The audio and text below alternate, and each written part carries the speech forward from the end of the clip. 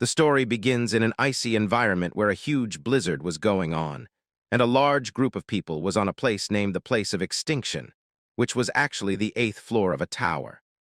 All the soldiers were moving in unison, maybe going to conquer this 8th floor of the tower, along with a man wearing a brown, furry long coat and having a muscular build. He stopped all the other soldiers before entering and told them that, as they have gathered today to take down the 8th floor guardian, they should be careful. We come to know that this was a rank 6 Blue Zone guild master named Kazuki Kyojo. Kazuki told everyone that just because it is a joint raid, it does not mean that anyone can slack off, because if they cannot clear this, the 9th floor is nothing but a pipe dream. The soldiers were calmly listening while maintaining formation. But suddenly they cleared the path for someone, and Kazuki was shocked by who had decided to show up. It was a whole team of adventurers who called Kazuki. The team name was Blue Eyes, full of mysterious men and women, and the one leading them was actually wearing a mask that covered his whole face tightly. We come to know that the masked person was the guild master of Blue Eyes named Subaru Narukami. Kazuki was really happy after looking at Subaru, who apologized to his friend for being late.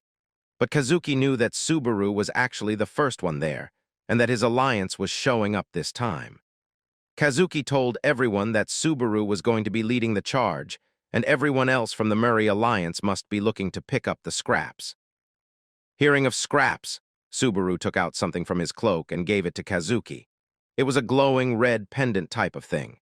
As Kazuki read the description, we come to know that this was a legendary artifact called the Archangel's Blessing, and the system told him that it has a requirement of level 50+, and it instantly recovers 50% of fatigue when fatigue hits 100%, but has one-time use only.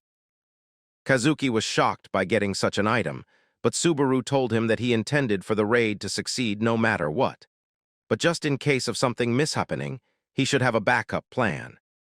Kazuki told Subaru that he was going to need it too, but Subaru changed the topic, asking his friend about whether he wanted to come back to Earth when the battle was over, telling him that he could return the pendant to him back then. Kazuki was almost crying, and Subaru teased him that if he didn't want to come back, he could just keep it. Just then, something towering started to cause a ruckus, and both friends were shocked, turning towards the direction of the sound. Finally, it was the coming of the 8th floor guardian, as Kazuki told everyone to prepare for combat. We come to know that the 8th floor guardian was actually named the Seal Dragon Hydra, which had multiple heads that can tear apart any human being without much effort. Subaru called this monster an ugly bastard, and started using his abilities as he started charging for an attack. The system told him that lightning energy was coursing through his body. We come to know that Subaru was a lightning-type individual, and he was so angry that he was sure that it was the Hydra's day of death. The monster realized the incoming attack and immediately became enraged, opening its mouth and forming a giant energy ball of water energy. Kazuki told everyone to take cover, but Subaru told them that there was no need. He got ready with his sword to intercept this creature of multiple heads. As the attack started coming towards the whole team, Subaru charged and took out his lightning sword. The attack was so powerful that it cut the beam straight from the middle, even surprising the monstrous Hydra that was multiple times bigger than the tiny humans he was facing. This attack surprised even Kazuki, who knew that Subaru always goes overboard. But the whole team was happy that all the training the boy tried paid off. One of the team members also wanted to get the first hit, but he was too late. But a female from the team wondered about what he had handed Kazuki earlier. Subaru just answered that she would find out later, asking the whole team if they were ready because they had to kill that damn sea monster Hydra as the whole team got ready with their powers surging. They knew that they would have to break through this hellish 8th floor. Kazuki watched the scene from behind in silence. Then a sarcastic smile appeared on his face as he muttered about their appearance playing the role of close friends. Meanwhile, the captain of the soldiers confirmed to Kazuki that the troops were positioned as planned. So Kazuki praised his work, suggesting that they start moving as well. His masked assistant responded immediately, wishing him luck and success in the battle. Kazuki's followers moved with suspicious speed, while the healer holding the staff stood in front of him. Chaos erupted, and everyone clashed with the massive dragon that filled the arena with its roars and attacks. The agile female fighter rushed in, scolding her comrades not to spare any energy and to attack with all their might. Then she sliced through the beast's body lightly, describing it as a simple stroll. Meanwhile, the ice mage grumbled about the intensity of the pressure and tension they were experiencing in this battle. Amidst the battle, a warrior surrounded by red energy rushed forward, betting his comrades on who would inflict the most damage on the beast, delivering a powerful and direct blow. Tasha accepted the bet immediately, stipulating that the loser would pay for dinner, and pounced with his sword, slashing the dragon's body at tremendous speed. He cut off one of the dragon's heads with that blow while calling out to Shino, warning her of the dragon's head falling towards her. Shino reassured him as she prepared her spell, asking him not to worry and to continue the attack. Then, she formed a massive pink magical shield to block the dragon's head, saying confidently that defense was her job.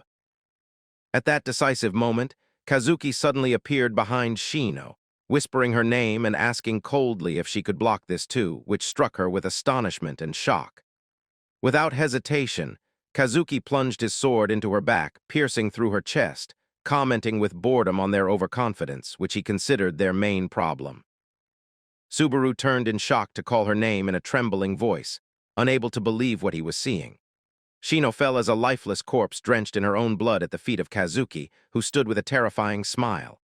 The blood-stained Kazuki looked towards Subaru with a crazed smile, calling out to him and telling him that this wasn't the time to look away. Subaru stood stunned, wondering about the reason for Kazuki's betrayal, while the dragon was attacking Subaru, and it ended with an agonizing scream. Subaru thought back to the day strange system messages appeared out of nowhere. They had announced that the tower had chosen them, ordering everyone to climb it and get ready for a new beginning. That was the very first message from the tower, which stood like a giant in the middle of space. No one knew whether this message meant disaster or a hidden opportunity. Even now, people still do not fully understand what it truly meant. But the tower's commands allowed no resistance, so everyone continued climbing, hopping to reach the top, a place no one had ever seen before. People from many different worlds, such as Earth and Murim, all entered the tower with their own goals and burdens. Each of them pushed forward day after day, hopping to survive and complete their missions. But the truth was harsh. Subaru now stood alone in a bloody field, surrounded by the bodies of his fallen companions. The scene looked like a nightmare. Breathing heavily, Subaru stared at the aftermath of the battle. They had just defeated Hydra, the red dragon, a creature once believed impossible to kill. He scolded his comrades inside his mind, angry and heartbroken because they ignored his orders to retreat. If they had listened, perhaps they would still be alive. Exhausted, he dropped to the ground in front of the dragon's corpse. Their victory felt empty. He whispered to the lifeless bodies that they were fools for dying without his permission. System alerts suddenly appeared in front of him, warning him that he had been poisoned and could no longer recover naturally. His fatigue level had also risen dangerously close to the limits. Subaru wondered what would happen if he somehow managed to return, especially since the system clearly stated that reaching 100 fatigue meant certain death. Rage and determination lit up in his eyes. At that moment, Kazuki approached him with a cold expression. He mockingly called Subaru Light Lightning Lord. Subaru stared at him in shock, asking why he had chosen to betray him. He demanded a real explanation, shouting in anger. Kazuki stepped closer and said he had been waiting 10 years for this moment. He claimed Subaru, of all people, should understand. With a wicked smile, he admitted that he tricked Subaru on purpose, using the Blue Eyes Guild members as distractions so that they wouldn't interfere. He confessed loudly that everything Subaru had ever done for him had become a source of emotional pain, and that he had finally chosen the world over their friendship. Kazuki then stepped back and pretended to show regret as he declared that this was the end. He pulled out the Archangel's pool and mocked Subaru by saying he no longer needed to return it like they had agreed. He confirmed with Shad and Freuda that the Blue Eyes Guild would completely vanish with Subaru's death. Before leaving, Kazuki coldly told Subaru not to feel sad. History would still remember him as a hero, even though he wouldn't be around to see it. Subaru gave a bloody, sarcastic smile and told Kazuki that he only ever hears what he wants to hear. Subaru knew that surviving was impossible now, but he still refused to die on his knees. He activated the little strength he had left. Kazuki froze in disbelief, screaming at the sight. Subaru slowly stood up again, gripping the legendary LS fan, which could create fierce storms. Subaru swung the fan and refused to explain anything to Kazuki. His shining eyes revealed that he planned to use the fan's remaining 4 charges to change everything. He thought of the 4 surviving guild members behind him. With one powerful strike of the fan, he generated a massive blast of wind that sent them flying far away from the battlefield. He yelled at them to run and survive. Kazuki finally understood Subaru's plan and shouted at his soldiers to chase the survivors immediately. The Murim warriors rushed forward to obey, but Subaru stepped in front of them like an unbreakable wall. He formed a crackling ball of lightning in his hand, forcing them to stop and face him. His fatigue had already reached 95%. Thunder rumbled across the sky, signaling that Subaru's lightning skill was nearing its time limit. A massive pillar of golden lightning struck down, turning the entire battlefield into an electrified storm. Kazuki watched with a nervous smile, calling Subaru stubborn for not giving up. With fatigue hitting 96%, Subaru dashed forward, glowing with a deadly aura. He wondered what reward Kazuki had promised these soldiers to make them fight someone as dangerous as him. Standing before the swarm of enemies, Subaru warned them that the cost of attacking him would be their lives. His eyes glowed, and even though his body was covered in wounds, he declared that no one was allowed to leave without his permission. The soldiers realized there was no escape. Screaming, they charged at him with their weapons. Subaru blocked and countered their attacks skillfully, even though he knew these fighters would normally be too strong to fall easily. His greatest fear was Kazuki interfering, which would end the fight instantly. Still, he felt a bit relieved knowing his comrades had gained enough distance. But the fatigue bar had now reached 97%. He knew he couldn't drag this fight out any longer. With another block, he kept fighting through the pain. The fatigue rose to 98%. A sudden heavy blow knocked him off balance. The soldiers immediately took advantage, surrounding him as their swords struck from every direction. Blood splattered, and their screams filled the air. They soon began celebrating, certain that they had finally killed Subaru Narukami. But then, a voice echoed from within the cloud of dust and blood. Subaru's voice. He asked them calmly who they thought they had just killed. His eyes appeared again, glowing with golden power. Lightning burst out from his body in a violent explosion, electrocuting every soldier around him and flinging them into the air like helpless dolls. The bodies of the fallen attackers collapsed around Subaru, and he finally dropped to his knees, completely drained of strength. The remaining soldiers stepped back in fear, whispering to each other that he was a true monster, someone who fell again and again but simply refused to die. Watching from a distance, Kazuki wore a cold smile and mocked the idea that Subaru's story would end in such an easy way. At that moment, Subaru's fatigue level climbed to 99%, and a bright red warning flashed before him, stating that hitting 100 would mean instant death. Gathering the last traces of his energy, Subaru glared at Kazuki and reminded him that if anyone should know the truth, it was him. Subaru always wins in the end. With a loud shout declaring victory, Subaru hurled his final spear.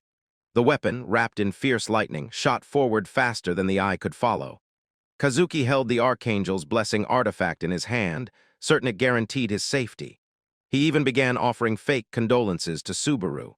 But his words died the moment the spear struck the jewel directly, shattering it and destroying his only protection.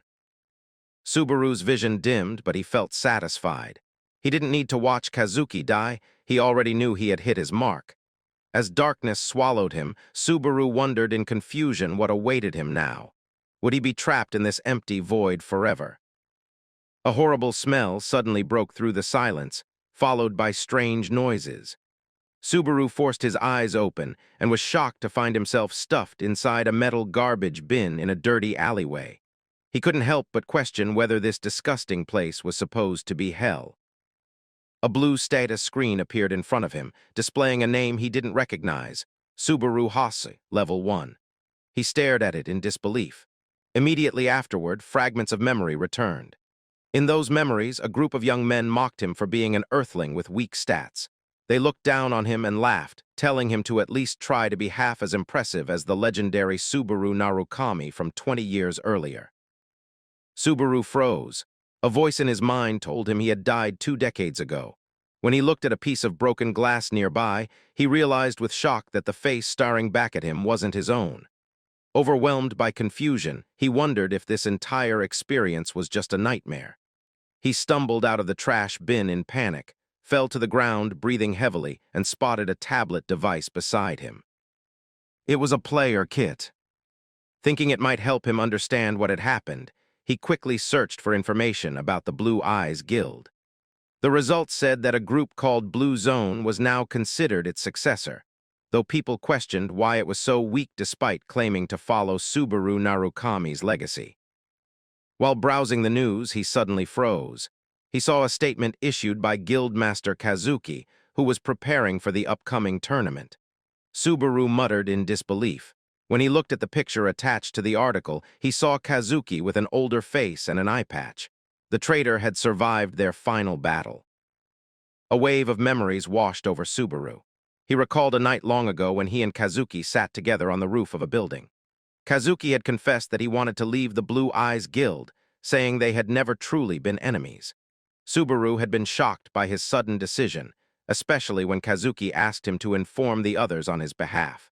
Although Subaru had considered him a close friend, Kazuki simply said Subaru would understand the reason someday. He had even promised to remain Subaru's shadow no matter what happened. Yet the irony was bitter. Years later, Kazuki created his own guild, using a name they once joked about together. Returning to the present, Subaru laughed bitterly. This so-called shadow had named his guild Blue Zone, yet after 20 long years, Kazuki was still stuck on the 9th floor. In other words, Kazuki had accomplished nothing. As Subaru walked along the street, still scrolling through the news, he suddenly stopped. A picture of a huge building appeared on the screen, the Subaru Narukami Memorial Hall. The sight stunned him. He immediately headed there to confirm with his own eyes. The building was far grander than anything he had imagined, massive, luxurious, and built with obvious pride. Inside, he found an enormous portrait of himself at the center of the hall. He looked at it with a mix of disbelief and bitterness, confused about why his memory was being displayed in this way. Statues and photos of him lined the hall. Flowery messages spoke of him as a hero, leader of the Blue Eyes Guild, the man who came closest to reaching the top of the tower, an inspiration for future generations. The hall claimed to preserve his legacy and that of his comrades forever. His anger boiled as he watched a recording of Kazuki at the opening ceremony. Wearing a formal suit and a false, respectful smile, Kazuki announced that Subaru and the Blue Eyes Guild were gone, and that only Blue Zone carried forward their noble ideals. Subaru trembled with fury, wanting to shout for Kazuki to stop lying. The hatred burning inside him grew stronger. Kazuki had not been satisfied with killing him. He had used his death, twisted his memory, and turned himself into Subaru's successor. Subaru whispered that he would become the nightmare Kazuki feared most. The video continued. Kazuki claimed Subaru would never return but would always be remembered. Subaru stepped closer to the screen, staring into Kazuki's projected face, and declared firmly that he would rewrite this false history entirely. Subaru stared straight ahead, eyes sharp with determination. He swore that he would never again allow Kazuki to trick him or twist the truth. He would not waste this unexpected second life. While he stood there, lost in thought, a young boy ran into him from behind. The child fell, and Subaru quickly bent down to help him, asking if he was hurt. But the moment the boy lifted his head, Subaru froze, because the child was wearing Subaru's old mask. Before he could say anything, the boy's parents rushed over, calling him Minato and fussing over him. Subaru reassured them that it had only been a light bump, but what really shocked him was what he noticed next. Not just Minato's family, but the entire crowd around him wore the same mask. his mask. Some held it gently in their hands, others wore it with pride, all behaving as though they were part of a sacred ritual. Subaru wiped his face in disbelief. Everywhere he looked, people honored the mask he once used in battle. The memory of Kazuki's mocking words returned, his claim that Subaru would remain an immortal hero even after death. But Subaru now understood the bitter truth. Kazuki had rewritten history. He had turned Subaru's legacy into a twisted legend while hiding the truth of his betrayal. His gaze landed on a massive shrine-like portrait of himself wearing the mask, surrounded by candles and flowers. It looked like a grand funeral offering made for a saint. Subaru clenched his teeth, realizing the entire ceremony was a performance designed by Kazuki to steal Blue Eyes Guild's glory and claim it for himself. Then something unusual caught his eye, a faint blue glow coming from among the flowers. Subaru pushed through the crowd, ignoring the complaints and startled shouts. He shoved forward until he reached the altar. Kneeling down, he picked up a bright blue flower pulsing with weak energy. He recognized it instantly. It belonged to Shiger Asajiri. Meanwhile, on the rooftop of a nearby building overlooking the square, two figures watched the event unfold. Shiger sighed with relief, glad another year had passed without trouble. His companion scoffed, pointing out how reckless they were being. If they had been even slightly late, they would have run into Blue Zone members. She questioned why they kept taking this risk every year just to leave flowers. But Shiger insisted it was necessary, just in case. Looking down at the square, he wished softly that Subaru would someday see the flowers he had been leaving. His companion stared at him seriously and asked whether he truly believed Subaru was still alive. Shiger replied that he could never accept Subaru's death because he had never seen the body. She answered harshly that if Subaru were alive, Kazuki would have captured them long ago. And besides, Subaru would never disappear for 20 years without contacting them. Back on the ground, Subaru hurried out of the memorial, clutching the glowing flower. His heart raced. Now he was certain Shiger was alive. The scene shifted to Subaru's small, dim room. He sat on the bed, scrolling through the tablet and muttering at how poor the original owner of this body had been. His searches yielded nothing about the Blue Eyes Guild, but the flower on his table proved more than any archived record could. Shiger had survived and had been hiding for 2 decades. Subaru knew instantly that Kazuki must have forced them into secrecy. Knowing Kazuki's personality, Subaru was sure he wouldn't allow anyone who knew the truth to remain free. Subaru recalled the explosion from their last battle. He wondered whether Shiger alone had survived, or if the fierce winds he created that day had saved all 4 survivors. But contacting them now was impossible. As long as Kazuki controlled everything, reaching out would be suicide. He stared out of the window, admitting to himself how weak he currently was. He couldn't confront Kazuki, couldn't protect anyone, and couldn't even reveal his identity. First, he had to regain his strength. That was the only path forward. With Subaru Hase's memories guiding him, 2 days passed as he prepared. Then the preliminary training for new players began. Subaru stood with a sword in hand, studying the blade with determined eyes. He told himself that survival came first, because if they were all alive, he would meet his comrades again. The scene shifted to the test arena, a grand hall built like a Roman Colosseum. Supervisor Hugo watched the participants with boredom and annoyance. One trainee had just defeated a monster and was gasping for breath. Hugo commented coldly that he barely managed it and asked if he wished to try the next level. A system window explained that each stage added 1 more goblin but increased rewards as well. The participants screamed in fear and refused. 3 goblins seemed impossible to him. Hugo dismissed him with irritation. As he looked over the weak performance of the recruits, Hugo thought of Isaac von Reinhardt, the only participant who had reached stage 20. At least Isaac showed potential. The rest disappointed him deeply. He muttered to himself that the quality of trainees had never been this low. Then he heard steady footsteps approaching. Subaru walked forward.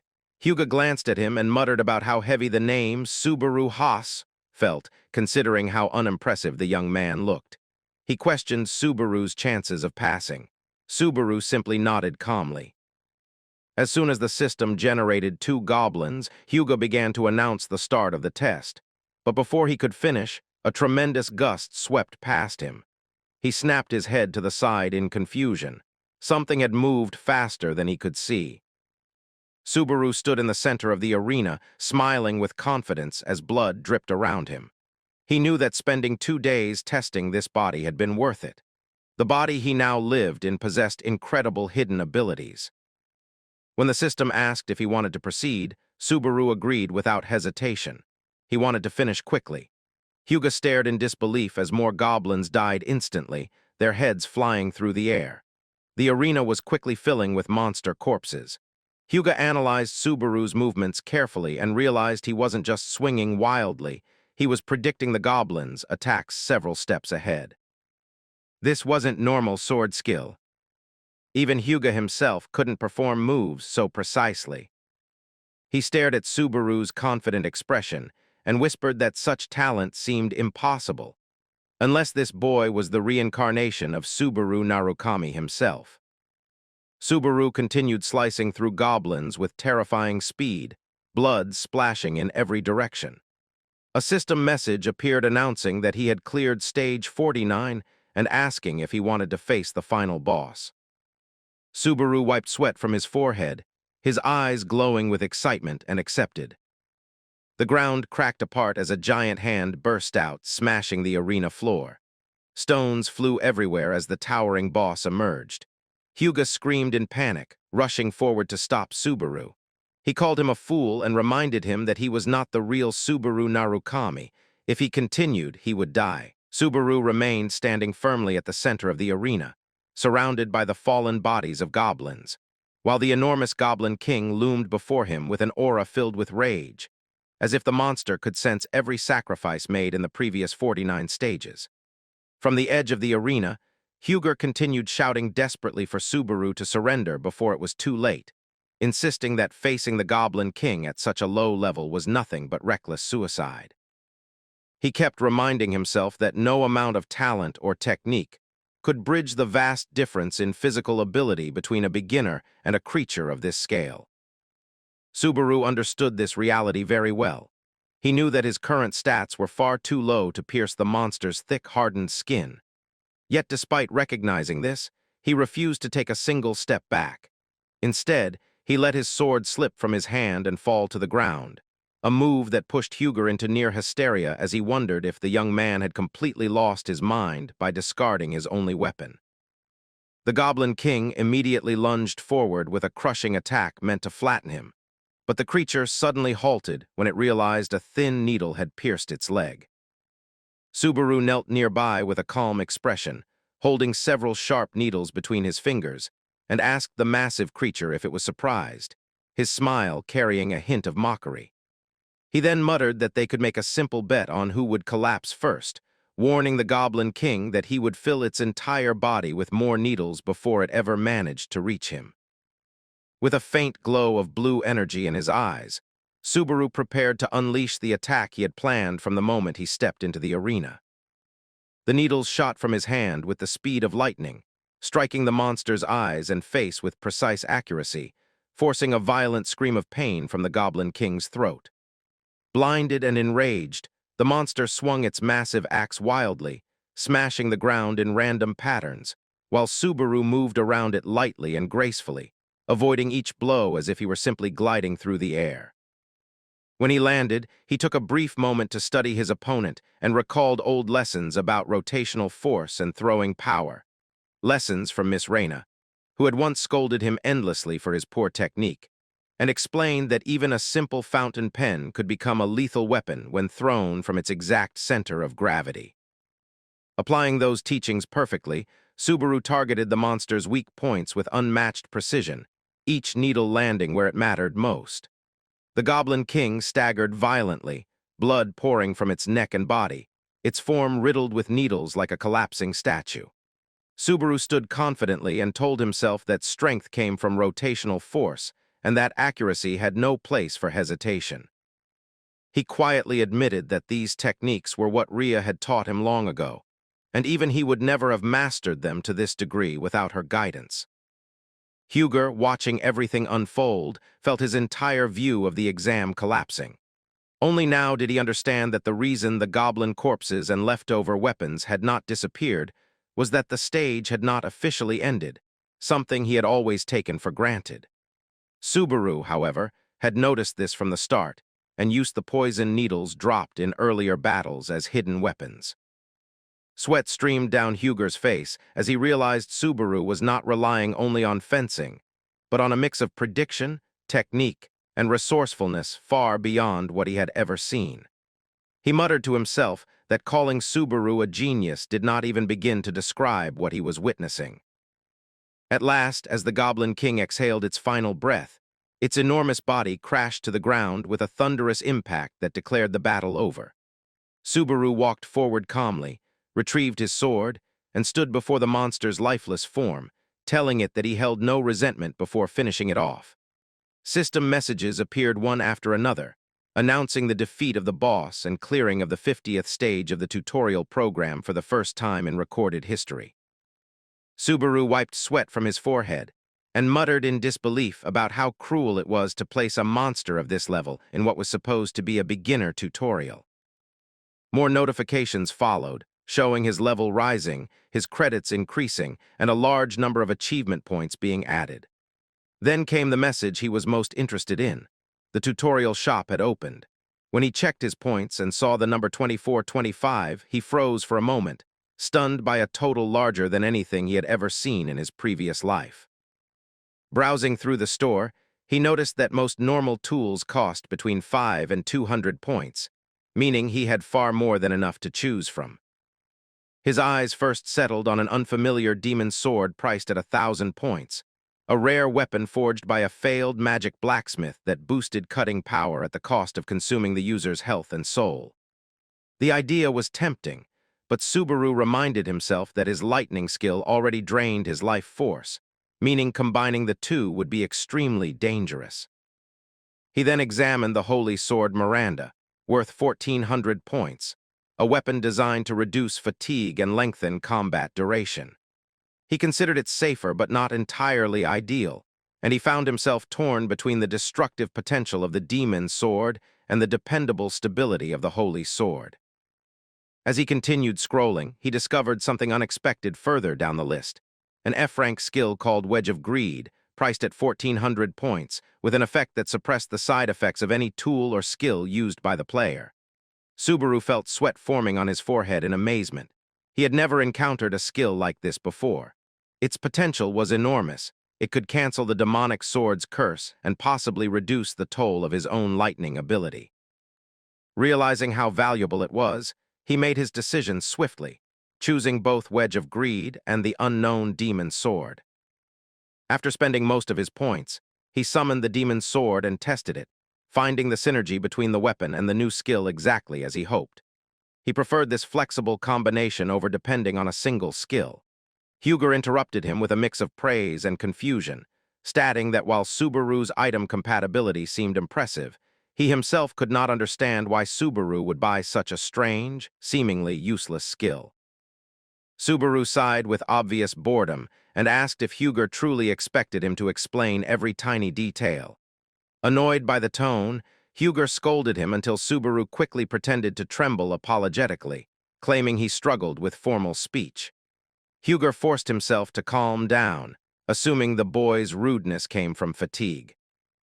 Subaru glanced at the old supervisor and suddenly remembered the past, realizing that the sniffling young fan who once asked him for an autograph had somehow grown into this strict exam proctor.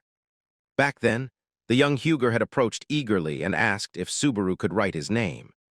Subaru had done so, unaware that the child would one day lecture him endlessly about morals and complain about how the current generation lacked discipline.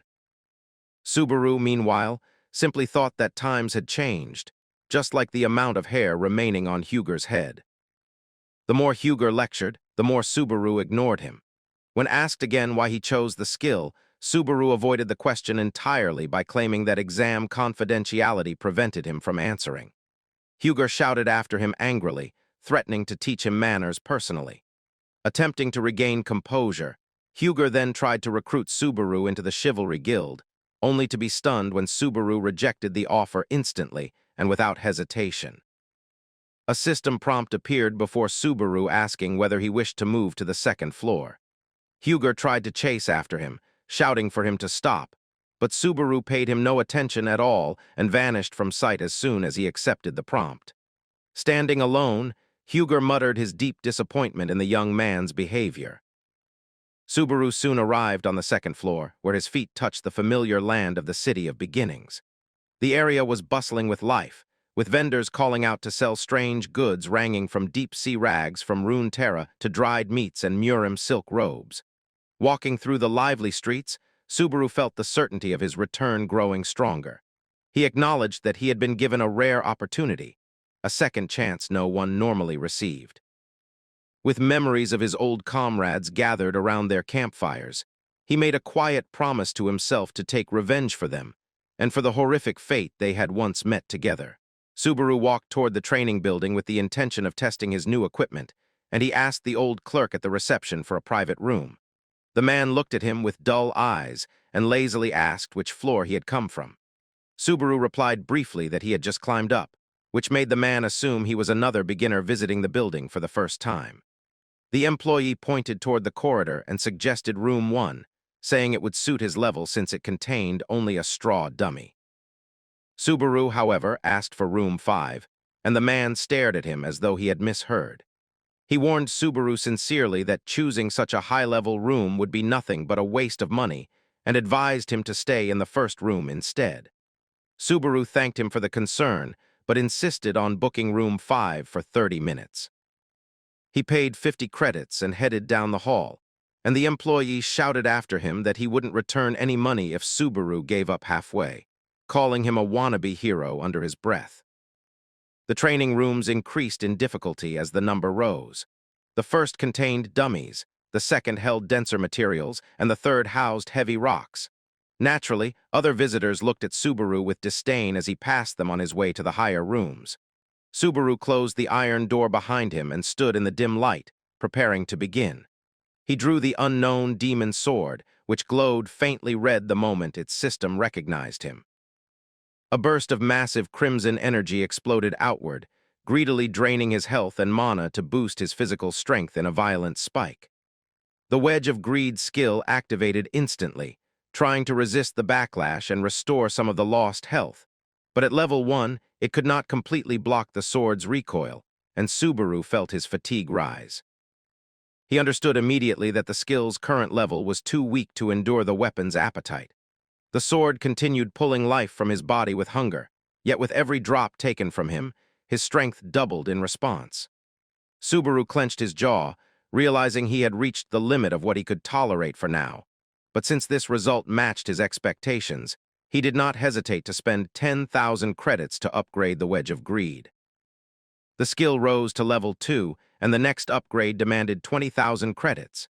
Even so, the improvement was noticeable. The upgraded skill resisted the backlash more effectively, though the sword still fed on his health. The raw power pulsing through him grew infinitely stronger, and Subaru declared the experiment a success as he leapt into the air with his glowing sword raised, ready to test its destructive force. Outside, the old employee struggled against sleep in the quiet office. Suddenly, the door to room 5 opened, and Subaru stepped out, making the man jump in fear as if he were hallucinating. He looked at the clock and muttered in disbelief that the boy had been inside for barely 10 minutes. He hurried to the room, calling out to check if Subaru was still there, and opened the door slowly. The sight froze him. The entire room was in ruins.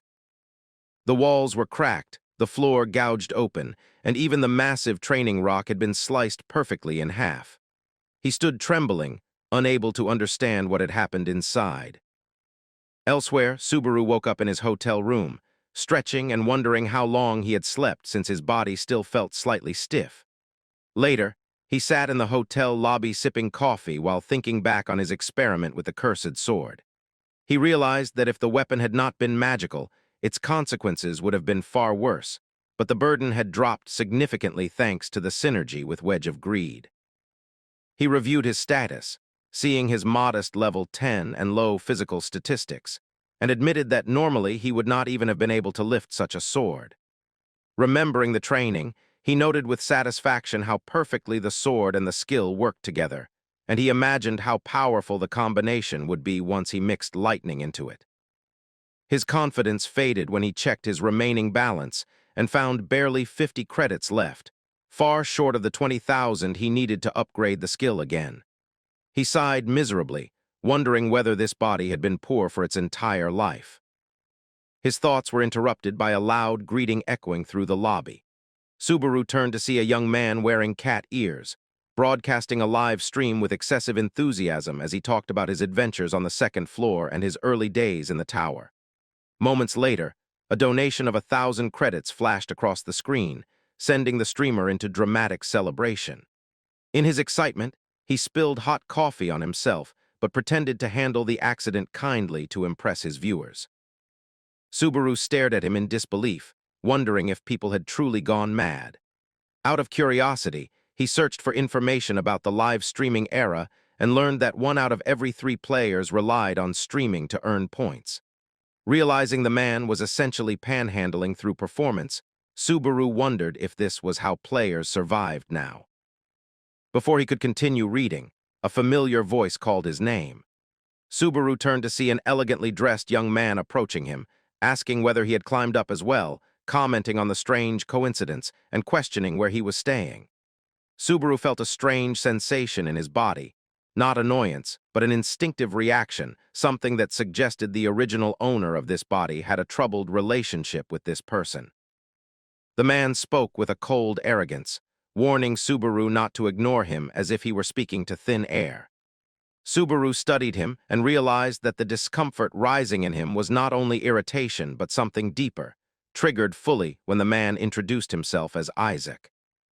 Subaru answered stiffly that he had just climbed up, and Isaac laughed sarcastically, saying he never expected a weakling like him to survive the tutorial since he assumed Subaru would die to the first goblin that looked at him. Memories of the original Subaru Haas flooded into Subaru's mind. He saw the old scene clearly, the young Subaru trembling before Isaac, who demanded to know why he acted so timid, scolding him harshly and accusing him of trying to calm him down with a blank face. The memory continued as Isaac insulted him, declaring that even his name annoyed him and accusing him of failing at the simplest tasks while trying to earn sympathy as an orphan.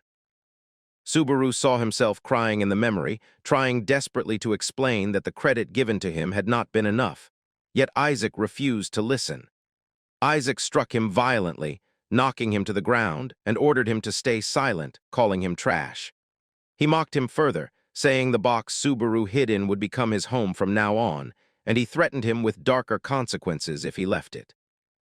Subaru now understood clearly why the previous owner of this body had been hiding in a garbage container. Back in the present, Isaac bragged boastfully about clearing 20 stages and breaking his father's record, saying even Supervisor Huger admired him. He bragged about earning a B-rank skill in the tutorial and then demanded a drink. Subaru responded coldly that he was leaving, ignoring Isaac's attempts to boast further. Isaac stopped him in a commanding tone and ordered him to buy a cheap coffee on his way back. Subaru sighed out of boredom, which instantly caught Isaac's attention. Isaac noticed the change in Subaru's behavior and asked sharply what had happened to him, wondering whether his soul had been replaced. Subaru told him with a cool expression that he had no credit to buy anything and advised him to get his own coffee. When Subaru turned to leave, Isaac ordered him to sit down in a threatening, low voice. Subaru refused, thinking silently that he had no time to avenge the old body's suffering now.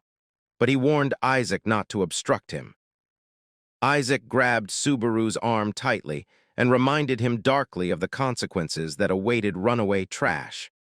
Subaru looked at him with a sharp expression and advised him to let go for his own good.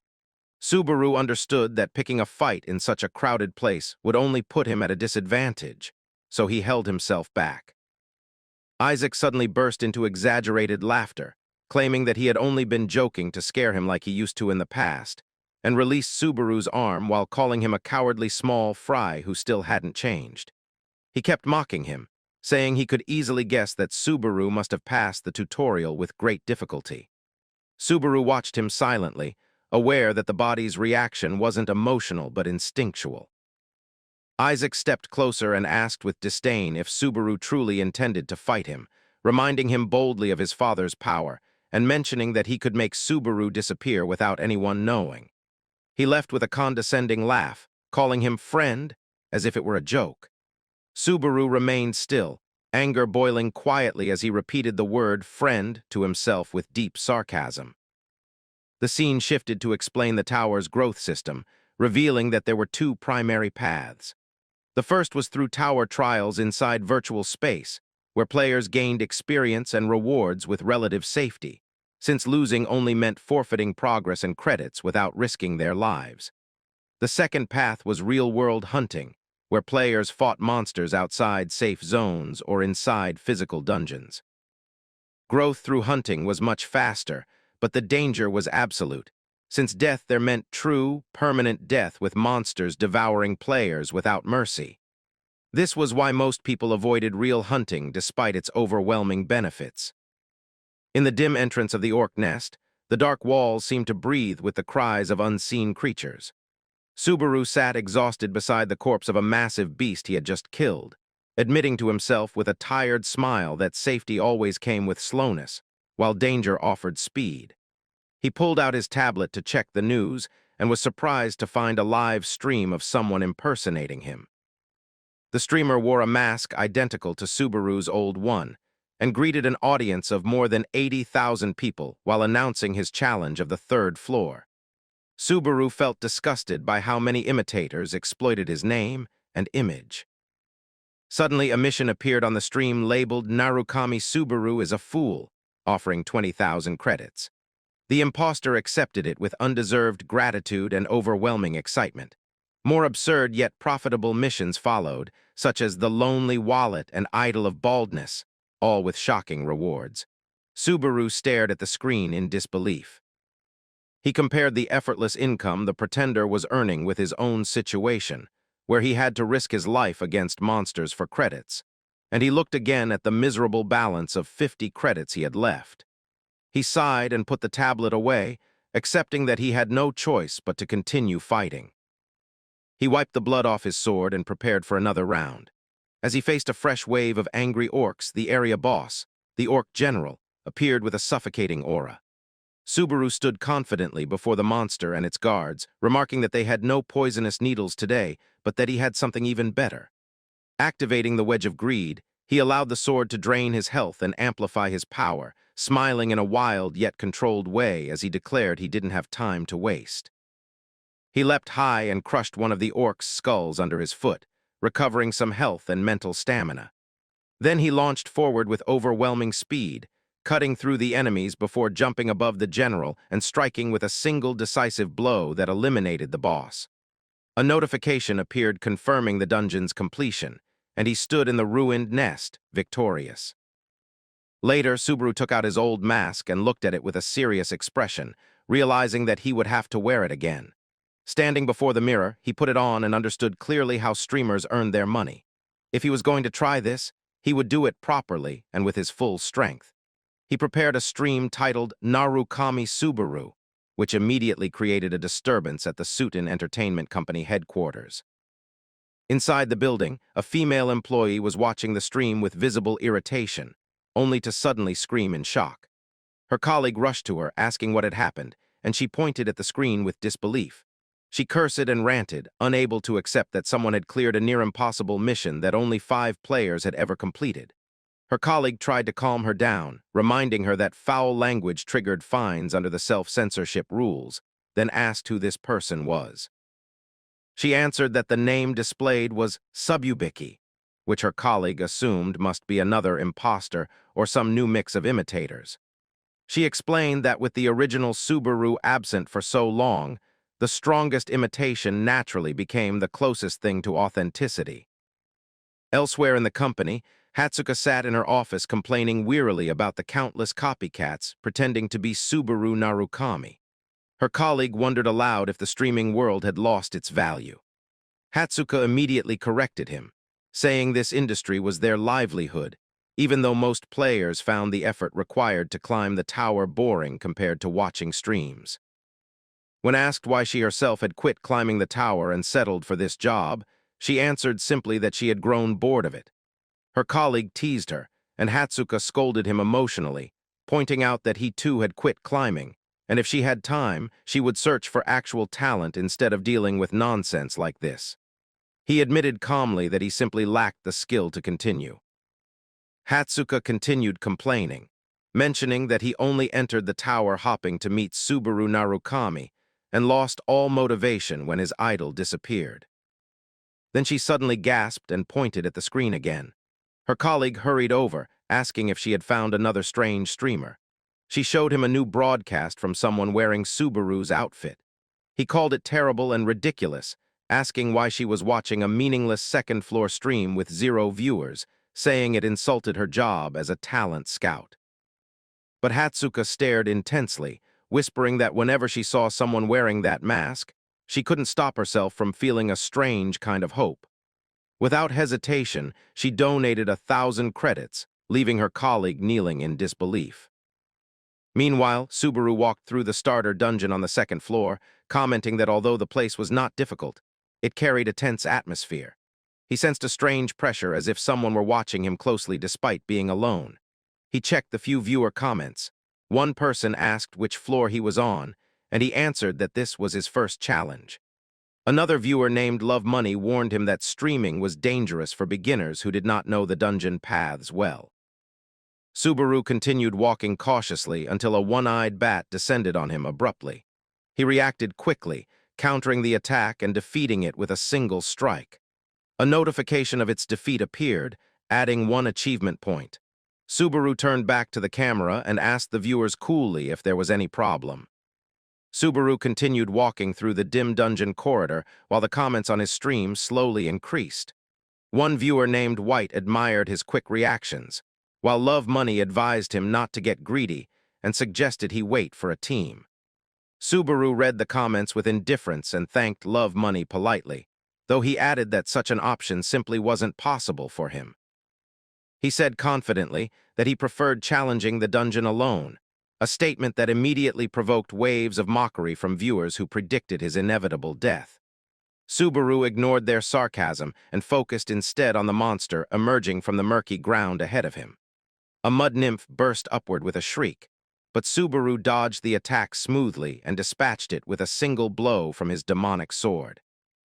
He told himself that it was time to test the limits of his abilities and see how far he could push this body.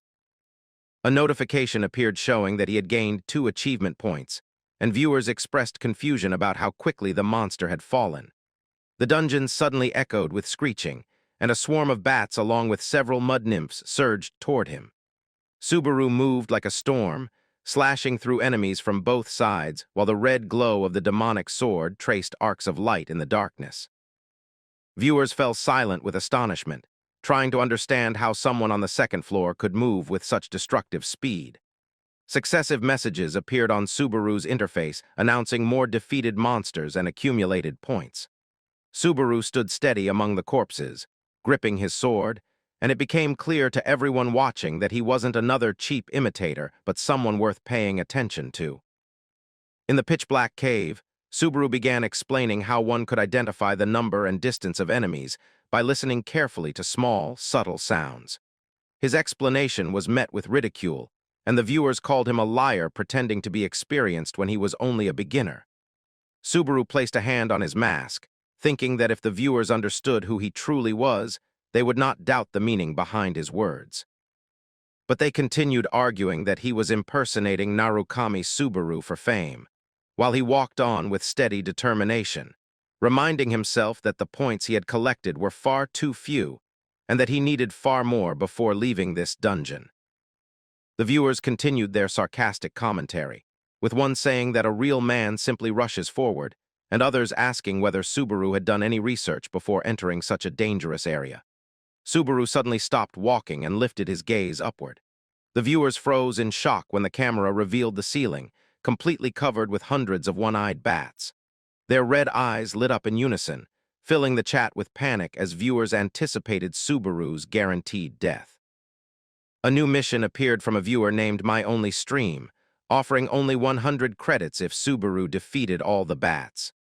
Most of the audience called it a malicious trap and a cruel joke, but Subaru accepted the mission calmly and thanked the viewer for the reward.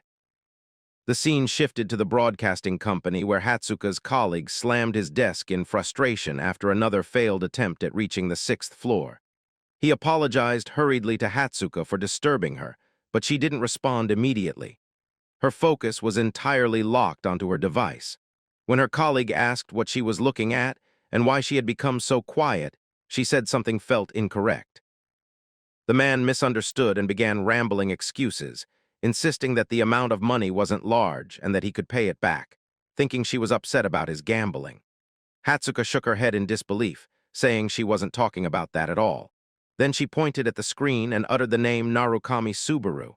Her colleague was confused that she was still watching that small stream, but when he looked at the screen, his face drained of color as he whispered that what he was seeing was impossible. On the screen, Subaru was tearing through the swarm of bats like a hurricane, his sword leaving sharp red trails as monsters fell in heaps. The viewers began screaming in the comments, unable to believe that such combat was happening in a beginner dungeon on the 2nd floor, and some even wrote messages expressing pity for the bats. No one could understand how many creatures he was defeating with each strike. During the intense combat, Subaru remembered Shigeru's words from long ago, when she told him he was amazing because even when he changed the direction of his sword mid-cut, neither his breathing nor his gaze wavered. She explained that although it looked like he cut enemies in a single blow, in reality he predicted their fluid movements and planned his counters in advance. Subaru recalled replying that he didn't think about anything special while fighting, which had irritated Shigeru back then. She complained that it would be easier if he couldn't do these things so naturally, and called him annoying. The memory faded as Subaru returned to the present and sliced through the remaining bats with disciplined focus, applying his core principle of engaging enemies directly. Maintain eye contact, convey intent clearly, and never target enemies one by one when dealing with a group. He told the viewers that one-eyed bats always attacked by thrusting their heads forward, and the more there were, the bigger the opening they created for him to exploit. With that understanding, he rushed into their formation and cut through them efficiently. When the fight finally ended, Subaru stood amid the scattered remains with blood dripping from his sword. The viewers complained that his explanation made no sense and demanded he apologize for confusing them, but Subaru remained calm. One person even compared his advice to telling someone that if they put one foot forward, they could walk. Subaru could only think to himself how difficult communication truly was. Love money reminded him not to forget to accept the challenge reward, and Subaru suddenly realized he had forgotten about it entirely. He began tapping the screen hesitantly, causing viewers to wonder whether the stream had frozen. Subaru stared at the interface helplessly, trying to figure out how to claim the reward, and the chat erupted in laughter over his lack of technical understanding. Eventually, with Love Money's guidance, he pressed the correct button and received the 100 credits. He thanked the viewer sincerely and announced that the next challenge would be the last. As he continued forward with confidence, his balance reached 150 credits, and his achievement points rose to 118.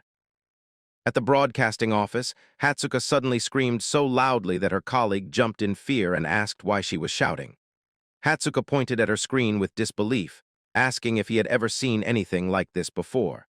Her colleague tried to calm her down, reminding her that it was only a 2nd-floor stream, but she grew more emotional, insisting she was reacting this way for a real reason. He apologized nervously, not wanting to provoke her further. Hatsuka excitedly began imagining that this person might actually be Subaru Narukami returning from Earth, wondering if fate was involved, and suggesting reincarnation theories she had read in novels. Her colleague watched her with concern, thinking that she lost her mind whenever something involved Subaru. Hatsuka felt dizzy from excitement and asked Seong Hyun to pinch her to check if she was dreaming, but he refused. He asked if she seriously planned to recruit this person, and Hatsuka answered with bright enthusiasm that even if he wasn't the real Subaru, his skill as a solo streamer was extraordinary, and she intended to pursue him. Seong Hyun tried to talk her out of it, warning that their superior would be furious if he found out. Hatsuka reminded him that he was gambling earlier and therefore had no right to act serious now. She ignored him completely and opened Subaru's stream with intent, declaring that he should wait and watch because she knew she was right. Meanwhile, Subaru reached the end of the dungeon where a large gate appeared. Passing through it, he found himself facing a massive wolf-like figure sitting with imposing calm. The wolf warrior Greg watched him with majestic pressure that even the viewers could feel through the screen, and one viewer commented that he had failed 8 times against Greg already. A new mission appeared instructing Subaru to gain the wolf warrior's recognition in order to proceed. Subaru explained that Greg wasn't a monster to be hunted, but rather a guardian meant to test a player's worthiness. Unexpectedly, another mission appeared from a user called Safe Origin, offering 3,000 credits if Subaru defeated Greg. Subaru was shocked by the amount, and viewers immediately reacted with disbelief, calling the donor cruel for requesting the impossible and assuming Subaru would never even consider fighting Greg. The wolf warrior Greg, guardian of the second floor, stood tall before Subaru as the system displayed a message requiring Subaru to earn the warrior's recognition. The wolf observed him with sharp, piercing eyes and asked in a deep voice whether he had come alone. Subaru agreed calmly, and the wolf stepped closer with suspicion until Subaru added that anyone could see it just by looking. Greg sniffed him and commented that Subaru carried the scent of a great warrior, something that confused the viewers who immediately mocked the wolf's contradiction, since Subaru looked nothing like what they expected. Subaru explained to himself that wolves from Greg's tribe had a special sense that allowed them to perceive a person's essence rather than their body scent, and the Guardian soon confirmed Subaru possessed the qualities needed to pass. Greg ended the test and allowed him through, surprising viewers who had expected a completely different outcome. But Subaru did not move toward the gate. Instead, he muttered that nothing like this had happened in his previous life, and that he found it a pity because his true target had been the wolf himself. Greg paused and asked if Subaru meant he intended to fight him instead of the gate behind him. Subaru confirmed without hesitation, his eyes glowing faintly behind the mask as he explained that someone had requested he kill the Guardian. Greg bared his fangs in amusement, saying Subaru truly had the spirit of a warrior, just as he expected. At the Suit and Entertainment headquarters, the department manager John Teal typed loudly on his keyboard as he reviewed reports. He asked sharply about the stream's viewer count, so Seong Hyun answered nervously that it was around 20, but Hatsuka corrected him immediately in a flat tone, saying it had already surpassed 30 and silently calling him a fool. The manager glared suspiciously at both of them, accusing them of wasting time with streams and gambling instead of searching for talent as assigned. Hatsuka barely heard him and continued watching the screen, muttering that the count had reached 30, which only fueled the manager's irritation. He asked sarcastically if she wanted to become a streamer herself. Before he could finish, Hatsuka cried out that the number had passed 40, cutting off his scolding entirely while he shouted behind her for attention. Back in the dungeon, Subaru faced the wolf warrior as the beast growled and prepared to tear into him. Subaru tightened his grip on the demonic sword, forcing himself to focus solely on the battle, while the weapon began draining his health and magic to increase his strength. His body's power rose proportionally to the energy consumed, and he tried to steady his breathing as the Wedge of Greed skill worked to soften the sword's recoil. He told himself to fight the way he always had, even if it was his first time in this new body. Greg lunged with claws that tore through stone and air alike, and the clash of steel and bone sent sparks flying as Subaru blocked. The beast launched fast, consecutive strikes from all angles that Subaru only barely managed to parry or evade. He recognized quickly that matching the wolf physically was impossible, so he needed another method. Greg continued his assault, praising Subaru's durability while declaring confidently that Subaru had no chance of victory. Viewers filled the comments predicting Subaru's defeat, saying his approach was too defensive and that Greg's strength was overwhelming. Some advised he come back later after more attempts and blamed the mission requester for setting an impossible task. Subaru backed away to catch his breath, thinking rapidly that victory did not always rely on power alone. Greg, seemingly satisfied, announced that the duel had run its course and that he would end it swiftly. He slammed the ground with tremendous force, shattering stone and raising a cloud of dust. But Subaru suddenly emerged from the cloud and struck back, telling the beast that those had been his own lines, and pointing out that Greg's attacks were predictable and one-sided. Greg was stunned as Subaru dodged the next bite and claw swipe with sharp agility, saying that avoiding such movements was easy. Subaru seized the opening and cut directly into Greg's side, drawing a cry of pain from the warrior. He followed it with a crushing vertical strike that split into the wolf's chest with a spray of blood. Subaru stood over him, steady and cold, while Greg acknowledged his strength and called him a great warrior before taking his final breath. Subaru remained among the blood-covered stones as the system projected messages announcing his victory over the wolf warrior.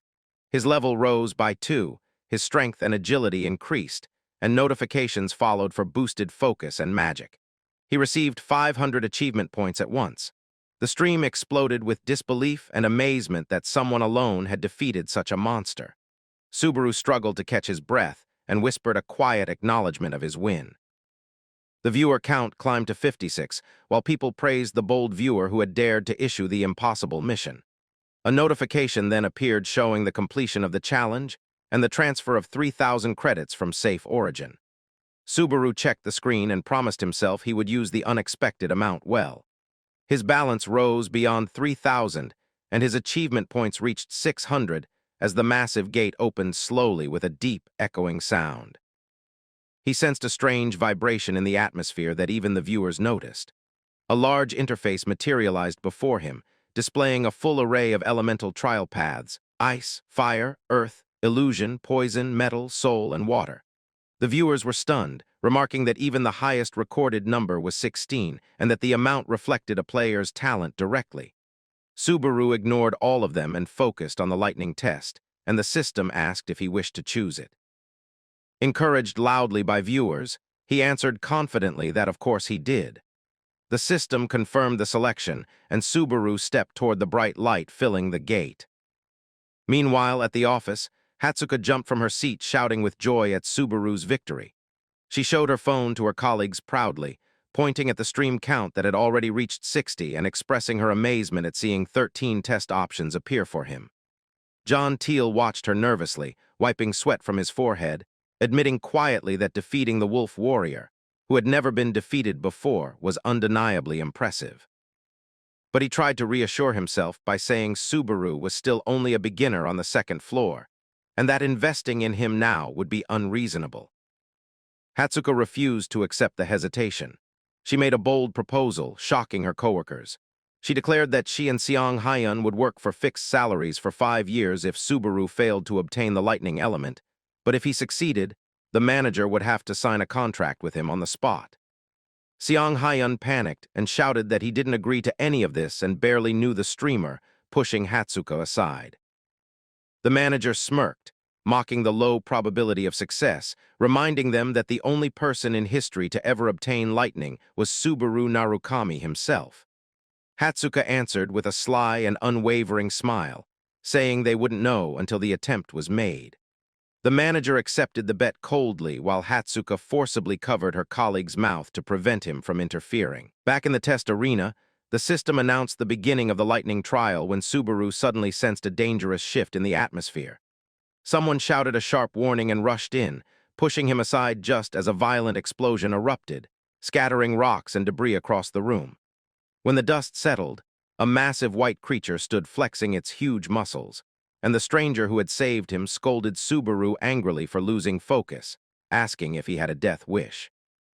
A system message appeared immediately, ordering the defeat of the fragment of the giant.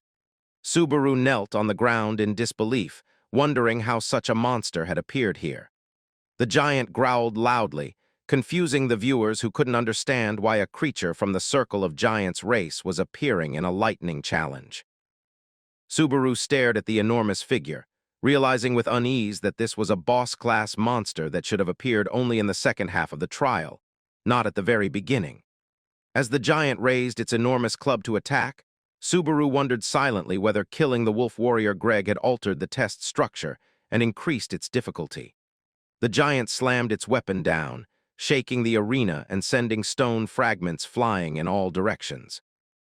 Subaru dodged the strike with ease and noted that despite its massive size, its physical capability was far inferior to Greg's. He thanked his luck for knowing this beforehand. The person who had saved him yelled again, accusing him of wasting their effort and ordering him to run while he still could. Subaru, however, decided that the battle had to end before anyone interfered. Drawing his sword, he activated the unknown demon's sword ability, allowing the blade to drain his health and magnify his combat power. To reduce the backlash, he triggered the level 2 Wedge of Greed skill, pushing his body just enough to withstand the weapon's hunger. As the giant charged at him with another crushing stomp, Subaru dodged lightly and watched the ground crumble under its force. Rather than retreat, Subaru sprinted forward and ran up the giant's extended arm with lightning speed. The creature blinked in confusion, unable to follow his movement, and before it understood, Subaru was already behind it in midair. He landed firmly on its shoulder and plunged the sword deep into its flesh, drawing a spray of thick blood. The monster roared in pain, but Subaru simply stared coldly and muttered in annoyance at the noise. With a direct and decisive swing, he silenced the creature permanently, telling it to remain quiet for the rest of its life. Blood erupted from its neck as the giant collapsed with a thunderous crash. A system message appeared, announcing the defeat of the fragment of the giant and clearing of the 4th stage. The viewers watching the stream erupted in shock, unable to understand how Subaru had suddenly leapt all the way to stage 4. More notifications followed, showing his level rising and his strength, agility, health, and magic increasing. He also gained 4,000 achievement points at once along with 2 rare items, the Heart of the Giant and the Lightning Bolt armor. The comments exploded in amazement at the reward generosity and the unprecedented feat of clearing stages 1 through 4 by defeating Greg.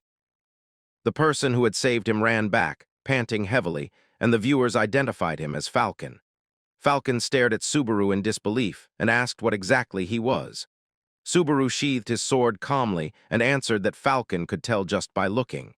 He then stood tall in a heroic stance and declared that he was the one who came to defeat the giant, though viewers mocked his vague and theatrical answer. The scene shifted to a small, quiet village where Subaru entered an inn and sat on the bed to rest. The viewers demanded to see the items he had obtained, expecting something powerful. Subaru agreed cheerfully, saying he was curious himself, and opened his inventory.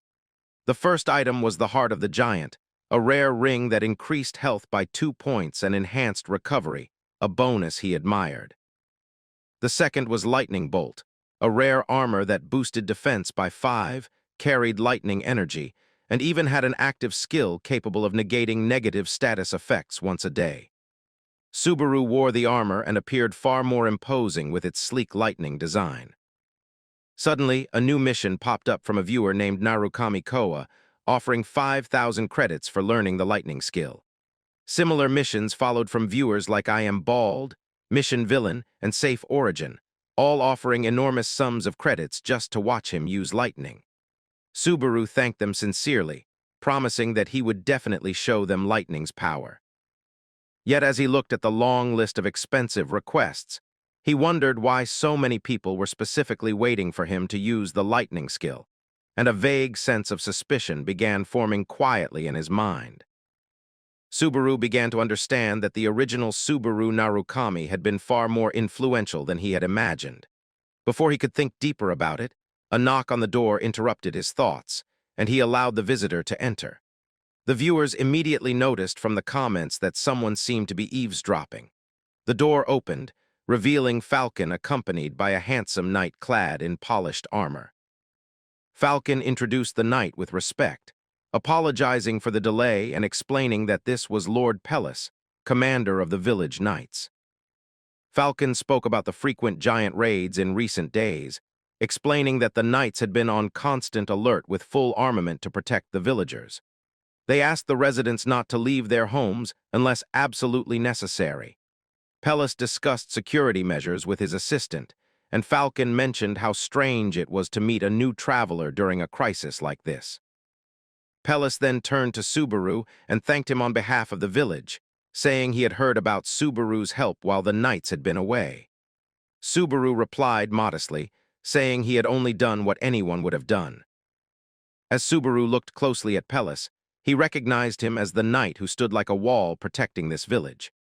Pellis explained that during their reconnaissance they had finally located the giant leader's den, and he stated with firm resolve that they were prepared to risk their lives to corner him.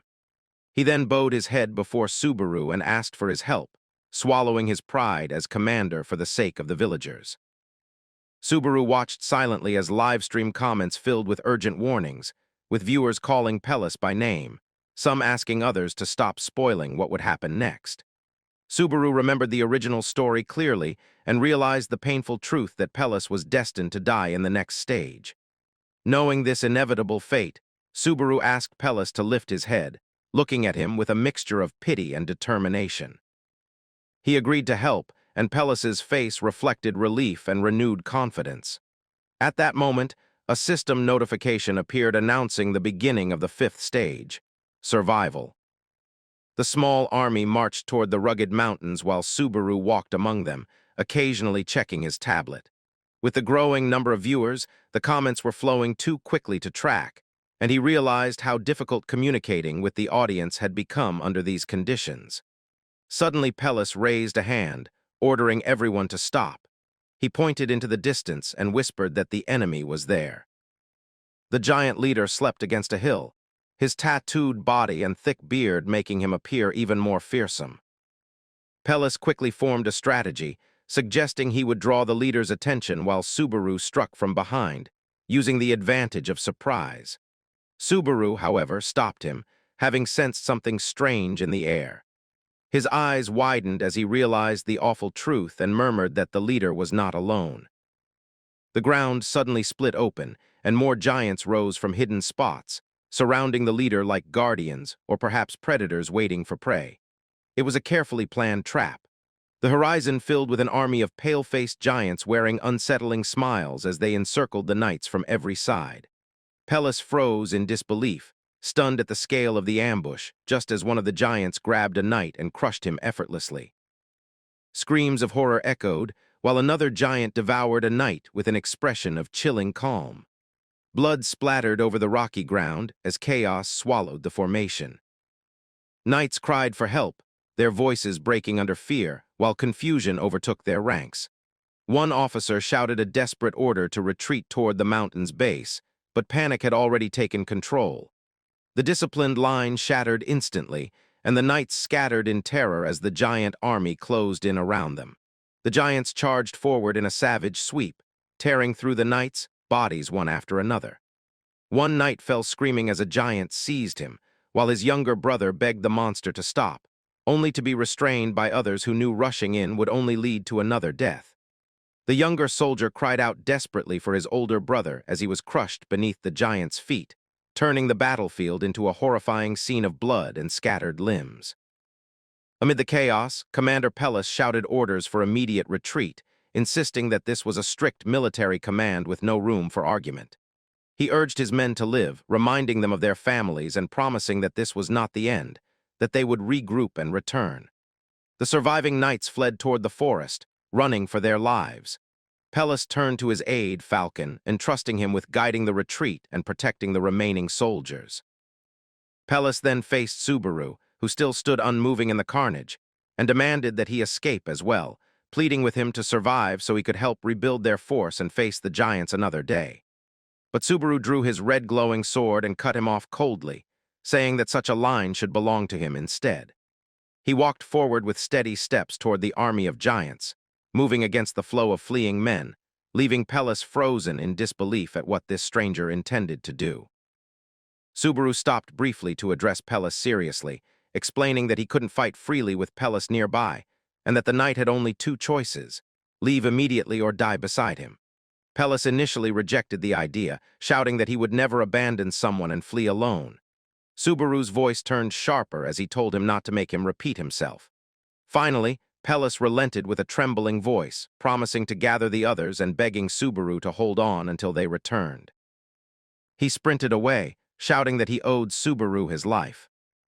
Left alone, Subaru faced the advancing giants with their twisted smiles and towering bodies. He rushed toward them with his black sword in hand and stated calmly and firmly that he would be their opponent now. He darted between their legs with lightning speed, delivering precise, decisive strikes. Two giants fell quickly, and the system chimed in with notifications announcing their defeat and granting achievement points. Even as he fought, Subaru admitted to himself that, test or not, the feeling of being the one left behind to buy time for others was still something he had not grown used to. Pellis, fleeing with the others, looked back toward the battlefield, sweat dripping down his face as guilt and fear hollowed his expression. The sight he saw was terrifying, a swarm of giants surrounding Subaru from every direction. Comments in the livestream called Subaru's choice suicide, insisting the numbers were too overwhelming and survival was impossible. But Subaru's mind was focused on something else entirely. He thought of Pellis, who, in the original timeline, was destined to die here, and realized that with his current power, he might be able to save him and change that fate. Two giants lunged at him at once, but Subaru blocked and countered with a swift movement, slicing through the body of one giant. A notification flashed again, adding more points. His sword continued draining his stamina at a brutal pace, but each drop it devoured amplified his strength. Subaru spun through the battlefield like a tornado, cutting down giants one after another, telling himself they weren't too difficult individually. The real danger, he knew, was how long his body could endure the sword's demands. He changed tactics to improve his view of the battlefield and locate the boss. Leaping high into the air, he used the giants' bodies as stepping stones, beheading several from above as he moved. He pierced through their formation with fierce momentum, finishing with a powerful kick that shattered a giant's skull. Viewers filled the comments in awe, recognizing the aerial combat style that had once defined Narukami Subaru. The Wedge of Greed skill continued to resist some of the sword's side effects, and Subaru felt slight recovery in his health and mental strength, admitting silently that good equipment truly made a difference.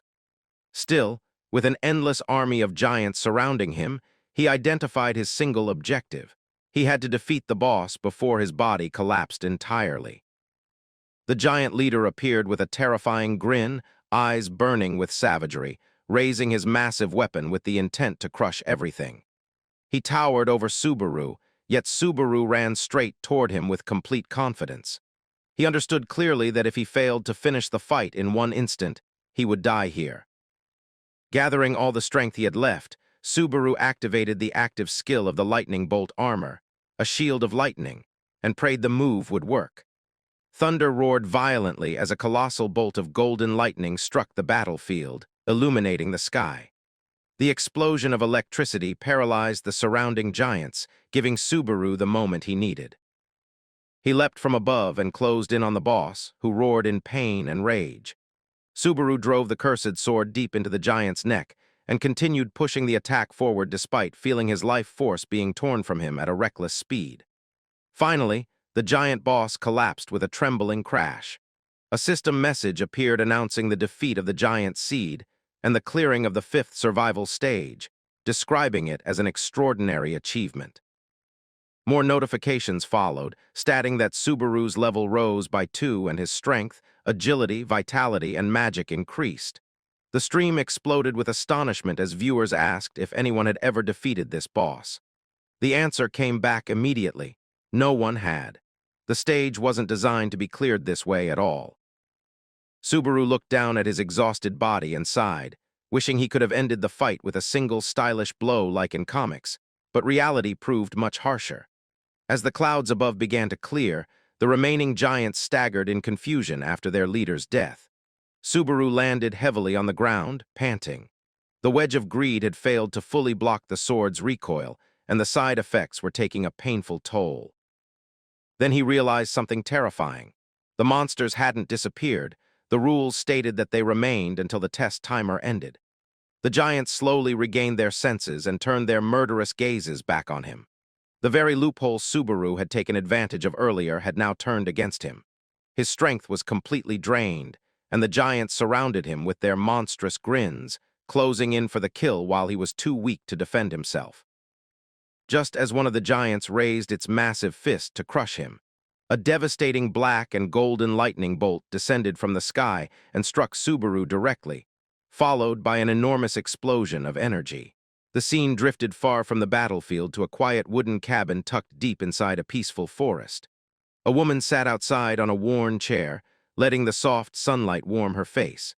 When Shiger stepped out of the cabin and asked why she was sitting out alone, she replied gently that the weather was perfect and the air felt fresh, adding with a calm smile that moments like these were all they could enjoy for now. Shiger followed her gaze toward the distant tree line, agreeing in a serious tone and remarking that their remaining time was almost gone, 1 year at most. His features hardened as he declared that the time to end everything was finally approaching.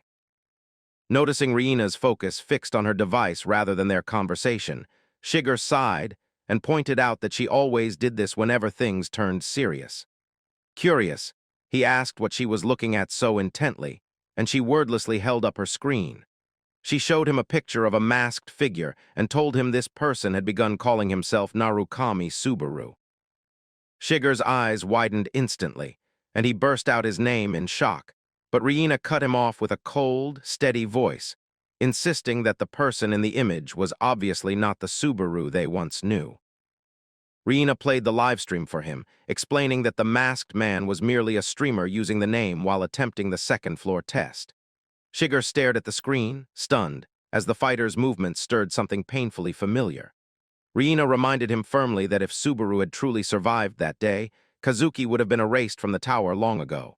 When Shiger asked what she meant, she answered with a sharp, sorrowful look, saying that Subaru was dead and it was time he accepted that truth. Shiger tried to shut down the conversation with a weary, just forget it, but Riina called his name sharply, asking how long he intended to keep hiding behind the memory of that boy.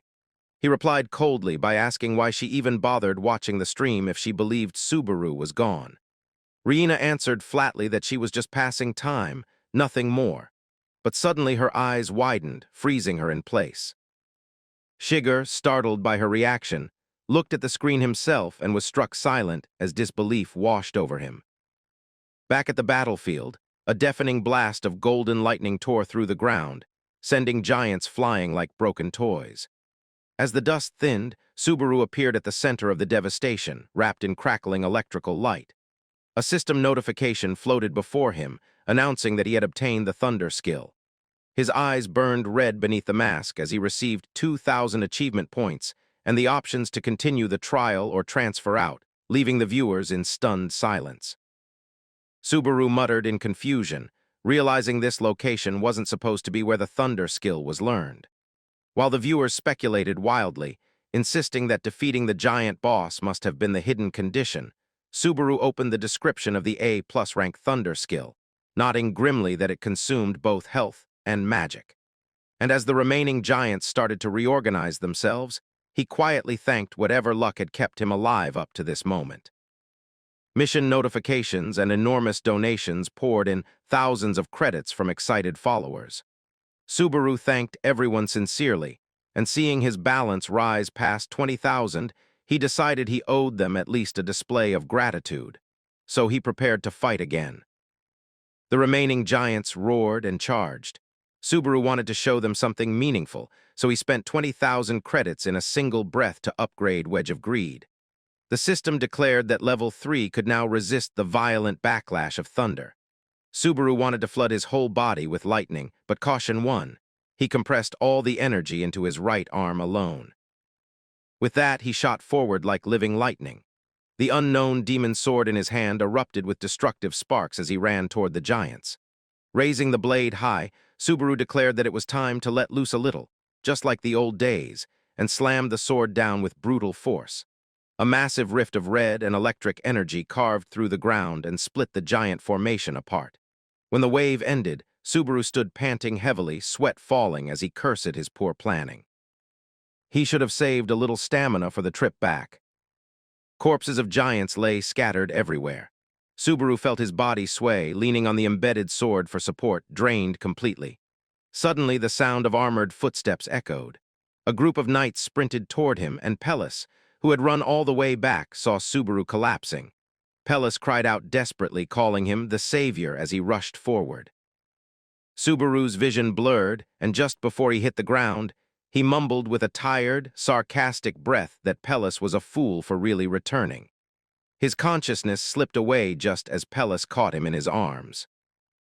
Meanwhile, in the Suit and Entertainment office, Hatsuka stared tensely at her phone on the table while her manager and colleague Seong Hyun watched from behind, confused by her strange intensity. The manager asked if any of this was worth the trouble, but Seong Hyun quickly insisted that he didn't understand how women thought and shouldn't be the one questioned. Hatsuka hid her burning red face in her hands, groaning in embarrassment as she imagined the message she had sent earlier. She worried it sounded overly stiff and formal, wishing she had added at least a cute symbol or softer phrasing. She panicked that he might think it was a cold business request. Seong Hyun asked teasingly whether she was in love with this streamer, earning a furious outburst from her as she swore it was strictly business, though the problem came from a completely different angle. Her composure shattered as she suddenly admitted the truth. She had been an obsessed fan long before becoming his potential manager, and she couldn't help being nervous. The manager tried calming her, but abruptly remembered the crucial detail, the thunder skill that used to belong to Subaru Narukami alone.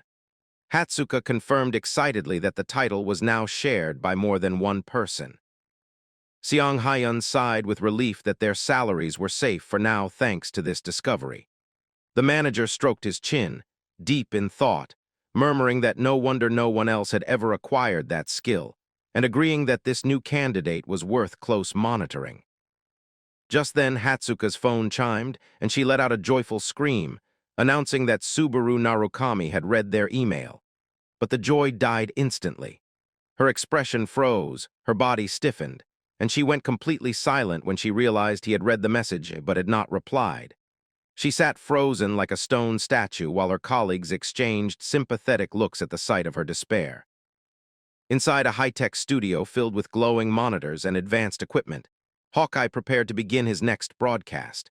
He was known across the streaming world for his razor-sharp analysis and deep understanding of player combat, skills that allowed him to dominate the field and secure an unbeatable reputation. As he reviewed highlight clips of various players, he commented on Kurakawa Ammon, the newest addition to Blue Zone, calling him a dark horse climbing the tower at an unbelievable pace. He scrolled through images of veteran players as well, noting that Kazuki, once a member of the original Blue Eyes Guild, had recently been attracting attention again. But today, Hawkeye intended to shift his focus entirely. He told himself that this episode would center on a legend who transcended generations, Subaru Narukami. And no matter what anyone said, he insisted privately that the lightning skill belonged solely to that man. When the live stream began, Hawkeye greeted his viewers with energy and announced that they would be examining the most controversial player active today. He loaded the combat footage and asked everyone not to jump to conclusions. But within moments of watching, his confident expression cracked. Sweat gathered on his forehead as he leaned closer to the screen, muttering in disbelief about the level of concentration the newcomer displayed. He explained with rising amazement that the player had just learned the lightning skill, yet used it with precision far beyond normal human capability. Hawkeye pointed out how Subaru poured exactly the correct amount of power into his sword, no more, no less, and judged every situation with perfect clarity. According to him, that meant Subaru had not made a single misstep in the entire battle. He asked the chat where this monster had appeared from, noting that less than half the viewers even understood how extraordinary the footage truly was. Hawkeye finished his analysis with complete confidence, predicting that this boy would soon become a major name and that he himself would be watching closely. Then he paused and remembered his final thought. With a serious expression and a faint glow in his eyes, he declared that in terms of control alone, this new Subaru might actually surpass the original Subaru Narukami at his peak. Meanwhile, inside the tower's break room, Subaru woke up breathing heavily. System messages floated in front of him, informing him that the 6th stage was now on standby and his physical fatigue had been restored completely. Subaru decided to take a break rather than continue. The system required both the completion of the previous stage and 0 fatigue, a condition he had met physically, but his mind still felt drained. He picked up his device and thanked his viewers, surprised to see that the stream's audience had grown to 742 by the end. Shocked that the number had risen so much without him noticing, he apologized for stopping there and announced that he would rest for one day.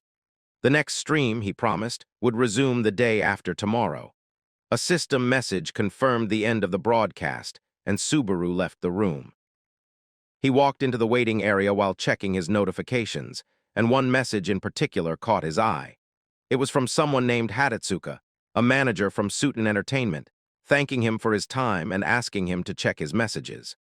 The note mentioned that their company offered full support to streamers and ensured the highest profit margins in the industry. Subaru stared at his phone with suspicion, wondering if this was just typical spam. The name Suiten Entertainment felt unfamiliar. Later, he sat at an outdoor cafe with a quiet, old-fashioned atmosphere, sipping coffee while researching the company. He discovered that Suiten Entertainment was a massive, multi-channel network dedicated to managing streamers and investing heavily in their growth. The scale of it surprised him, and he muttered about how much the world had changed for such organizations to exist. He continued scrolling and found people discussing Hawkeye's recent analysis of him, debates about whether Subaru was Hawkeye's next target, and arguments over whether a newcomer could truly surpass the original Subaru Narukami in skill control.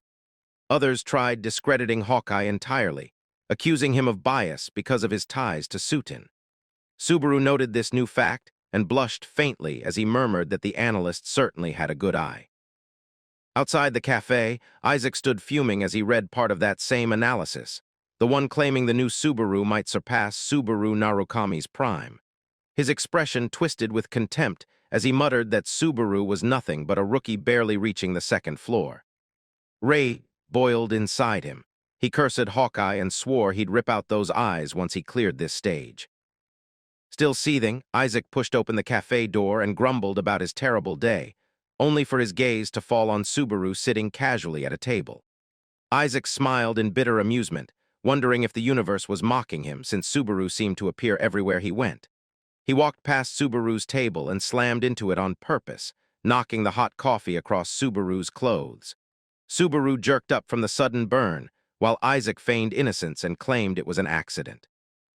Only then did he pretend to recognize Subaru and commented with a smug grin that he seemed to run into him quite often lately. He added mockingly that the second floor must indeed be small. With exaggerated generosity, Isaac said he'd buy Subaru another coffee since Subaru was always broke anyway. Subaru ignored him completely and turned away, causing Isaac to shout at him to stop. Subaru looked back with a cold, sharp stare that immediately irritated Isaac, who hated that expression. Subaru reminded him quietly that he had warned him last time, asking if Isaac had lost his mind to repeat the same behavior. Anger erupted inside Isaac. He grabbed Subaru's collar and called him scum, leaning close to threaten that he would crush him just like before, and that merely erasing that arrogant face wouldn't be enough. Subaru answered in a low, calm voice that he didn't have the patience for childish nonsense today. He grabbed Isaac's hand, peeled it off his collar, and squeezed with so much force that Isaac froze in shock, unable to understand how Subaru had become this strong. Subaru stepped back, telling Isaac coldly to consider this repayment for the spilled coffee and thanking him for the treat before walking out. Isaac shouted after him like a madman, demanding he return, but Subaru ignored him and left the cafe. Isaac cursed everything, Narukami Subaru, Haas, Subaru, the entire tower, feeling as though both versions of that name existed solely to torment him. Meanwhile, Subaru checked something on his tablet and suddenly remembered the message he had received earlier. He took out his phone, preparing to send a reply. Elsewhere, Hatetsuka was soaking in her bathtub, lazily tapping her rubber duck when her phone chimed. She glanced at the screen and instantly froze. Subaru had replied, promising a meeting soon. Her expression brightened with sudden excitement as she sat up, splashing water everywhere. Deep inside the exiled lizardman's dungeon, water dripped steadily through narrow canals, while the corpses of defeated monsters floated silently in the murky channels. Subaru stepped into the boss chamber with calm, measured footsteps, his sword glowing faintly with layered radiance as he prepared himself for the decisive encounter. A system prompt flickered before him, reporting that Wedge of Greed was resisting the vicious recoil of the cursed blade. Subaru told himself he was slowly adapting to this body's limits and rhythms. From the shadows, the salamander emerged, an enormous flame-covered beast crawling along the walls. Its shrill roar shook the chamber. Subaru decided to test his developing abilities carefully this time, mindful of the mishaps from earlier battles. He focused on controlling the thunder skill and gauging how far he could push his maximum output. He began channeling energy into his legs, enhancing his speed, and rushed toward the monster with sudden explosive acceleration. For a fleeting moment, his current figure overlapped with the ghost of his former self, moving with the same grace and certainty. Thunder surged through the cursed sword, forming a violent aura that sparked around the blade. Subaru propelled himself forward with supernatural force, cutting through air and flame alike, and collided against the salamander's attack with blinding sparks. System warnings blinked urgently, announcing that Wedge of Greed had failed to completely suppress the thunder backlash. The pain clawed through Subaru's body, but the skill leveled up in return, hardening its resistance. Subaru ignored the ache and pressed his assault. With one powerful, clean strike, he sliced through the salamander's burning form, detonating a burst of energy that shook the room. The system declared the dungeon cleared and awarded him new increases in strength, vitality, and magic. He exited the dungeon and walked through the dim forest, noticing that the stamina drain had been lighter than expected. He checked his fatigue index, 61. Understanding he could handle slightly higher output safely, he still felt a knot of tension in his chest. The upgrade cost for Wedge of Greed made him sigh bitterly. 40,000 credits was a brutal price, double what the previous level demanded. As he trudged along, he grumbled that it would be great if someone simply appeared and handed him a well-paying job. His wish ended as a joke the moment a voice cut through the trees, asking if he was out hunting. Subaru froze, immediately recognizing the unpleasant tone. Isaac emerged from between the shadows with a malicious smile, stepping toward him as though savoring the moment. Isaac remarked in a dark, mocking voice that they had known each other a long time, yet Subaru always managed to surprise him. Subaru only gave him a cold, bored stare, calling him persistent and annoying. Isaac confessed that he had thought long and hard, but his anger had festered far beyond what he could restrain. He stepped closer, suggesting with a threatening finality that they settle everything here and now. Subaru's expression didn't change. Instead, he gave a faint, sarcastic smile, as though this confrontation was expected or simply unimportant. Elsewhere beneath the night sky, Hawkeye walked through quiet streets and entered his usual cafe. As he ordered his drink, someone called his name.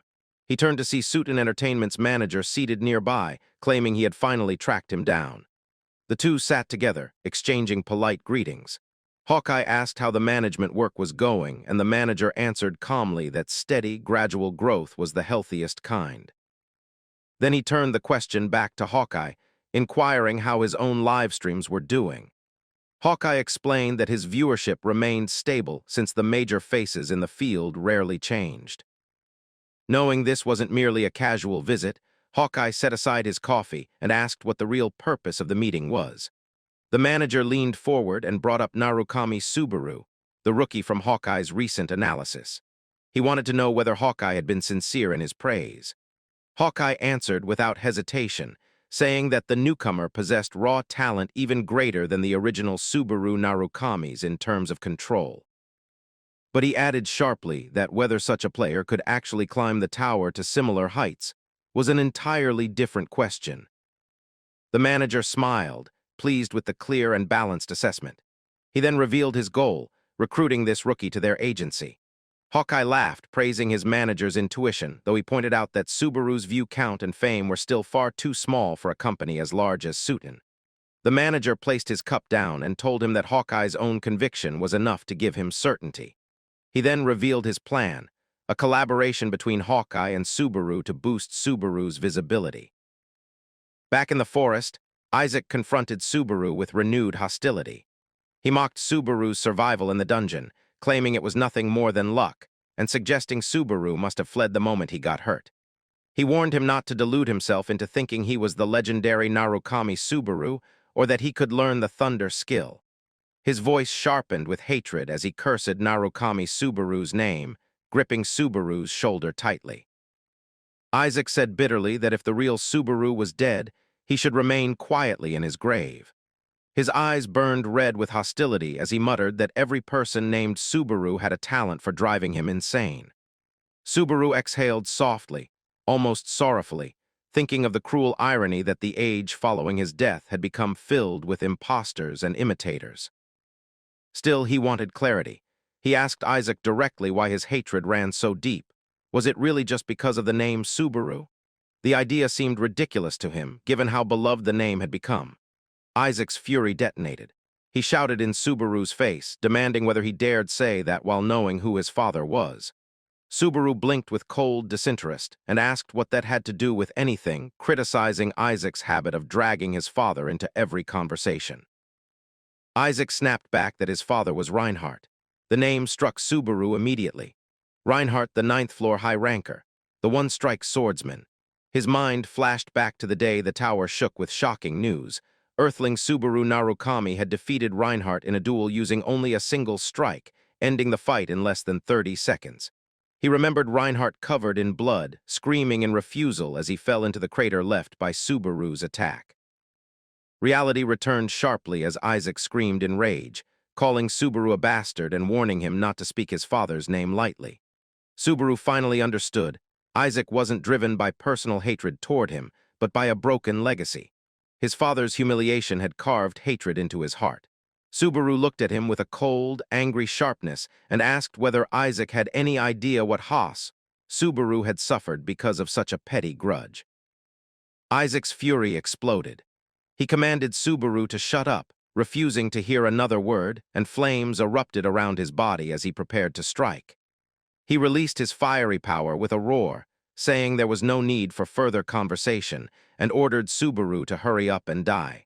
The flames rose higher as Isaac's rage spiraled out of control.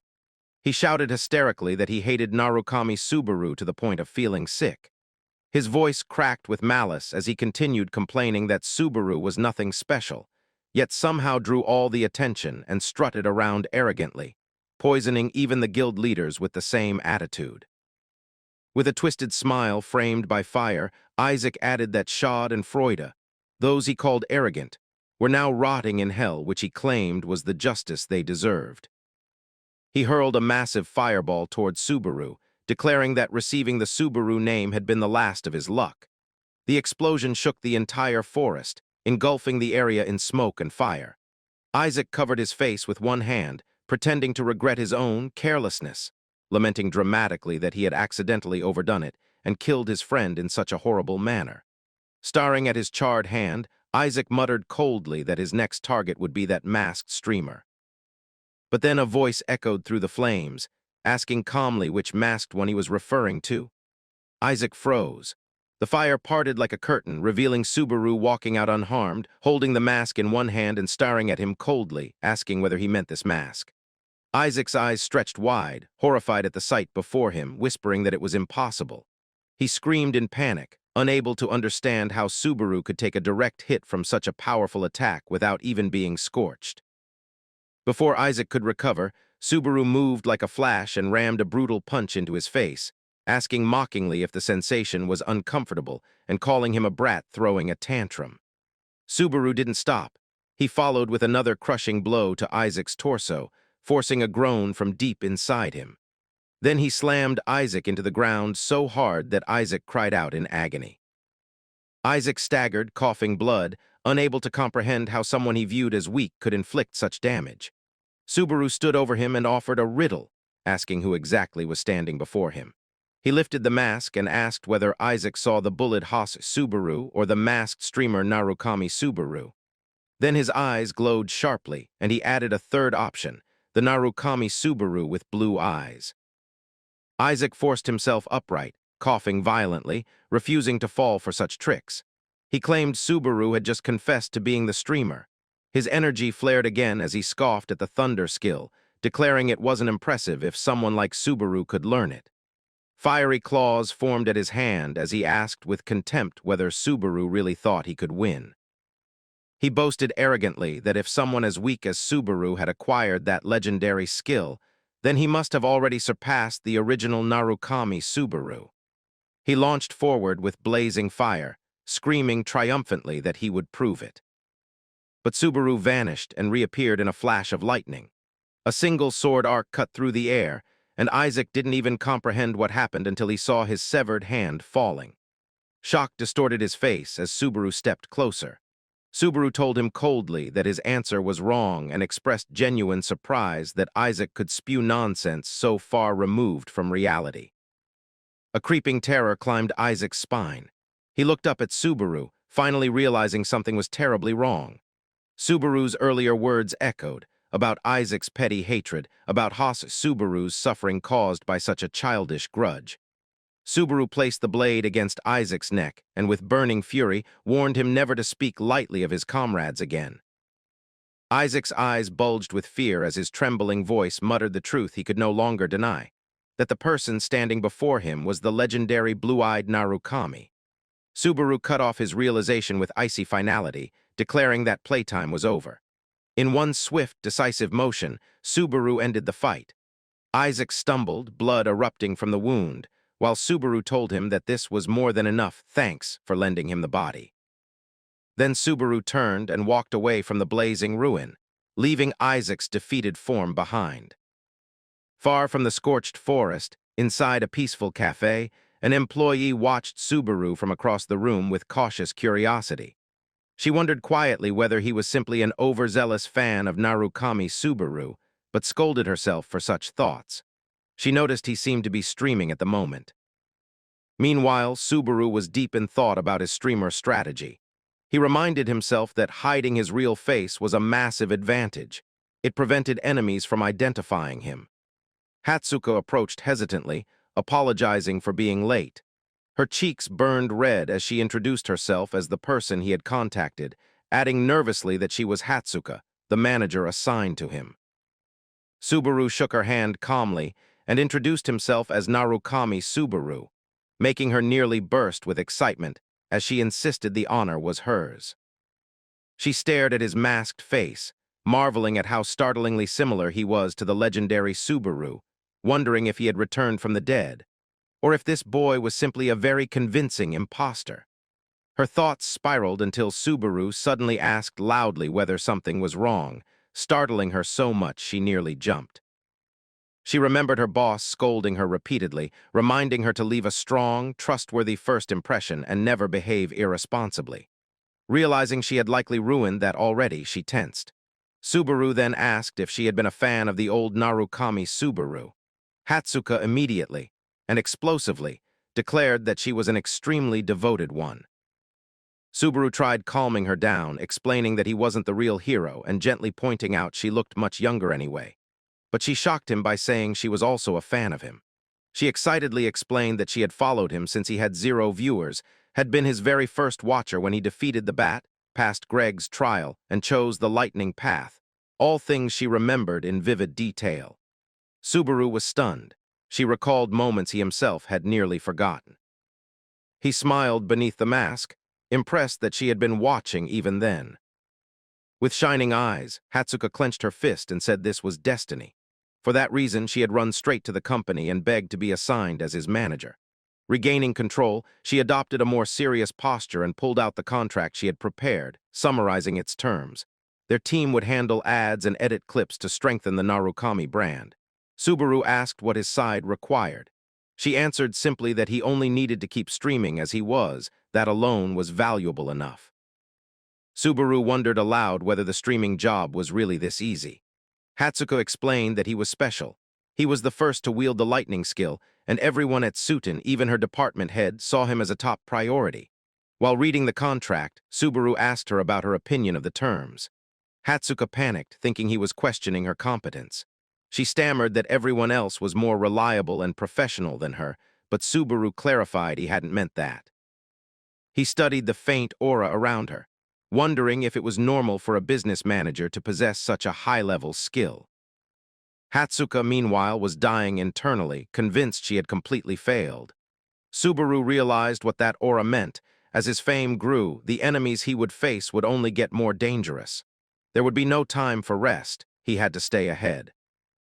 Hatsuka sat stiffly, cheeks on fire, forcing herself to maintain a professional image. But anxiety thundered inside her. What if Subaru rejected the offer? Her mind raced so wildly that she half-seriously wondered whether she should force him to sign if necessary. At that exact moment, Subaru appeared beside her and extended his hand for a handshake. She shot upright in shock, letting out a panicked scream full of stuttering. All the emotional balance Hatsuka had tried to maintain vanished instantly. Subaru sat across from her with complete calmness and asked politely that she look after him in their upcoming work. She stared at his extended hand, at the quiet glow of his eyes behind the mask, and instead of responding like a trained professional, she grabbed his hand with both of hers and burst into tears, shouting with overwhelming enthusiasm that she should be the one asking him to take care of her. Later that day, Subaru began his stream. The system window shimmered into view, announcing the start of the broadcast, and at that exact moment the viewer count jumped to 703. Messages flooded the chat, greeting Narukami and bombarding him with questions about the mask. Subaru immediately noticed the unusually high numbers and understood at once that this sudden surge came from Hatetsuka's promotions and early advertising. Without wasting a second, he held his phone with seriousness and announced the beginning of the 6th stage, titled The Legend ****. The scene shifted to a stormy night deep within the forest, where rain hammered the tents and weapons lay stacked in piles beside muddy walkways. Inside the command tent, several armored knights gathered around a map while thunder rumbled outside.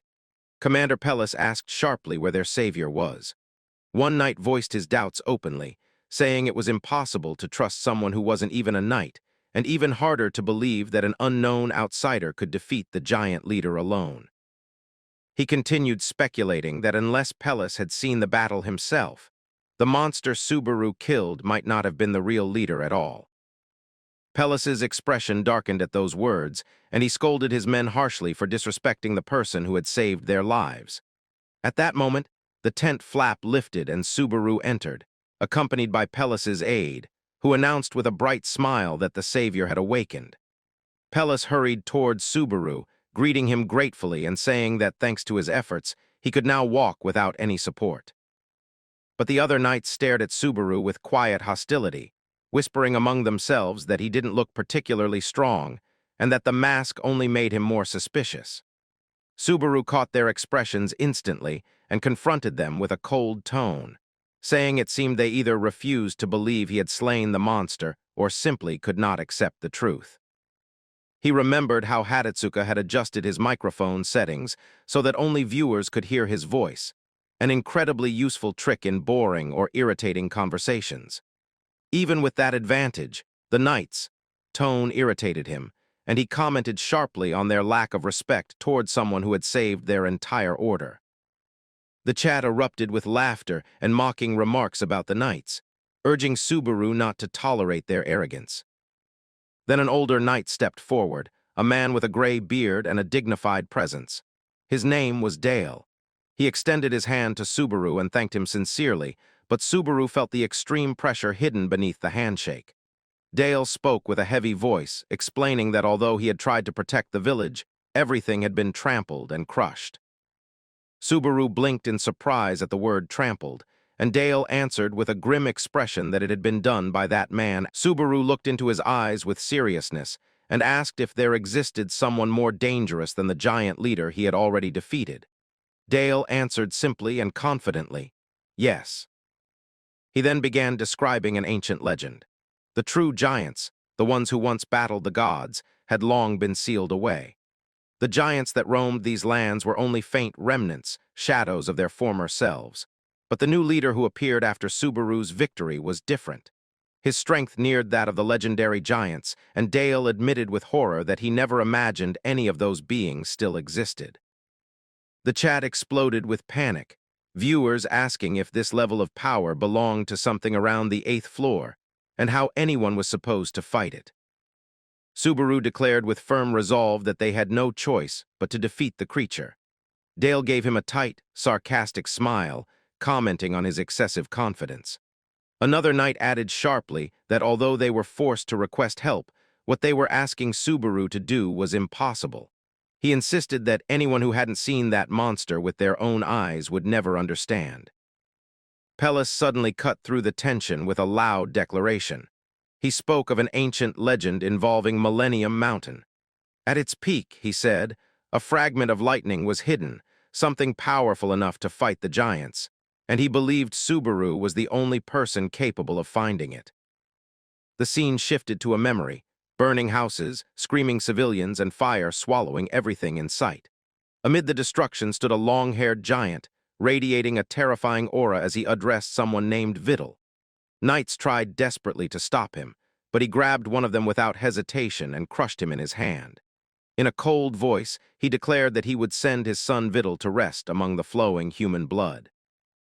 High above the battlefield, Subaru's golden eye glowed as he watched the horrifying scene from afar. The live chat erupted in disbelief, questioning whether this massive creature was truly a giant and how such a being could exist at all. Subaru urged his horse forward through the raging storm, the hooves splashing through mud and water as lightning split the sky overhead. The cold wind sliced across his face, and he understood with complete seriousness that this stage was no mere trial. It was designed to kill anyone unprepared.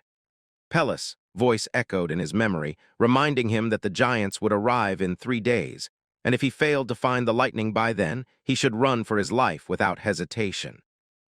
But Subaru pushed onward, refusing to accept retreat. He leaned close to the horse's neck as they raced across the forest, telling himself that the lightning's power was not optional. It was the one key he absolutely needed to stand against the giants, and possibly the only reason he had been sent into this nightmare of a test. A system window suddenly opened in front of his eyes, asking whether he wanted to retry the stage. Subaru declined immediately and declared with firm confidence that there was no test in this entire tower that he could not overcome. He realized too late that the line he used was a phrase deeply associated with the old Subaru Narukami, and viewer comments instantly pointed it out, teasing him for repeating a legend's catchphrase. Requests began pouring in, with Safe Origin offering him 3,000 credits at once. Subaru let out a small sigh of relief, grateful that the slip had not exposed too much, at least not yet. He tightened his grip on the reins and continued forward, guiding the horse up the rocky paths until he reached the base of the towering Millennium Mountain. After dismounting, he placed his hand against the icy stone, feeling the rough surface and confirming inwardly that the lightning fragment was indeed somewhere inside this massive structure. His thoughts drifted back to his conversation with Pellis. The knight had told him the legend was ancient. No one knew whether the lightning fragment was a power, an object, or even a living being. Subaru remembered asking how one was supposed to find it, only to receive a frustrating explanation that the mountain's location and the inherited tale were the only clues they had. But Pellis had said something with absolute certainty. Whoever held the lightning last had wiped out the giants of the past. The narrative shifted to Hatetsuka's home, where she burst into explosive joy the moment the contract was officially confirmed. She danced around her apartment while her boss chuckled over the call, praising her for finally acting like a dependable manager. She hesitated for a moment, asking if that meant she was really being complimented, and her boss reassured her before trying to continue the conversation about a future meeting with Hawkeye. But she hung up immediately, too excited to sit still. Hatetsuka threw herself onto her bed, deciding her reward would be a peaceful moment watching Subaru's stream after her hectic day. Her eyes sparkled as she stared at her phone, claiming that seeing him live on screen while knowing she had met him in person was a unique kind of joy that only true fans could understand. On the screen, Subaru appeared, repeating the line that there was no test in the tower he couldn't clear. Hatsuka froze instantly. Her smile faded as realization washed over her. That sentence wasn't some random expression. It was a phrase engraved in the memories of players for more than 20 years. Doubt wrapped around her like a cold fog as she wondered why those exact words had come from his mouth so naturally. Back at the mountain, Subaru struck the rock wall with his fist. Viewers typed rapidly, questioning whether he had lost his reasoning or simply become desperate. But Subaru continued hammering the wall again and again, sweat and rain mixing on his skin as he challenged the mountain itself, daring it to show which of them possessed greater resolve. He clenched his jaw and prepared himself mentally, deciding that even if this required breaking stone with his bare hands, he would fight until the very end. Rock fragments burst outward as Subaru continued striking the mountain wall, each punch wrapped in a glow of raw energy. Sparks flickered around his knuckles, and with one final blow the stone split open with a deep crack, collapsing outward in a shower of debris. Subaru smiled with quiet triumph, announcing to himself that he had finally found the entrance. Comments on the stream erupted in disbelief at his brute force method, but Subaru answered silently that the stream couldn't transmit the feeling in his hands, and that, in the end, no one had ever said strength wasn't the correct solution. He stood beneath the storm, sensing a thunderous force calling to him from deep within the mountain, as if the lightning hidden here were reaching out to the lightning sleeping inside him. When he cleared away the rubble, a massive gate of dark metal came into view, decorated with ancient patterns and runes. Everything suggested the power he sought waited behind that door. Viewers questioned how he planned to open something so huge without a key, but Subaru made his decision instantly. He would break it. He triggered Wedge of Greed at level 3, feeling the skill brace against the violent recoil of the cursed sword as he began building lightning inside his fist. Black and gold arcs of energy gathered at his knuckles, and Subaru sensed that the true trial lay beyond this door. He felt the lightning calling him more urgently than ever, as if demanding his answer. So he gave it one. He pulled all the energy into his arm and, with a sharp breath, drove a devastating punch into the gate, declaring that he was responding to the lightning's summons. A blast of golden light exploded outward. The mountain trembled as the gate split, then slowly opened, revealing a long, dark passage stretching into the mountain's core. Subaru stepped forward with unwavering confidence while the chat buzzed with astonishment over how he seemed to grow stronger every minute. A system prompt appeared announcing his entry into the path where lightning walks, warning him that he would not be able to leave until he completed the stage. Meanwhile, tension grew heavy in the knights' camp. Around the strategy table, one knight asked if Subaru truly had a chance at reaching the lightning. Pellis, calm and certain as he lifted his drink, replied that Subaru had already shown more than enough strength, and that doubting him now served no purpose. Yet unease lingered in the tent. One knight suddenly slammed both hands on the table, his face twisted with panic. He shouted that none of it mattered, whether Subaru succeeded or failed, because they were all doomed either way. His voice trembled, recalling the hulking figure he had seen crushing men like insects in the village. He insisted that no human could face such a being. Pellis tried to steady him, reminding him that surrendering before the fight even began was the same as accepting death. He asked the knights to trust Subaru just once, since Subaru was risking everything for them despite having no reason to. But the terrified knight stared at him with wide, bloodshot eyes, his lip bleeding from how hard he had bitten it, whispering that Pellis was speaking far too easily for someone who hadn't stood directly under that monster's shadow. Before Pellis could reply, the ground beneath them shook violently. A cup toppled from the table, shattering on the floor, and the tent went silent. A soldier burst inside, screaming that disaster had struck, the creature had arrived. Pellis and the others froze, robbed of words as the weight of the news settled over them. Back inside the mountain, Subaru walked deeper into a barren stone corridor, wondering what the test intended to measure.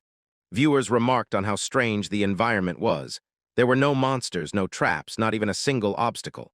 But Subaru's golden eye sharpened with understanding. Lightning was too fast to see. Before it became a bolt, it lingered as invisible charges drifting through the air. A test based on lightning would never rely on sight. So it made perfect sense that nothing visible stood before him. He closed his eyes, finally grasping the meaning behind the name of this place. The path where lightning walks would not be seen, it had to be sensed. He felt the deep, slumbering energy ahead of him tugging on him like a current. Suddenly he crouched, grabbed a stone, and hurled it down the tunnel. Chat messages filled the screen asking what he was doing, but Subaru explained inwardly that the stream could never show this. The rock began breaking apart midair before ever hitting the ground, its surface crumbling under the invisible electric charge saturating the cave. The viewers could only hear the violent sounds tearing through the darkness, and their comments reflected pure confusion as they tried to understand what kind of trial produced lightning they could hear but not see. Subaru finally grasped the true structure of this trial.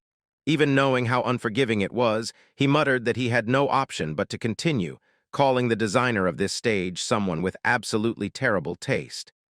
He broke into a run, deducing that this place wasn't a puzzle at all but a merciless endurance test. The rule was extremely simple: endure or die. Bolts of electricity lashed through the air as Subaru moved forward, and a cheerful donation popped up in the corner of the screen. One viewer sent 100 credits just to mockingly ask him what he was so scared of.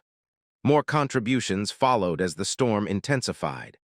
Someone tossed him 1,000 credits. Another warned that the lightning he had learned might vanish if he failed, and a third sent 2,000 credits cheering him on.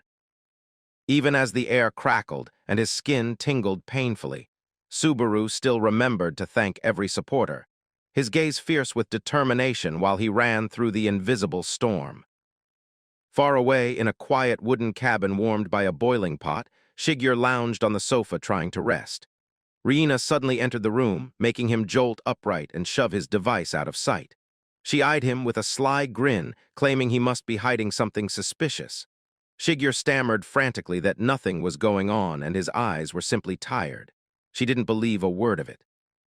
Sitting next to him, she teased him with a dramatic tone, saying strange habits always made hair grow faster, pushing Shigyur to yell at her to stop saying such bizarre things.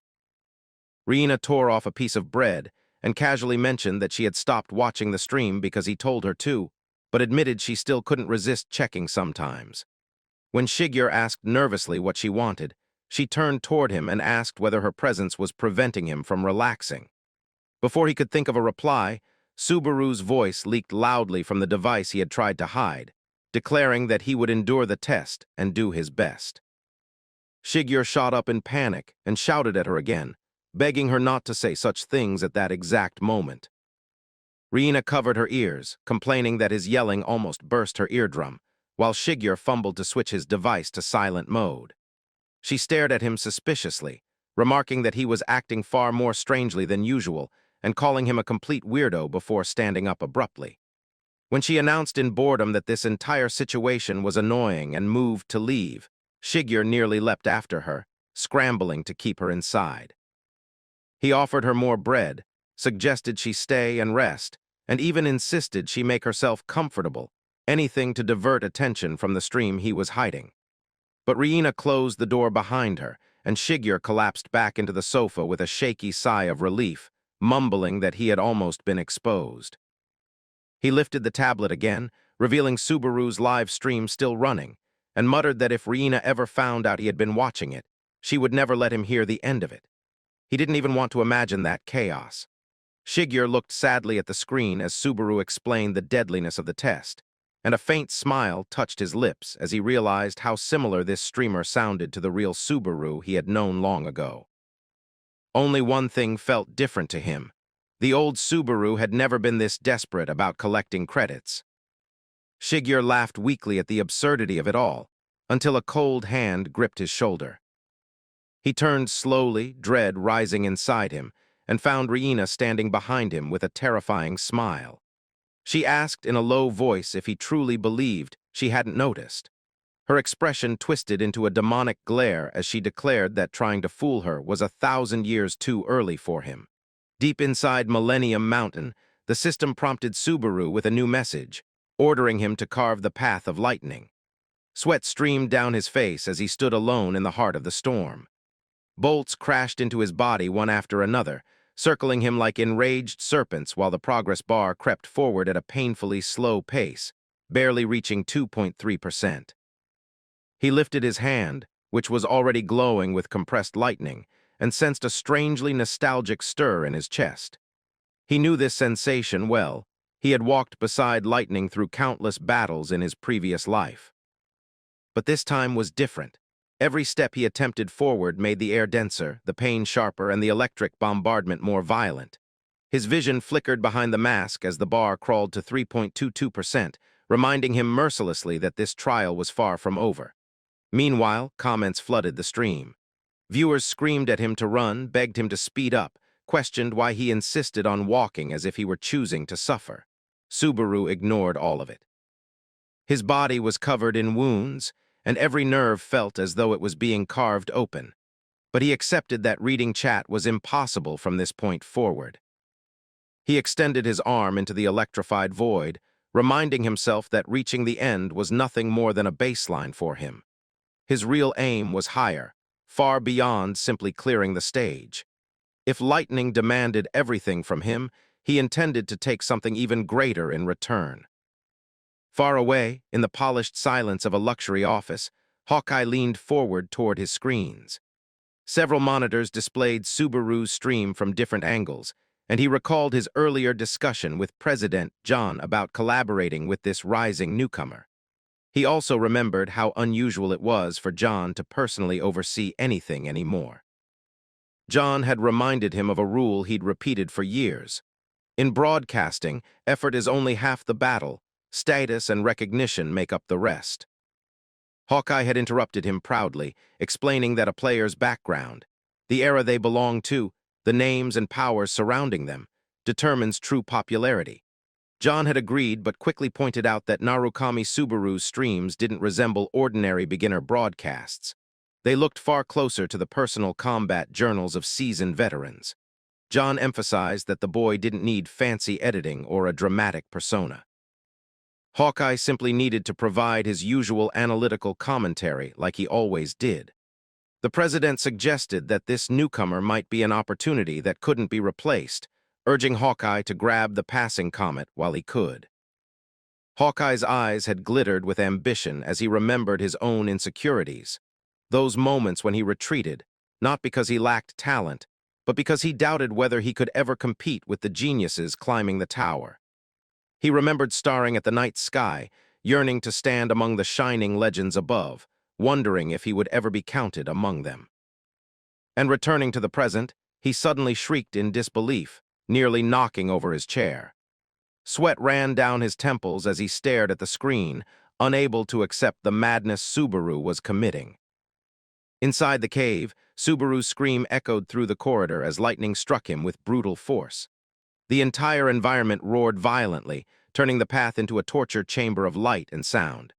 Blood trickled down his limbs while the relentless assault continued to hammer him from every direction. Even so, Subaru planted his foot into the ground with all the strength he had left, refusing to bend, refusing to fall. He forced himself forward step by agonizing step. He finally grasped the essence behind the trial. The stronger the lightning became, the deeper it carved its way into his body. That was the design, that was the intention, and that was exactly what he needed. Lightning surged around him, forming a colossal aura that wrapped his entire figure. Subaru decided that this massive flow of power had reached the threshold he needed. Fine streaks of energy began appearing beneath his skin like glowing lines etched throughout his body. A system message explained that the smallest meridian channels, tiny pathways scattered through his body, including the Ren and Du channels, had begun filling with lightning. When the energy finally reached his heart, it lit up like a burning core. The progress bar leaped from its sluggish crawl to a sharp 20.7%, and a diagram of Subaru's body unfolded before him. The system announced that the micromeridian activation had begun. Lightning visibly settled inside his frame, stabilizing, strengthening, and a message appeared calmly that his magic is increased by +1. Subaru tightened his lightning-soaked fist, vowing inwardly that no matter how brutal the price became, he would master this power completely. He reminded himself of the structure of the body, how the Ren and Du channels formed the two main pathways of inner energy, and how the micromeridians were the countless thin networks branching through every corner of his form. As he staggered forward through the storm, he felt lightning circulating wildly inside him, reaching places no energy had ever touched before. He understood then that the old body of Haas Subaru had never once undergone proper purification. Now, instead of following the usual slow and safe method using one's own mana, he was forcing the process using raw lightning, a shortcut so violent that a new negative status appeared on the system window: electric shock. He pushed forward anyway, even as whole waves of electricity ravaged him from the inside. His muscles trembled uncontrollably and blood splattered across the cold stone, yet he stubbornly refused to fall. He knew purification through natural mana would have hurt, but never like this. This was something different. It was as if the lightning was tearing apart the impurities inside him with claws, carving channels open by force, and every second felt like needles driven deep into bone. Across the city in the darkness of her room, Hatsuka sat frozen while watching the stream. She held her phone so tightly her knuckles turned white. Her breath hitched when she finally understood what Subaru was attempting. She murmured in disbelief that he was force-opening his micromeridians inside this environment and doing it while still moving. She knew enough to understand how insane that decision was. For most people, this degree of torture would have made them collapse unconscious over and over, even though the test itself wasn't reality. The pain, however, was real. Pain the brain recognized instantly. Pain the nerves could not distinguish from real life. She pressed a hand against her forehead, torn between fear and confusion, trying to grasp what reason could push him to choose something so self-destructive. The scene returned to the cave, where the system now declared that more than half the micromeridians had been activated. Subaru's foot, wrapped in lightning, dragged forward slowly as if each step demanded every piece of strength left inside him. The agony grew sharper, gnawing at the edges of his consciousness until he felt the world tilt and distort. His thoughts began to slip. He muttered to himself that every terrible thing that had happened was his fault, that he was the one who had led them to their deaths. The cave blurred, and in its place, he found himself standing in a blizzard of white snow. A memory resurfaced. He had been standing proudly before his companions, insisting with a confident grin that there was no test he could not clear. He could see each of them clearly, Shuhei, Soya, Kei, Yori, and even Shigeru and Riina, smiling behind him with complete trust. They had believed him when he told them not to worry, and when he promised that victory was guaranteed because he was leading them. That bright memory twisted with pain. Reality snapped over it like shattering glass. If he hadn't spoken so arrogantly back then, if he hadn't pushed them forward with his overconfidence, then none of them would have had to die that day. The guilt stabbed so deeply he nearly lost his breath. Kazuki suddenly appeared before him in the hallucination, his face drenched in blood, an ugly smile twisting his features. He mocked Subaru with biting cruelty, saying their failure had been inevitable because they were too full of pride and blind self-belief. Subaru's heart convulsed with the weight of those words. Lightning raged around him as he cried out, admitting in a voice shaking with sorrow and regret that everything truly had been his responsibility. His legs finally gave out. He collapsed to the floor, the storm crackling viciously over his body, and stretched a trembling hand toward the empty air. His mind continued dragging him deeper into old regrets as the electric pain surged through every part of him. Everything shifted in an instant. The suffocating darkness of the cave vanished, replaced by a calm green meadow bathed in warm sunlight. Subaru blinked in confusion, unable to understand how he had moved from the storm into this peaceful plain. A soft breeze brushed against his hair, and when he looked toward the horizon, he noticed a familiar group gathered beneath a large shade tree. His breath caught. Shuhei, Soya, Kei, Yori, Shigeru, and Reina, every single one of them sat together casually, chatting as if nothing had ever gone wrong. Subaru's heart nearly burst with emotion. He sprinted toward them, hope swelling in his chest, wondering if everything, every death, every nightmare, had merely been a horrible dream. When he reached them, tears formed at the edges of his eyes, and he smiled so brightly it almost hurt. He placed a trembling hand on one friend's shoulder, murmuring with relief that the nightmare had been disgusting but false, and he begged them to listen to him about the dream. Someone called his name, Subaru. But as soon as he turned, their faces twisted. Warm smiles warped into grotesque expressions full of hatred and suffering.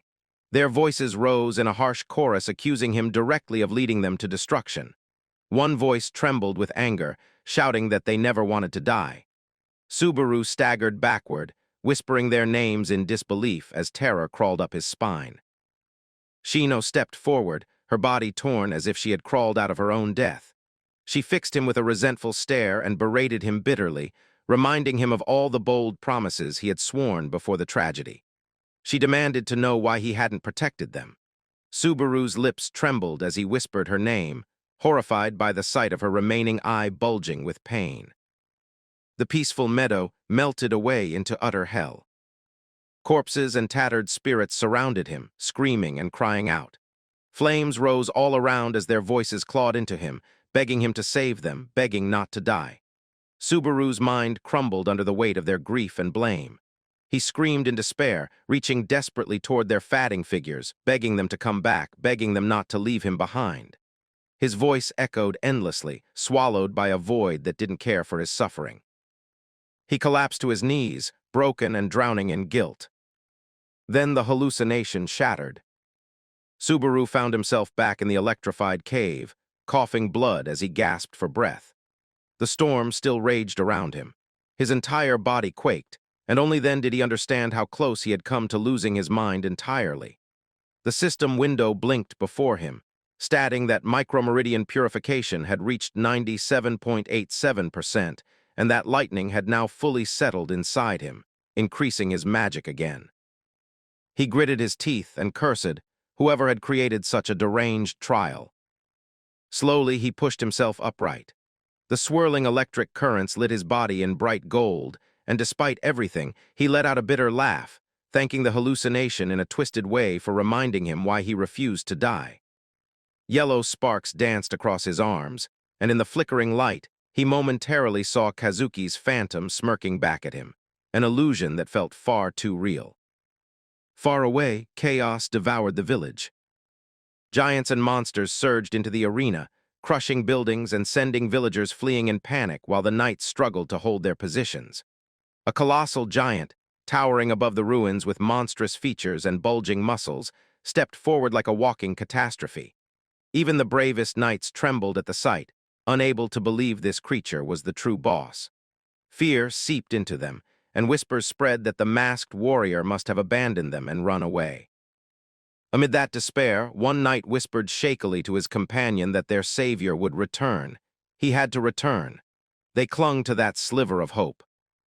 Pellis, however, exploded with anger. He shouted at his men for doubting the very person to whom they had entrusted their village's fate, even without knowing his name. His eyes blazed with disappointment as he barked that their behavior was disgraceful, questioning how they dared call themselves knights. Dale stepped forward calmly and placed a steady hand on Pellis' shoulder. His voice carried deep conviction as he reminded everyone that before they blamed anyone else, they must remember their own oath. It was their duty to protect this land. With slow determination, he drew his sword, blue energy shimmering along its length, and declared that knights were never meant to be protected. They existed to protect others. Dale charged forward without hesitation, his sword raised high as he called out to his men to meet death as true knights if that was what fate demanded today. His roar cut through the storm of fear, and the rest of the soldiers followed him with fierce war cries, their armor clashing as they surged toward the battlefield. Inside the mountain, Subaru's world was nothing but blinding light and pain. The progress bar flickered at 99%, and the yellow lightning wrapped around him grew denser, almost solid in form. Just ahead of him, a small orb of golden light floated like a suspended sun. Even without knowing what it truly was, Subaru understood instantly. This was the end of the path.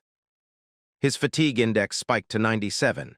His vision blurred until blood trickled from behind his mask, but he forced his legs to move. One more step. That was all he needed. Ignoring the furious red warnings flashing across the system interface, shouting that further movement would be fatal, Subaru pushed off the ground in a final reckless leap toward the glowing sphere. Far away in the village, an armored boot crashed into the earth. Dale had reached the giant. Despite his age, he moved with impossible sharpness, weaving between the monster's colossal swings and closing in with refined precision. His blade carved a streak of blue light across the giant's flesh, forcing a roar of agony from its mouth. Dale didn't slow, he tore into the creature again and again with relentless skill. Pellis saw his opening and bellowed for Dale to let him handle the rest. With all his strength, he sprinted forward, leapt into the air, and raised his sword high. Energy crackled around him as he brought down a chain of decisive strikes on the giant's exposed weaknesses. A final roar echoed across the battlefield before the monster's body collapsed in a heap, blood spraying across the broken ground. The soldiers erupted into cheers, shouting Pellis's name and praising Dale.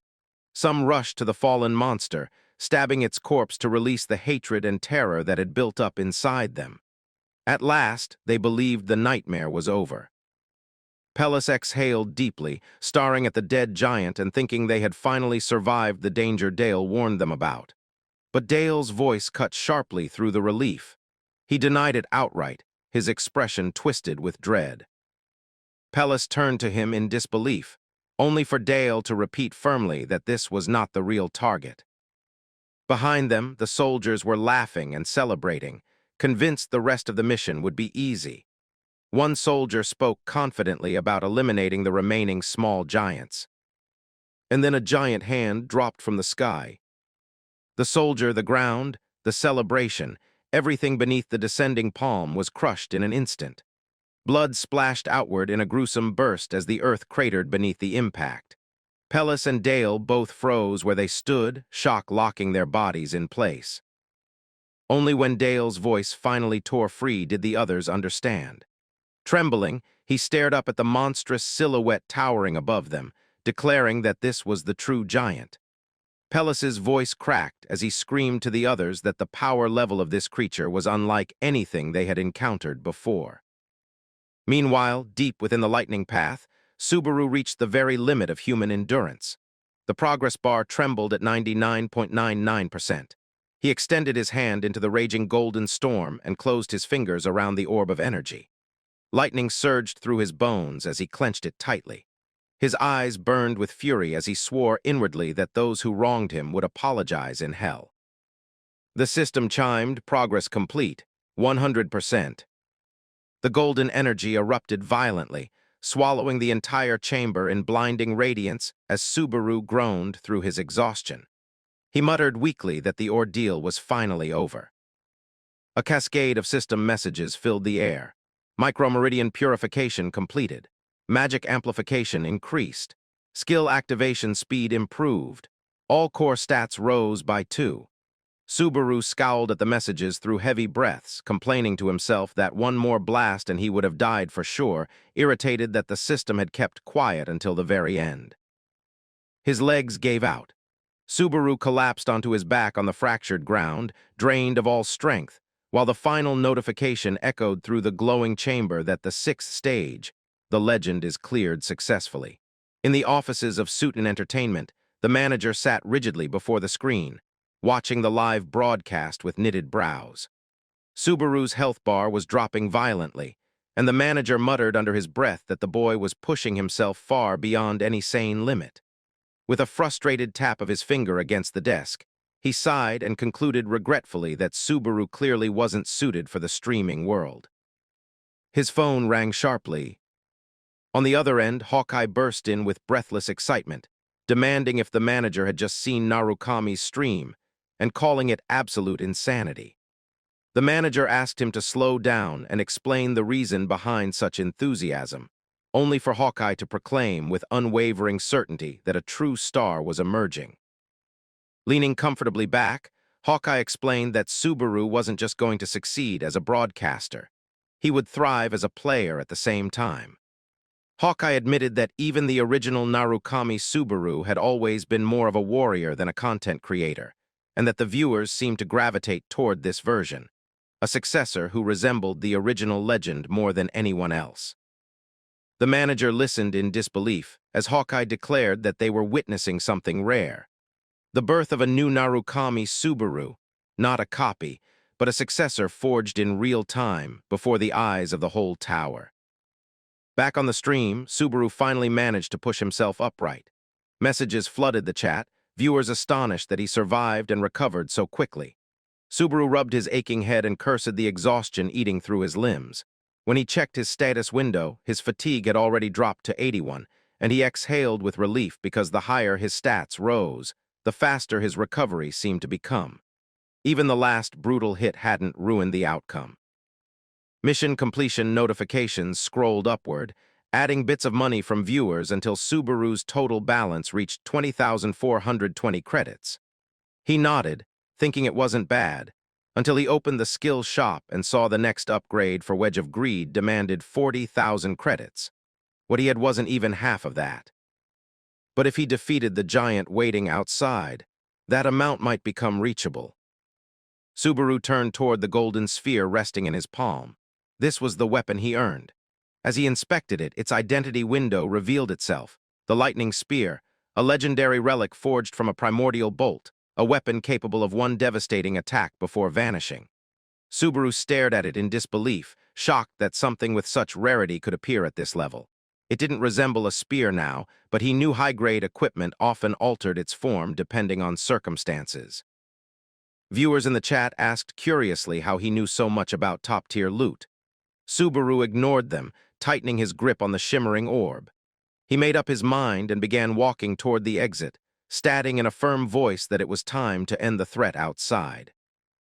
Beyond the mountain, Pellis was on the verge of collapse, drenched in sweat as he stared upward. A colossal shadow engulfed the battlefield. A single enormous eye gazed down at them, radiating an oppressive force that made Dale gasp aloud. The monster raised its head, and the system announced its true identity. Giant King Greg, the seed who devoured thunder. A nightmarish giant with a demonic face roared, shaking the ground. One of the warriors snapped completely. Laughing like a madman, he sprinted away from the group. Pellis shouted after him, baffled by the sudden breakdown. The man turned back with tears streaking his face, yelling that none of them understood what they were facing. He ran straight toward the giant, dropped to his knees, and pressed his forehead to the dirt, pleading for mercy. The giant glared down at him. When the warrior called him God, the giant's expression twisted with fury. He bellowed in disgust, outraged at being likened to the weak creatures around him. Dale rushed forward, grabbing the trembling man by the shoulders, shouting at him to come to his senses. He dragged him backward and yelled at the others to run. But the words froze in his throat. Pellis screamed Dale's name as the giant's massive hand smashed into the very spot Dale had been standing. The earth burst open, dust exploding outward. Pellis stood paralyzed as the truth sank into him. There was no victory here, and now he saw clearly there was no escape either. An entire legion of giants had encircled the village, closing them inside a massive ring of death. Driven by desperation and fear, Pellis snapped. He shouted toward the towering King Greg, claiming he knew who had killed the giant's son and that he could tell the truth. Anything, any lie that might buy him one more breath of life. The giant king halted mid-stride and lowered his enormous head toward Pellis, his voice vibrating with threat as he demanded the killer's identity. Pellis raised his shaking sword and pointed into the distance, forcing out a lie, that the human who murdered the giant's son had fled in that direction to gather strength for a second attack. Inwardly, he prayed the monster would swallow the lie and move away. But the giant king stepped closer, his expression twisting into something nightmarish. "You're lying," he growled. His luminous eyes bored straight into Pellis's soul, easily peeling apart truth from falsehood. He leaned in, asking with cold precision whether the true killer wasn't actually standing right here. Pellis's knees nearly gave out as the giant continued interrogating him, asking whether he had just pointed his pitiful blade randomly in blind hope. Before Pellis could utter another trembling excuse, a violent surge of lightning erupted above the mountain behind them. Both he and the giant snapped their attention toward the peak. A bolt of golden thunder slammed into the mountaintop so fiercely that the ground quaked beneath their feet. Pellis's face drained of color. With a voice caught between awe and desperation, he whispered toward the heavens, "A savior, please still be there." High above, atop the cliff overlooking the battlefield, a cold system message unfurled.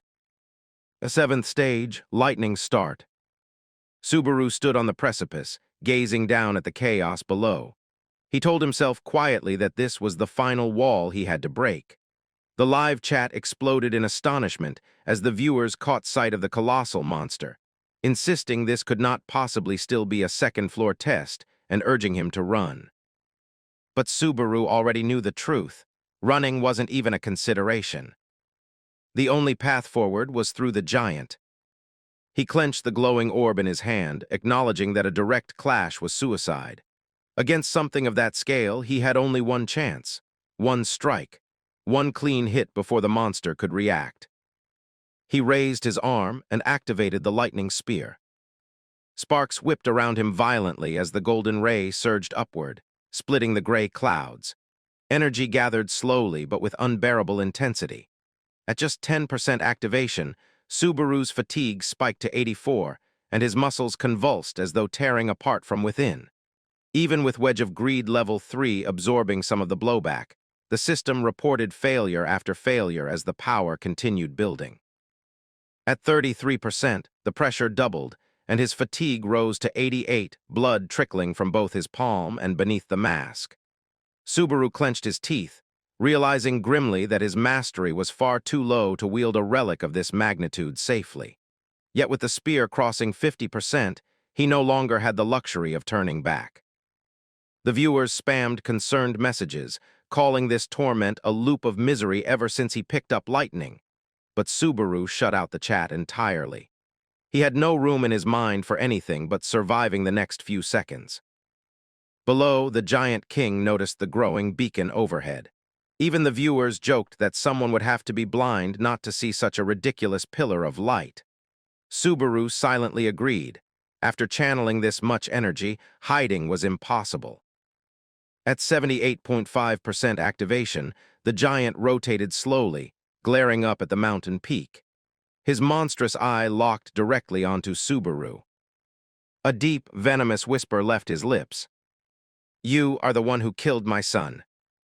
His expression contorted into pure hatred, and the giant king began marching toward the mountain, each colossal step shaking the earth as he advanced straight towards Subaru.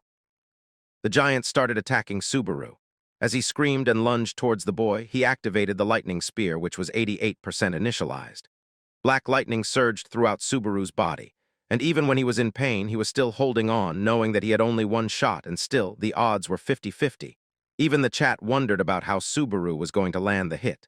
But Subaru knew one thing: he did not want to take his eyes off the target.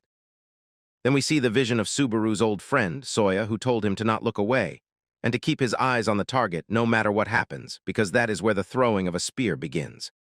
According to Soya, Subaru should forget about throwing it straight, or in some perfect arc, and also get rid of those extra thoughts, not needing to protect its movements or trajectory or anything like that, along with the spear's weight and shape as well.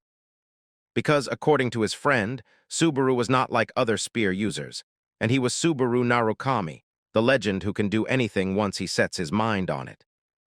We come back to the present as the lightning sphere was almost ready, with 95% activation rate, and the boy took the stance to throw it as he remembered about what he was supposed to do.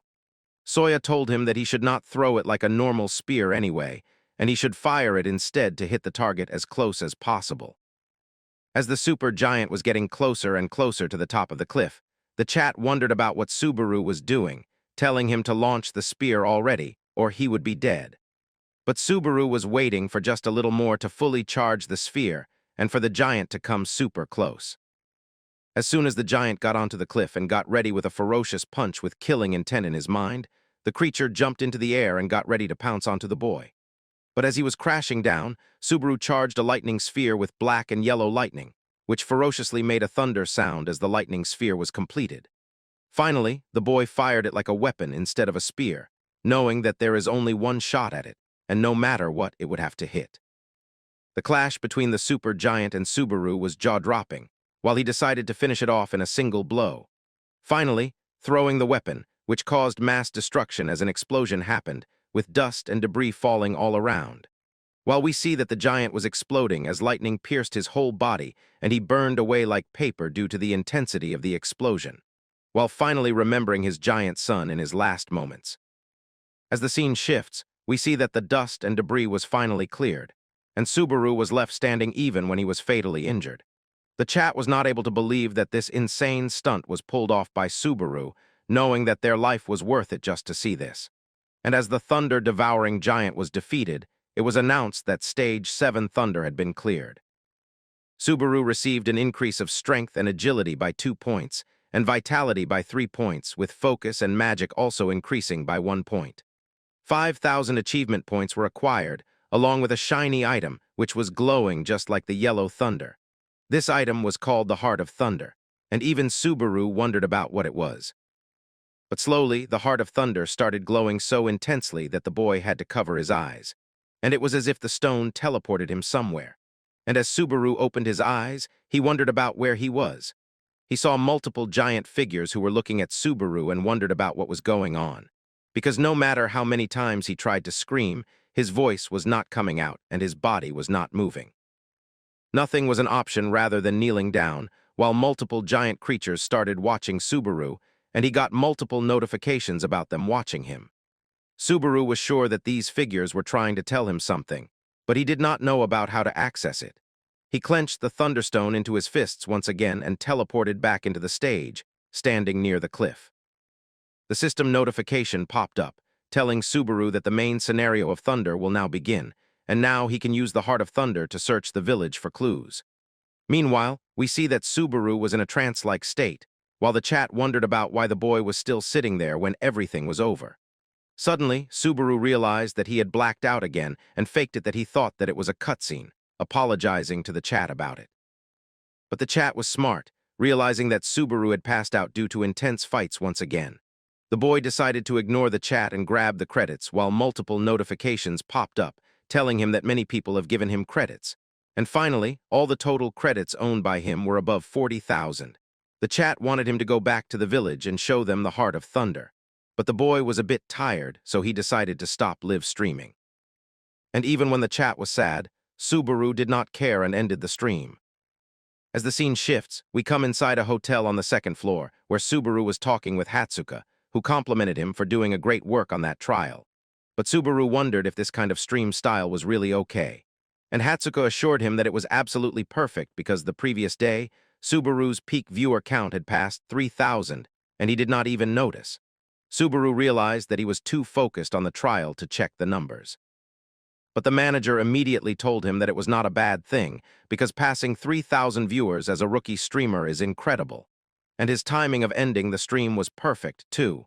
And due to it, there is hype created all over the streaming space. Hatsuka was continuously blushing while telling Subaru everything. And he was just listening calmly, knowing that the rewards were exactly the parts that people were more curious about, just like wanting to see the next episode of a thriller web series. Hatsuka wondered if Subaru planned it like that, but Subaru denied, telling her that he was planning to check the rewards together with the viewer's next stream so he can record his reactions for the first time, which would be likable by the viewers too. Listening to that, Hatsuka smiled, knowing that the rookie still got it and that the old chairman, John, was worrying for nothing. Hatsuka calmed herself down and turned into a serious mode, switching from a fangirl, telling Subaru that she had actually got a present for him today. And it was something that the boy would not be able to refuse no matter what, because it was indeed special. Hatsuka told the boy to search for the stream of someone named Hawkeye. And even when Subaru already knew about him, he took out his smart tab and searched about him. Hawkeye was still streaming and talking to his audience with 9,000 live viewers, wondering about if he should reveal the theme of today's stream or should he set another theme for today. But as he did not want to back down on his word, he decided to react together on today's topic about Subaru Narukami. The second was actually the second copy, or maybe he will become better than the original. Even the chat was shocked by how Hawkeye was producing more Subaru content day by day. And Hawkeye decided to explain the trial in detail, step by step. As the scene shifts, we see that it was the time of the evening, and Subaru was still watching the live stream of the analysis where Hawkeye realized that during the trial, the boy had to endure pain, and that too was not a little bit of pain. So in other words, Subaru was imposing an extra trial of handling pain on himself while still tackling the exam. We see that Hatsuka was still waiting while intensely blushing. And now it was time for Hawkeye to end the stream. As he decided to wrap things up, because there is not much more that he needed to say about this point. He decided to sum it up in one line, shocking everyone when he revealed that this new Subaru was basically Subaru Narukami himself, and no further explanation is needed. Hearing that, Subaru was a bit shocked, wondering if his pretty manager was thinking about the same thing. And suddenly Hatsuka asked Subaru if she can ask him something out of the blue, knowing that it was weird for a manager to ask something like this. And even when it was rude, the girl hesitated a little and asked Subaru about why he started streaming, thinking that it was not just for money, because his purpose was way bigger. But hearing that question, Subaru started thinking again and again. And as the intensity rose, the girl wondered about what the answer would be. But Subaru shocked her by telling her that there is absolutely no reason other than money. Hatsuko was embarrassed by asking something this weird and getting such an anticlimactic answer, knowing that money was important. She apologized to the boy for asking something weird and decided to talk about the gift that she had brought instantly, switching the topic because she was not able to control herself. She explained while taking out some papers that Hawkeye was also affiliated by the Soten International, and he is a trusted streamer with 6 years under contract because his analyst-style content is his selling point. And he has a strong fan base, along with having a solid eye for new talent. And with a smile, Hatsuko revealed that Hawkeye's stream from earlier and all his future stream revenue from Subaru-related content will be split 50-50. At first, the boy wondered about why and with whom they were splitting.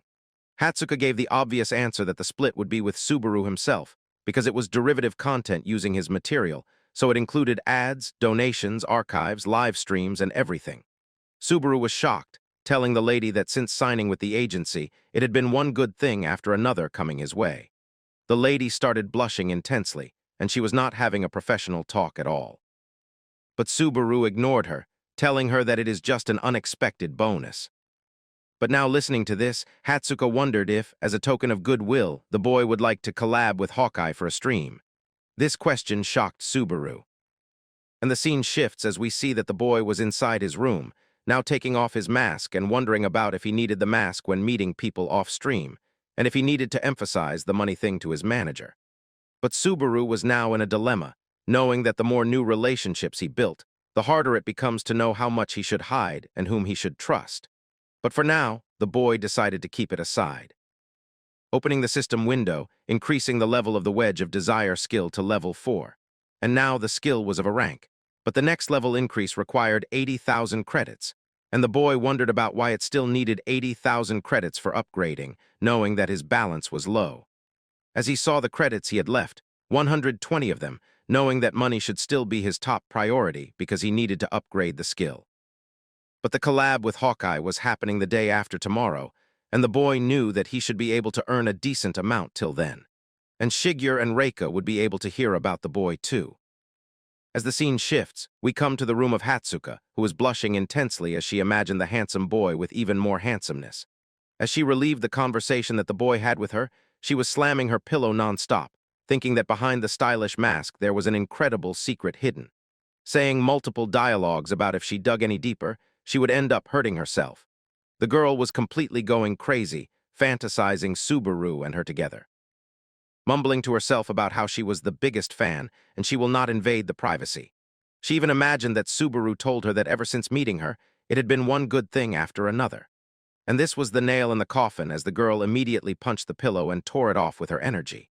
She made a face full of ecstasy, while she called Subaru a man with a secret that no one knows, knowing that meeting him in real life just makes the boy even more amazing.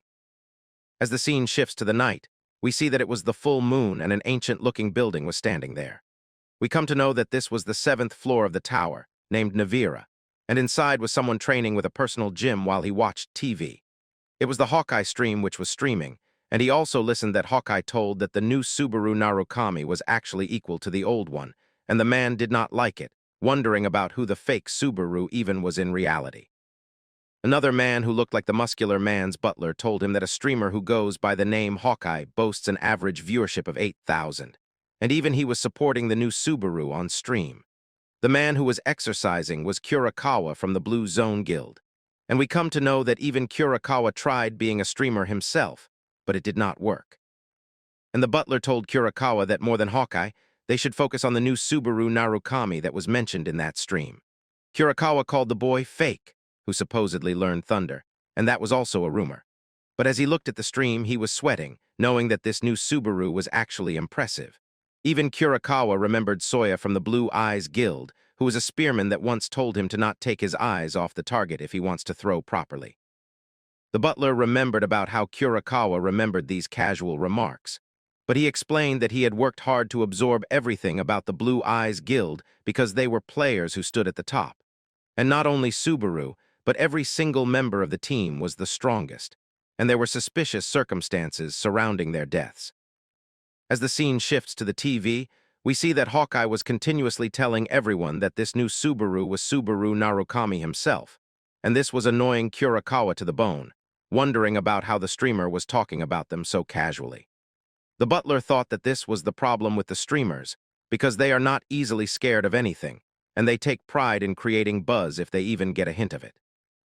The man turned off the TV and asked the butler about why the stream was going on his television. But the butler informed them that it was the guild master, Kyujo, who had ordered him to show Kurakawa this clip. The butler knew that thunder was the Blue Eyes symbol. Blue Eyes Guild was the predecessor to their Blue Zone Guild.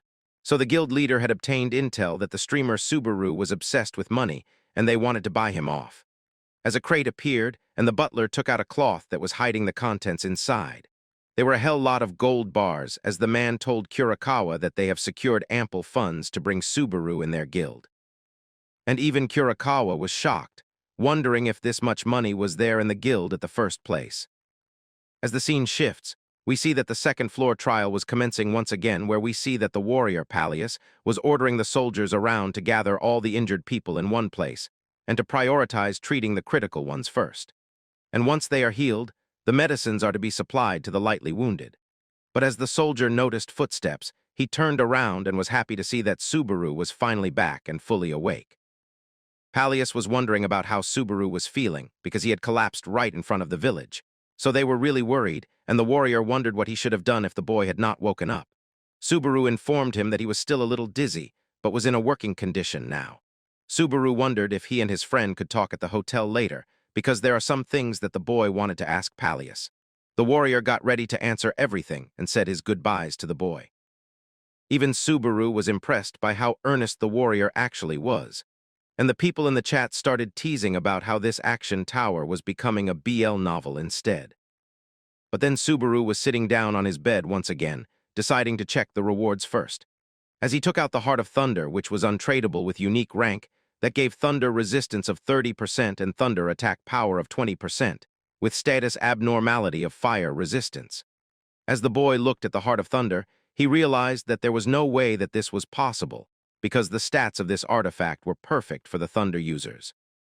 Subaru knew that this was insane. And suddenly he heard a knock from the door, knowing that it was his friendly neighborhood warrior. He came to the room with some fruits, wondering if Subaru had rested well. And the chat started teasing the boy once again, telling him that the warrior must be dying to see him.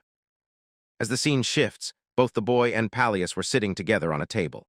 And Subaru confirmed the legend of the Thunder, and even the warrior was surprised because he never thought that he would see the light as well because, thanks to it, the village was saved. But then the boy took out the Heart of Thunder and showed it to the warrior. And by the shocked expression of the man, Subaru immediately wondered if Pallius knew about what the thing was. But the man disagreed, telling him that he had no clue. Subaru was sad all of a sudden, knowing that this much hype was for nothing. Even the chat thought that the man must have known something. And he started speaking that he had only ever heard it in the legends, and even he was not sure if it was real or what had happened after. But Subaru wanted to know, and the man started explaining that there were two legends passed down, in which the first says that thunder was used to wipe out the titans and giants, just like how Subaru had defeated the giant and the titan down with thunder powers. And as for the second legend, it is said that the gods and the titans were fighting over for the power of thunder. Subaru was shocked, wondering about why gods would need to fight over such a measly power. But the man was sure that it was a legend among the legends that the gods and the titans waged war over thunder and the titans lost. Subaru realized that it meant that the thunder heart was being crafted by someone and was not natural. But still, the question remained about who would even make something like this. The man also did not know about it because it did not appear in the legends.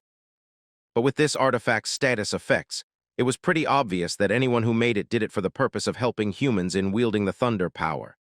And the reasons why humans needed thunder is because of the gods and titans, as they were so powerful that humans cannot compare. But after getting this thunder heart, maybe the humans could fight both the gods and the titans and defeat them when the time comes. After this story finished, a system notification popped up, telling Subaru that he had viewed all the chapters of The Forgotten Human and had cleared the thunder trial. Finally, the skill level of thunder started increasing based on the 1,750 points that was earned. And finally, thunder was upgraded to level 3 in one go with all those points. And suddenly, without any warning, Subaru moved to the third floor, and Pallius wondered about what was happening to the boy as he stood up and saw everything with a shocked expression. As the scene shifts, we come to the third floor, which was named the Ordinal, and the boy teleported straight onto the teleportation pedestal. Even the chat was shocked by how fast the boy had completed the second level, and all the other players in the tower saw him and thought that he was just a cosplay player who was copying the real Subaru Narukami, wondering about when the trend is going to die. But someone from the chat gifted the boy 1,000 credits for reaching floor 3, congratulating him and asking him about how he was feeling right now. But upon reading this question, the boy got into a trance, remembering the flashback of when he was the real Subaru Natsuki. As he met Reina, who was a standoffish girl at first and was blushing somehow, telling Subaru that she got separated from her party, asking him if he had seen someone who was a tad bit taller than even Subaru. Hearing that, the boy thought for a little and remembered that he had actually saw such a guy. Reina was happy after hearing this, and Subaru pointed in one direction, telling the girl to go that way. The girl thanked the boy and started going. But then she stopped, started wondering about where she should go, as Reina was bad with direction, and Subaru realized that he decided to go together with the girl, telling her that he was heading there. But now that Subaru remembered, he thought that if only he should have left Reina on the way and did nothing more that day, would everyone still be alive right now? And would everything be normal? As we see that Reina introduced herself, and Subaru was smiling by getting a new companion. The scene shifts to a wealthy-looking hotel on the third floor, where we see that Subaru was sitting while he heard the familiar voice of the chairman who apologized for keeping Subaru waiting, telling him that Hatsuka was on her way now. Explaining that, unlike moving up after clearing a trial, moving between floors takes time if they want to do it without clearing it. The chairman introduced himself as John from the streaming entertainment company, but Subaru knew him as the nagging boss, because this is what Hatsuka had told him. The man was shocked, wondering about what it was, and Subaru just dismissed this, telling the man that his manager had already told the boy about him and that it is a pleasure to meet him. Even John agreed that normally he would pass this meeting off to Hatsuka, but even he wanted to see the next generation Natsuki Subaru at least once, because even Hatsuka had only ever praised 2 players so much, so even John got curious. Subaru wondered about who those 2 were, and John was surprised, telling him that the first one goes without saying, and the second one was the Blue Eyes original Narukami Subaru. Even John was shocked when he came to know about this, that such a harsh critic of a woman took interest in someone with the same name as Subaru. But now the boy was a bit shy. And John tried asking him a strange question, wondering if he was also interested in the guild Blue Eyes, which was the predecessor to Blue Zone. And hearing that, something inside Subaru awoke. And judging from his reaction, John also knew that Subaru was interested. And the boy wondered about why John was bringing the guild into this right now. And the man explained that this guild was actually one of the reasons that he wanted to meet him. He took out his tablet and gave it to Subaru, telling him to have a look at it. And the item on the screen was actually the championship prize for the tournament, happening on the third floor, which will be held 5 days from now on. Subaru snapped after looking at the image, knowing that people really want to make him angry. His thunder skill activated below the desk, and he was somehow controlling it along with the anger that he was feeling. As the scene shifts, we see another one's tablet, and it was actually Reina who was looking at the stream, wondering about why it was suddenly over. One ring figure was also finished over there. As she started moving towards a snow field, she wondered if Shigeru had also been finishing off the work given to him. And Shigeru told the lady that he was long done. But hearing that, Reina wondered about what was taking him so long. And we see that Shigeru was actually thinking about if he should kill the soldiers that he had frozen into thin ice, or let them crawl back alive without doing anything. Reina was sure that Shigeru should already kill them because they were sent by none other than their enemy. But Shigeru was not entirely sure if killing was the option, because if they really came under Kyojo's order, then why was he sending small fries after Subaru's steel? But Reina knew that letting them go alive was a problem on its own, because if these guys lead the other powerful people back to their hideout, then it would be bad for them. Reina immediately got ready, using her powers to shape sharp knives out of the ice. And just with one simple cyclic command, she ordered all the weapons towards the frozen enemies, breaking them apart in a single blow, and the whole dilemma was now clear as Reina helped Shigeru in deciding. Shigeru wondered about what the lady was doing, and she explained that it doesn't matter about who had sent them, or even if it was Kyojo, because if they let them walk out of the place, then everyone will know that Subaru's team was still alive. And the indecision of Shigeru was going to get them all killed, so the man needs to harden his heart even more to survive. Shigeru knew that Reina was right, and he took out the phone, telling the lady to take a look at his screen. And as she looked at it, she was also surprised, while having crimson eyes ready to kill anyone on the way. As even Shigeru was completely ticked off by the fact that the prize for the competition was actually their teammate, Soya's shoes. Even Shigeru knew that it was the bait by Blue Zone Guild, which worked as a trap to lure them out, because Kyojo must have realized that the teammates might still be alive somewhere. But that does not mean that they can ignore it, because they have to avenge their friend and take back what is left of him. Reina knew about what Shigeru was planning, but the man knew that he completely sucked at sneaking around. But Reina had always been good at this stuff. But the lady did not need any external motivation because she already decided that she was going to do it, even when the man did not ask her. But suddenly, Shigeru stopped her and told her to not charge in blindly, deciding to steal the shoes at the moment they announced the winner, because that would be the safest way. On the other hand, inside the hotel, John showed the shoes to Subaru, continuously telling him that it's the Blue Eyes Guild relic item, and the shoe was named Teleria, and that the Blue Zone had put it up as a prize for the tournament, wondering if Subaru was interested. But now killing intent got hinted at his voice as the boy coldly told the chairman that he was interested in only that item. Even John was a bit nervous, wondering about what had happened, telling him that the whole project depended on Subaru's willingness.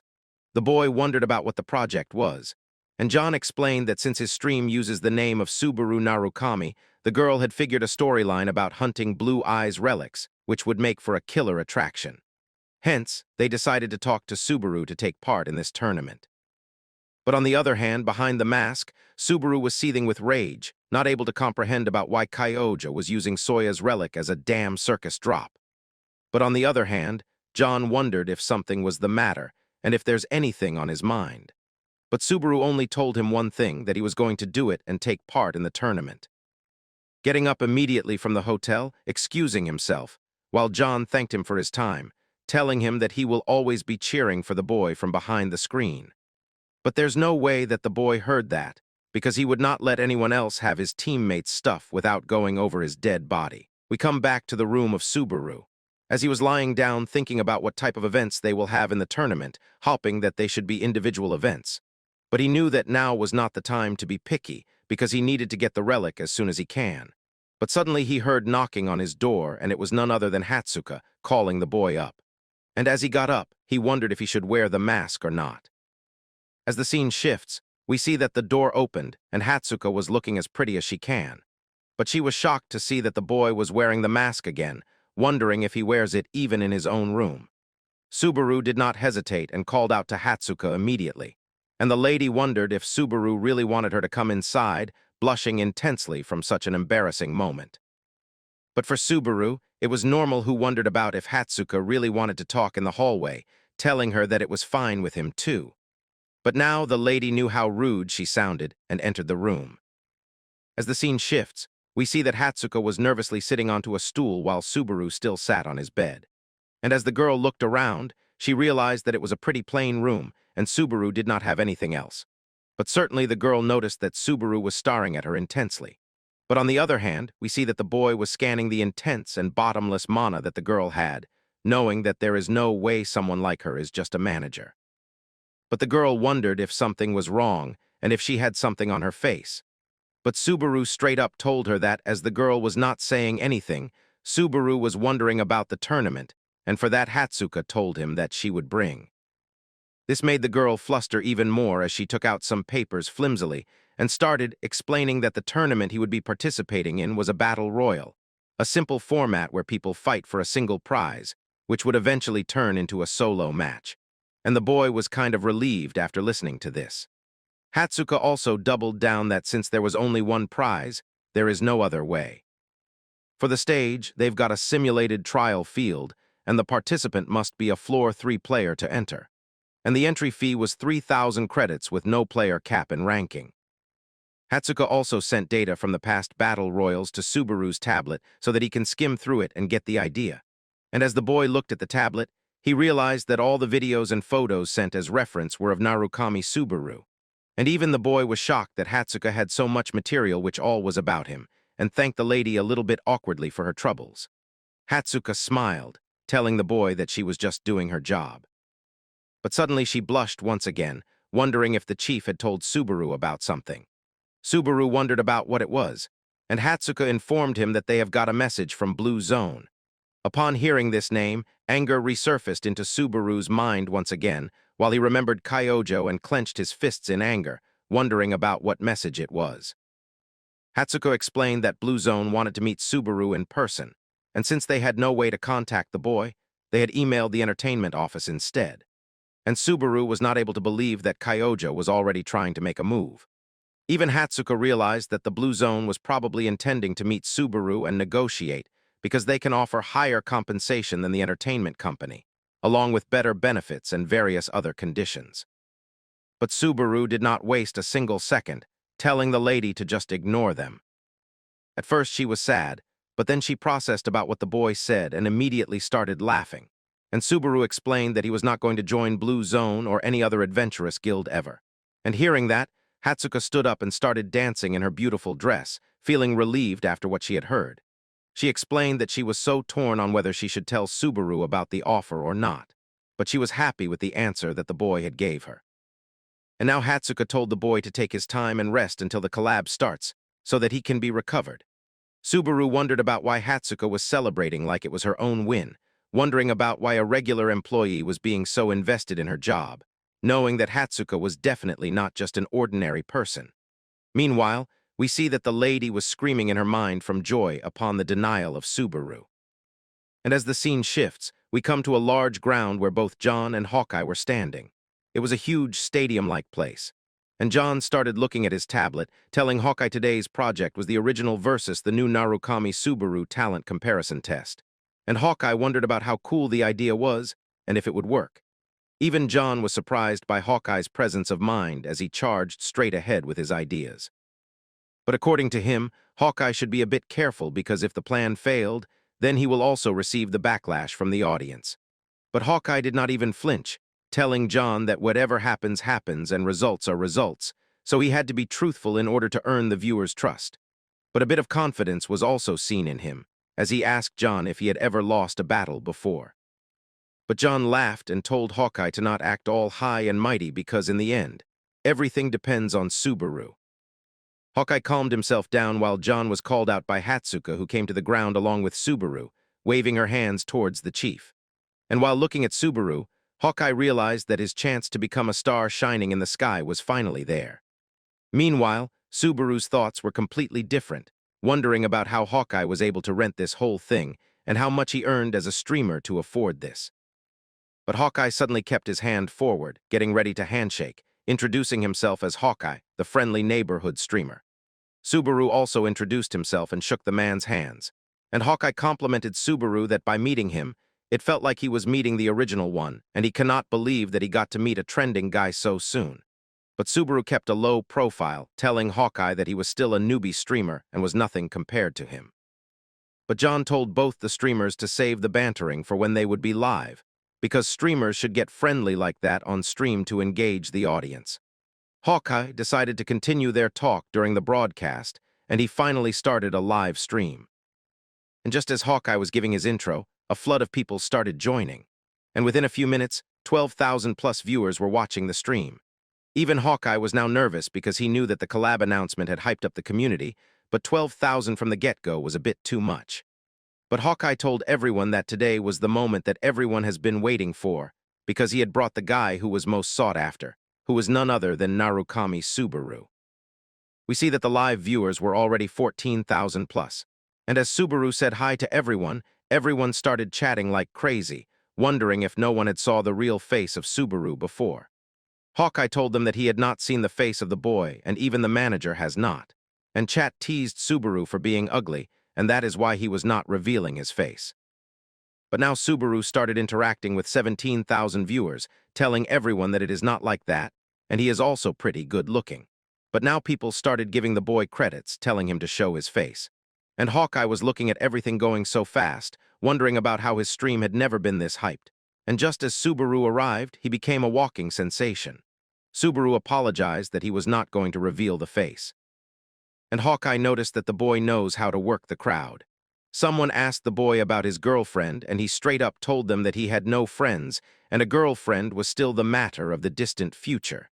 Listening that, Hatsuka was relieved, and John wondered about why the lady was doing so.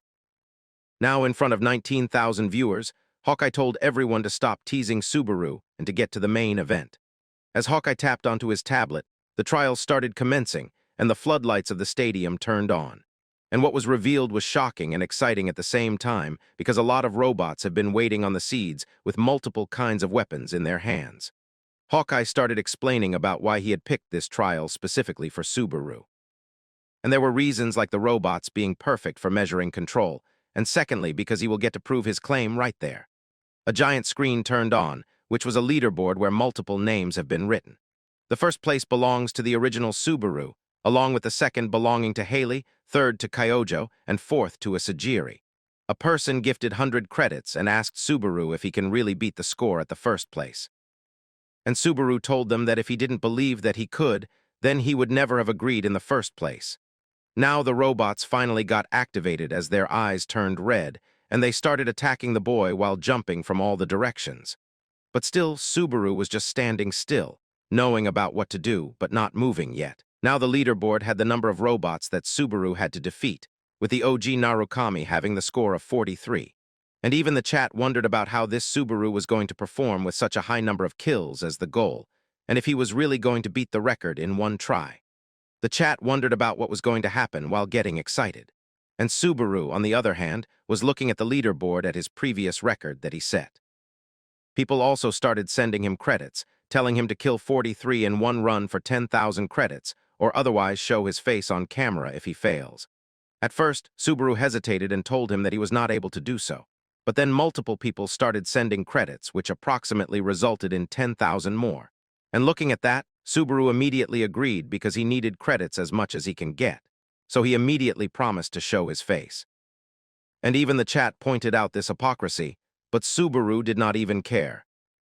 Meanwhile, some people started telling Hawkeye that it was not fair that the revenue would be split 50-50 when Hawkeye was not doing anything, and only Subaru was getting the penalty. And Hawkeye found the truth in that, and decided to give all the credits to Subaru for this mission. Finally, Hawkeye announced that the event should be started. He took the stopwatch and pressed the button. And the timer of 3 minutes began as the robots activated and started jumping onto the boy while he was standing calmly. Subaru activated the thunder skill, and the black lightning engulfed his whole body.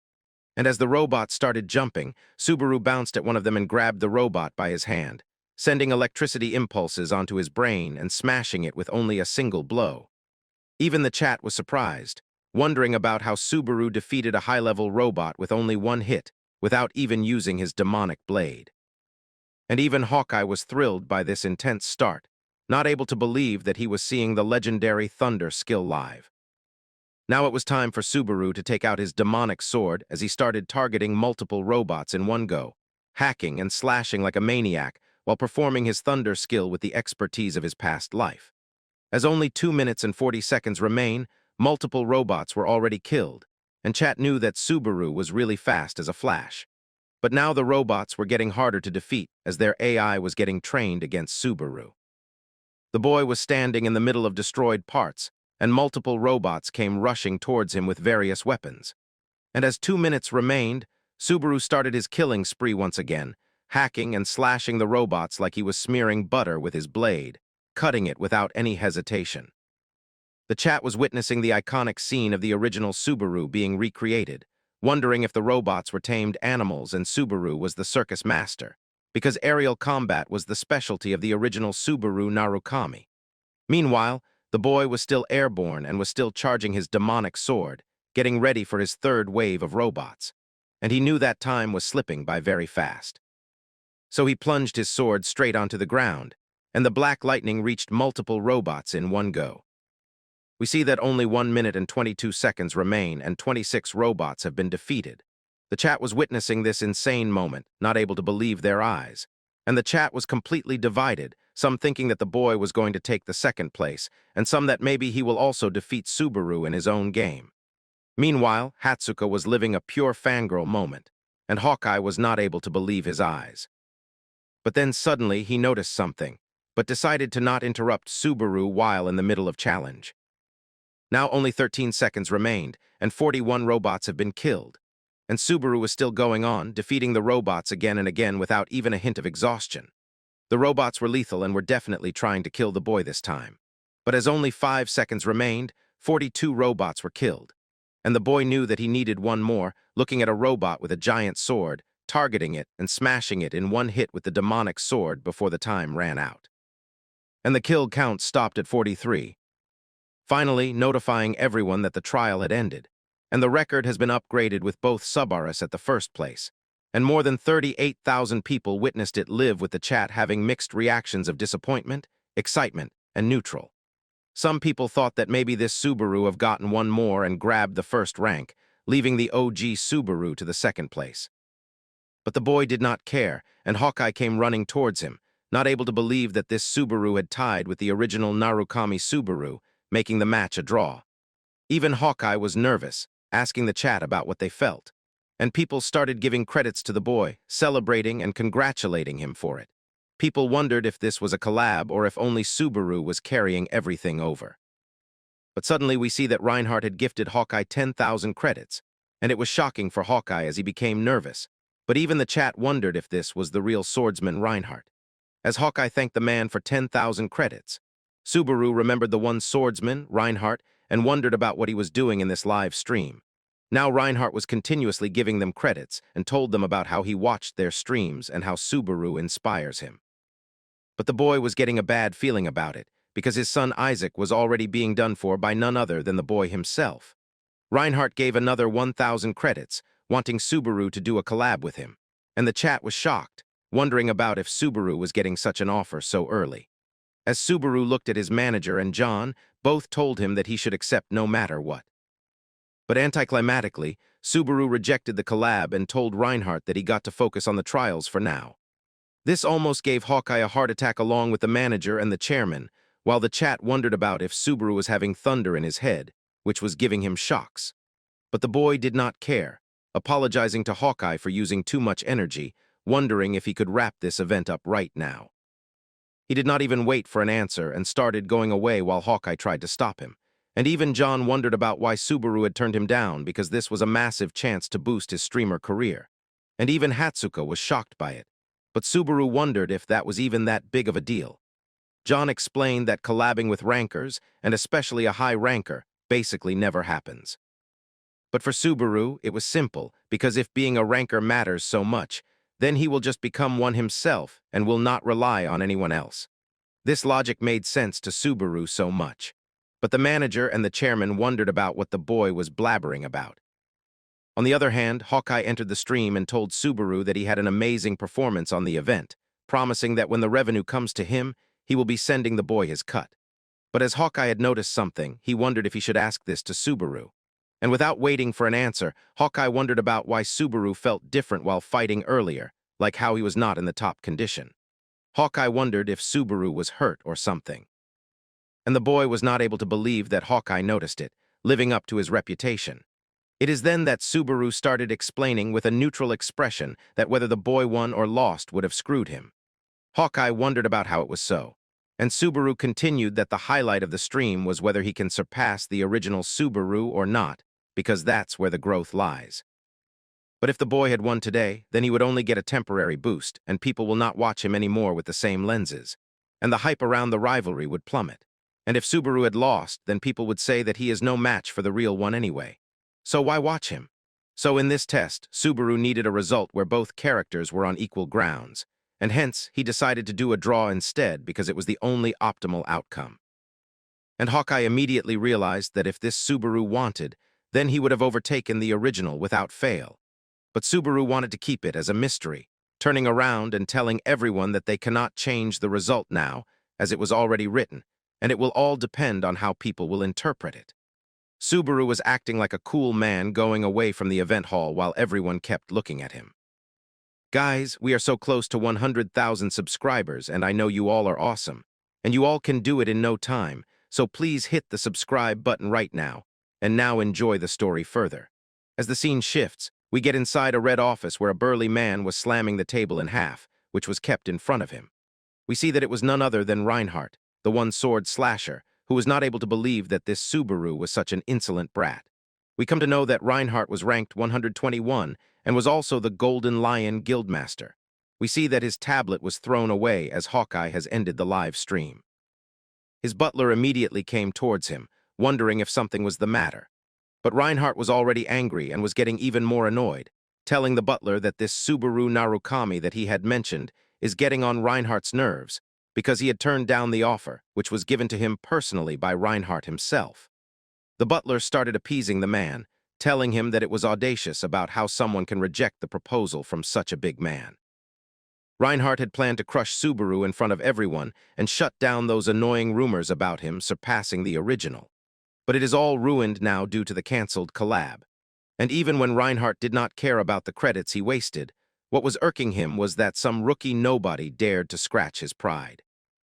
The butler did not pay attention to any of that and picked up the golden tablet, giving it to Reinhardt once again. And the man took the tablet abruptly while asking the butler about the matter he was told to handle. We come to know that Reinhardt was trying to find his son, Isaac, and the butler and the team was trying to search as hard as they can, but they are having no luck. And the butler suggested that disappearing for a few days at his age is not unheard of.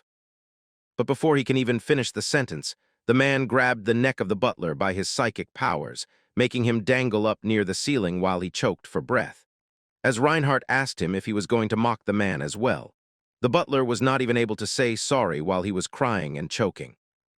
And looking at that, Reinhardt threw him away as he got slammed onto a wall that damaged him insanely, while the man kept walking towards the butler, wondering about since when the measly man had started nitpicking the orders from his master. The butler immediately got down on his knees, promising to resume the search at once without fail. And as the scene shifts, we come back to the tablet of Hatsuka, who was having a call from John, who was saved in contacts as the nagging boss. Hatsuka clearly did not want to talk to him and just said, "Good evening" to him with no energy. And the man wondered if his call was that unbearable to the lady, that all her energies drained and she was talking with a dead voice, because the chairman wanted her to at least talk to him the way she talks to Narukami. But this was getting annoying for the lady.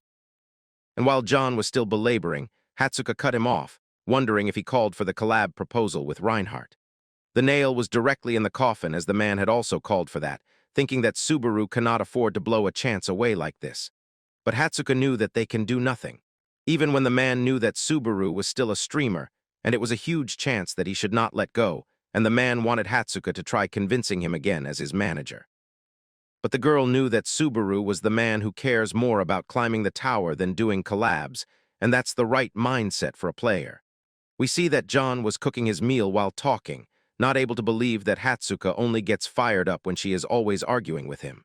The lady decided to hang up, and even when the man tried to stop her, she did not listen. Knowing that even when she did not want to admit it, it would really be a huge opportunity for him. So Hatsuka decided to give it one more try and knocked on the door, calling out to Subaru.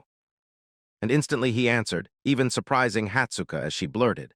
She wondered about why the boy always wore his mask, but he explained that for the time being he felt more at ease this way, wondering if the lady was also curious about his real face. Even when she wanted to say yes, she denied, explaining that the mask makes viewers associate him with Subaru. But someday, maybe the boy should show his face as well, that would make his face value. But hearing that, Subaru wondered about why everyone was so obsessed with Narukami. And the lady thought of a couple of reasons, like how he is a low-level Earthborn with bad stats but still became the strongest, or how just the existence of Subaru makes him cool. But most importantly, for almost all the people, Subaru Narukami was their hope. The boy wondered about what the lady meant, and she explained that when she first came to the tower there was literally nothing. And only monsters were everywhere, with nothing to eat and no means to make money. That made stability a fantasy. They knew only one way to survive, and that was to keep climbing, because if someone climbed, they earned credits. And with credits, they could settle down. And little by little, people started believing that this strange world could also become theirs. And back then, the greatest players left them with hope that the tower can be conquered. And the greatest of them was the one who stood at the top, And it was none other than Subaru Narukami, who had the flag of humanity on top of the monsters. And his achievements were not just about clearing floors, because he was the first person to prove it that conquering the whole tower was possible. But as we come back to the present, Subaru asked the girl if she also thinks like that. And Hatsuka just smiled, telling the boy that it was a secret, just like how the face behind his mask is. And maybe she will tell the boy someday. But then, hearing about the mask, Subaru changed the topic, asking if she came here for something, apologizing for bombarding her with questions, wanting to talk inside the room. But the usual flustered Hatsuka returned, telling the boy that it was not that big of a deal, deciding to go back now, wishing good night to the boy. As she turned around and started going towards her room, she was not able to believe that after blabbering about all that, she did not even feel like persuading him anymore. And she wondered about why Subaru always tries to invite her inside, because it makes her heart jump. Meanwhile, Subaru was thinking about a completely different thing, about how his name gave people hope. Boy was standing in a room, beginning his live stream and thanking people for the credits he had received. People were so confused donating credits and wondering if Subaru was not going to collab with Reinhardt for real. But as the chat was moving too fast, Subaru was not able to read all of them, knowing that the collab hype was wild, and that the viewers and donators were steadily coming in. Subaru had cracked one thing, that if he gave people what they wanted, they will pay him credits for it. He decided to commence the third-floor trial, and the option to choose came to him with two choices of the Ottoman Kingdom and the Conrad Kingdom. The chat thought that obviously Subaru was going to choose Ottoman, because lives have changed and times have changed even further. The boy knew that the faction he will choose will change pretty much everything in the floor's trial, because both the factions mutually despise each other. So the quests change depending on which one they join. And as the boy had chosen the Conrad Kingdom, he teleported into a subspace, while we come to know that only about 3% of the players choose Conrad. And there is a solid reason for that.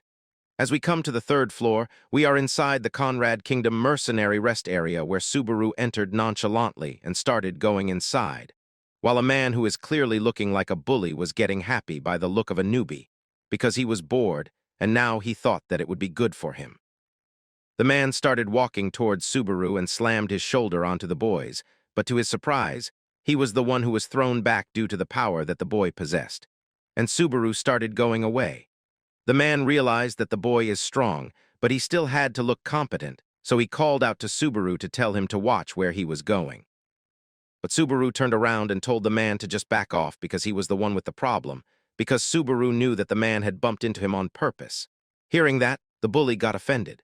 Well, not that it matters, because when Subaru was grabbed by the collar, he was being abused about how he was just an E-ranked mercenary, and now he was daring to talk back to a B-ranked adventurer. Everyone else started enjoying, wondering about who the newbie was. And we come to know that the bully's name was Vulture, whom everyone thought was picking on an E-ranked individual again. But Subaru was not moving an inch, telling him that if he was B-rank, then the boy should test something. Even before Vulture can understand what the boy was going to do, Subaru activated thunder that crackled around his leg, and he gave an insane knee kick straight onto the face of the bully, breaking all the teeth and making him slam several meters away inside the guild. And only with one kick, the bully remembered his place and started weeping on the floor. All the other mercenaries of low levels wondered about what had happened, because it happened so fast. And one man in particular was standing out in his 40s, and as he was observing both the people, the mercenaries wondered about why an E-rank individual was showing off, getting ready to fight because Vulture would punish them instead if they don't do anything. But Subaru was ready for everything, immediately standing up and punishing all those bastards without even breaking a sweat. While the mercenaries wondered about who the man in front of them was, but suddenly, the middle-aged man approached the boy and told him that he had got some skills.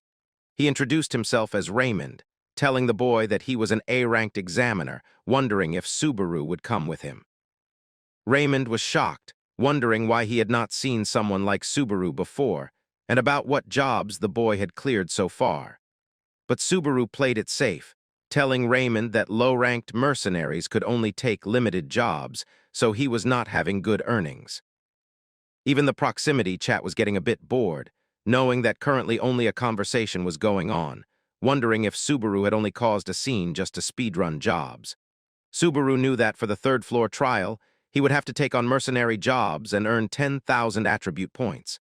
but the completion reward for E-ranked mercenaries was, at best, 50 points. Players usually got stuck in this place for over a year on average. As the boy turned around and started looking at the people he had completely decimated, he realized he would have to take a shortcut because he could not waste even a second with the way he was right now. This was not even a time to leisurely rank up. He had to get to the tournament. Hearing the word shortcut, Raymond wondered about what Subaru was thinking, realizing that maybe Subaru was an otherworlder. Raymond mused that he was not seeing many of those lately because they were coming even less as time passed. We come to know that otherworlders are actually people who come into the tower. Raymond initially denied to give Subaru special treatment, knowing that everything has its proper order.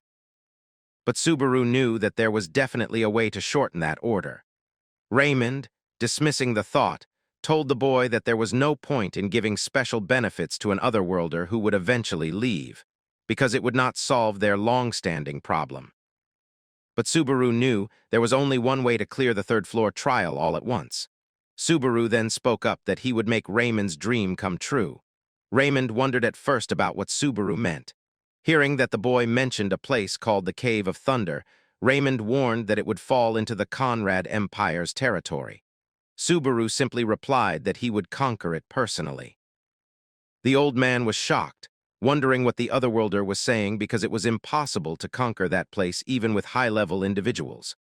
Only A-ranked mercenaries could take the job on. Before the old man could speak any further, Subaru focused his serious eyes, as he knew all the tropes already. It was a battle of pride between the Ottoman and the Conrad Empire over an impregnable dungeon, the Cave of Thunder. We come to know that it is a special third-floor dungeon that no player, mercenary, or knight has ever cleared in recorded history. Between the Conrad and the Ottoman kingdoms lies an enormous, impossible mountain range that the two nations have fought over for decades, and conquering the Cave of Thunder would allow them easy passage straight through the mountains. It has long been their shared ambition to block invasions and gain military superiority, but they were still fighting over it and not getting any results. Subaru told Raymond that if the old man issued him a proof of an A-ranked status, then Subaru was going to clear it. He swore that he was not going to abuse the power he was getting. Raymond was shocked, wondering whether he should do it or not. Meanwhile, Subaru turned on the proximity chat and told his chat secretly that if Raymond was going to turn him down right there, the situation was going to get messy, because he would have to take the man down if it came to that. The chat wondered how crazy Subaru was, telling Raymond to run for his life. Otherwise, he was going to end up like that bully named Vulture. To the chat's surprise, Raymond agreed, telling the boy that he would write him a letter of recommendation so that he could join the raid. But still, Raymond wondered about something, as he told the boy that raid parties always need manpower. The chat did not care, getting happy that Raymond had barely escaped with his life, knowing that the old man was totally unaware that he was this close to crossing the heavenly river to the other world. Unaware of everything that was going on, Raymond told the boy that the raid party was going to depart in 5 days, and he got ready to bring the recommendation letter over, telling Subaru to wait there for a bit. Just then, multiple system notifications popped up as people started giving Subaru credits. One of them gave 20,000 credits for solo clearing the Thunder Cave. As people saw the credit donation, they started giving credits to Subaru too, and he received 15,000 credits on top of that, knowing that this was getting profitable. But Subaru realized that 5 days later was exactly when the third-floor tournament ends, wondering if the Blue Zone had planned the tournament schedule with this in mind. Meanwhile, we see that Raymond came back to the hall, still not ready to believe that the boy was going to clear the Cave of Thunder, knowing that, honestly, he was still in disbelief because he had challenged the cave himself when he was younger. He lost half of his party that day in the harsh conditions of the cave. But Subaru was sure that this was not going to happen this time, as he took the letter of recommendation from Raymond's hand. Hearing that, the man wondered why, if Subaru was so sure, he wanted to ask for a recommendation letter. It is then that the boy revealed that he was planning to go on alone inside the Cave of Thunder. Even the chat was surprised, even when they were joking that the boy was going to solo clear the Cave of Thunder. which required so many people normally, making it a completely uncharted territory. Not aware of Subaru's superpowers, Raymond wondered if he was out of his mind, because the Cave of Thunder was meant for a 20-man raid, and even one less person meant that the raid could go sideways, and more was recommended. Still, Subaru was insisting that he was going to go alone without any help. As he explained to the man that Conrad was already short on manpower compared to the Ottoman Empire, the boy wondered if they could even gather 20 people to begin with. Raymond knew that honestly it was really tough, and that he had just assumed that Subaru already had companions. But the boy did not have anyone, at least not right now. These words carried a determination far greater than anything Subaru had said till now, as the scene shifts. We see that someone was walking down a cliff on a dangerous path, which was only made up of flimsy-looking wood.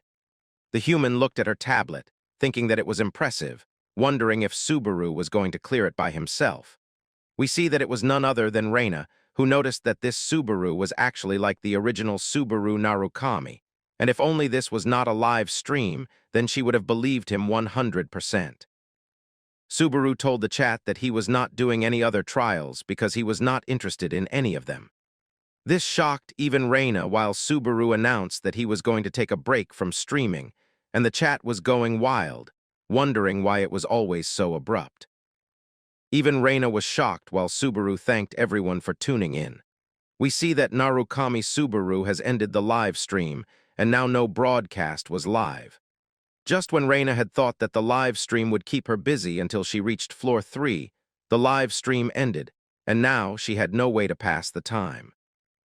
But she started laughing because this Subaru really resembled the original one, and the lady wondered what to believe, because this Subaru also went his own way, no matter what anyone said. Now it was like that real Subaru was streaming in this era. Reina looked at the beautiful-looking clouds, wondering if this was even possible. But she snapped out of it, taking the tablet and keeping it inside her coat, wondering if Subaru was going to enter the tournament. She wondered if Reina was going to stick around to chit-chat with him, and she hoped that the boy did not win because she kind of liked him, and things would go bad. As the scene shifts, we see that both Subaru and Hatsuko were talking to each other. She was complimenting how the boy had ended the stream, because that's exactly how the original Narukami Subaru would have acted, and the boy had now really captured the original's vibe. But Subaru was kind of disappointed because the viewers were booing at him like crazy. But the manager lady knew that if Subaru had just gone to take normal jobs, then his stream would not have felt so special. Subaru decided to keep this advice hard, knowing that it was good. The manager wondered what the boy was going to do next, while everyone who was walking around turned towards Hatsuka to look at how beautiful she was. But Subaru did not notice, telling the lady that he was going to hunt until the tournament because he did not know what kind of rivals might show up. So he decided to level up a bit so that nothing felt weak. He also wanted to get a handle on how much thunder he could use with his current stats, along with testing the performance of the Thunder Heart.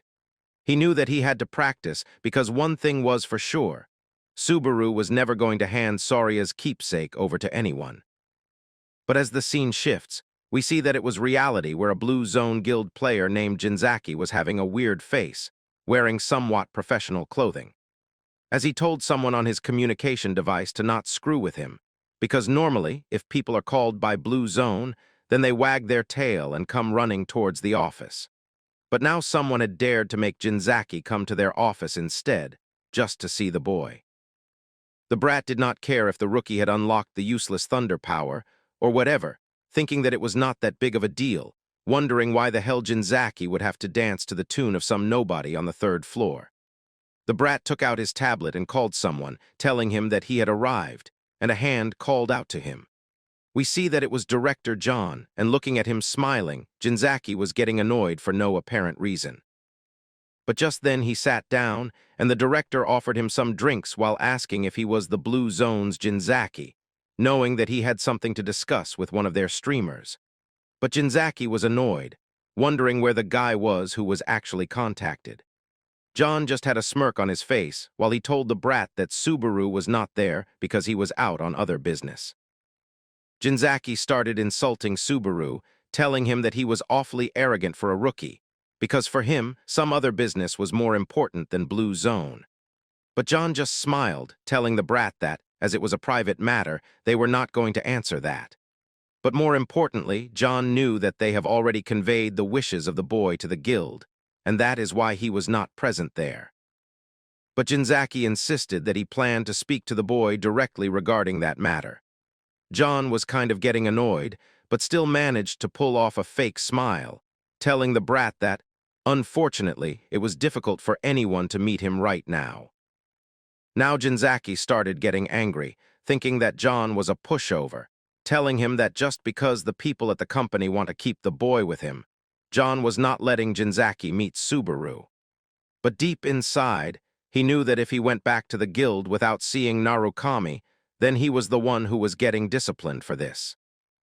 He immediately lashed out, telling John that he already knew the game of the director because he was just trying to keep his golden goose, telling him to think about it carefully.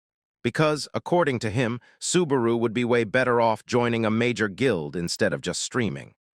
The brat insanely came closer to John, trying to intimidate him. But John was not at all having any effect while he looked at the brat with sharp eyes, telling him that famous streamers are going to earn just as much as top-ranked players these days. And Subaru was the rising star of their company. Every now and then, John always met some brat who thought that streaming was the work of nobodies and did not respect the profession.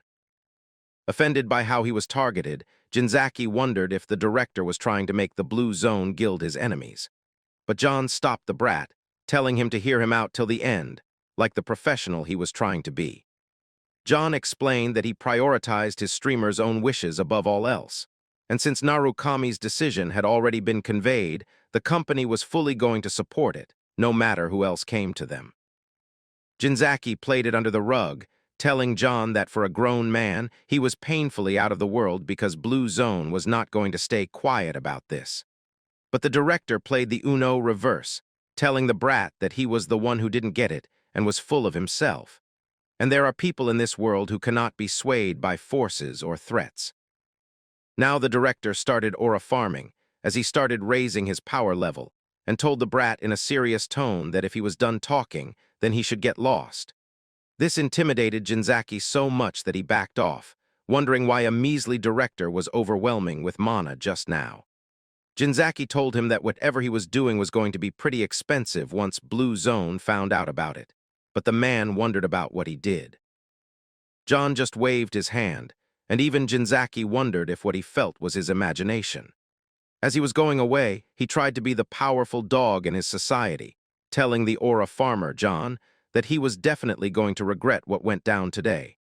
And John just calmly smiled, telling Jinzaki that he was really acting scary when he was nothing but all talk.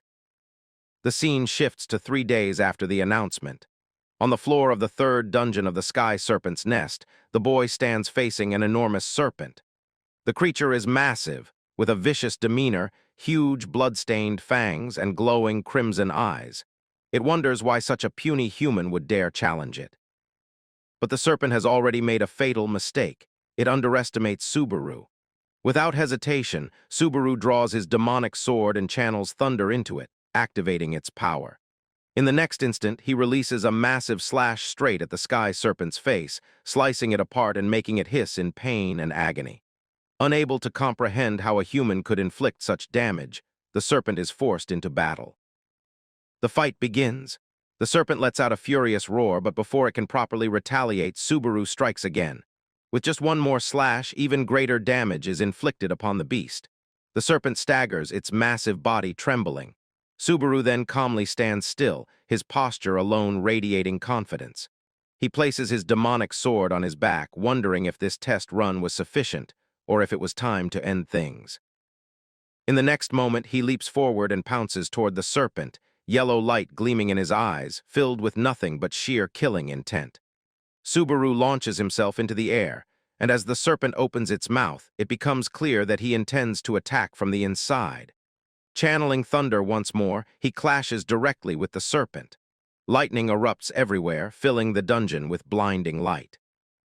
The scene becomes so bright that anyone watching could lose their sight from the sheer intensity of the thunder. At last, a system notification appears, informing Subaru that he has defeated the boss Sky Serpent. He levels up, with his strength, stamina, and concentration each increasing by 1 point. As the scene shifts again, Subaru is now sitting atop the lifeless body of the Sky Serpent. The cave itself looks small in comparison to the creature's massive corpse. His attention is drawn to a shiny object nearby, a Sky Serpent fang, glowing crimson red and resembling a precious gemstone. Subaru wonders if it could sell for around 10,000 credits, recalling that this was its value at least 20 years ago. He sets the fang aside and opens his status window. Subaru is now level 35 with strength, stamina, and mana at 36, speed at 33, and concentration at 30. He can hardly believe it. He has gained 9 levels in just 3 days. Deciding that this is enough, he chooses not to grow greedy. He knows his friend Soya is waiting, and he must focus on avenging his dear friend. Subaru's expression turns serious as he steels his resolve. The scene shifts once more.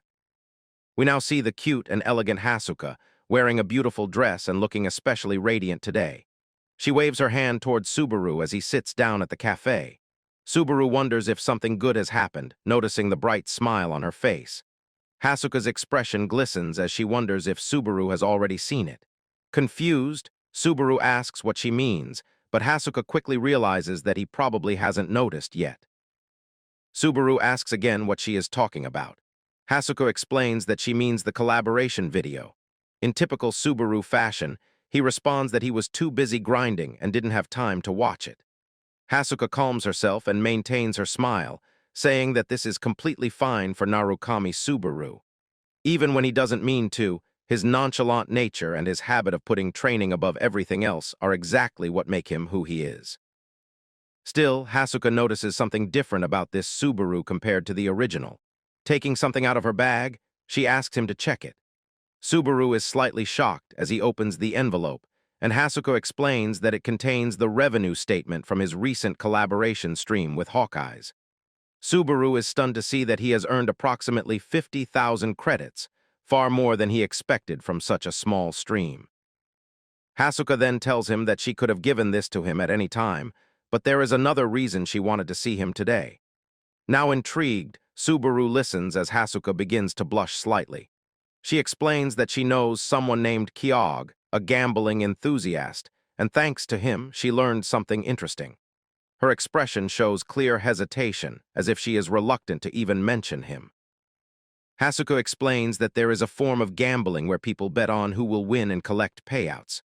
The higher a player's chances of winning, the lower the payout rate, meaning smaller returns, but much more reliable outcomes due to the player's skill. What shocks Subaru is that his current payout rate is 6.1 times. However, there is another player with a rate of just 1.2 times, marking him as the absolute favorite. Curious, Subaru asks who this person is. Hasuka introduces him as Omar, a Blue Zone player who stayed on floor 3 for 10 straight years, driven purely by an obsession with clearing the Cave of Thunder. Because of this insane fixation, Omar became famous despite being neither a streamer nor a ranker. According to Hasuka, Omar is likely scheming even now, trying to meet Subaru somehow.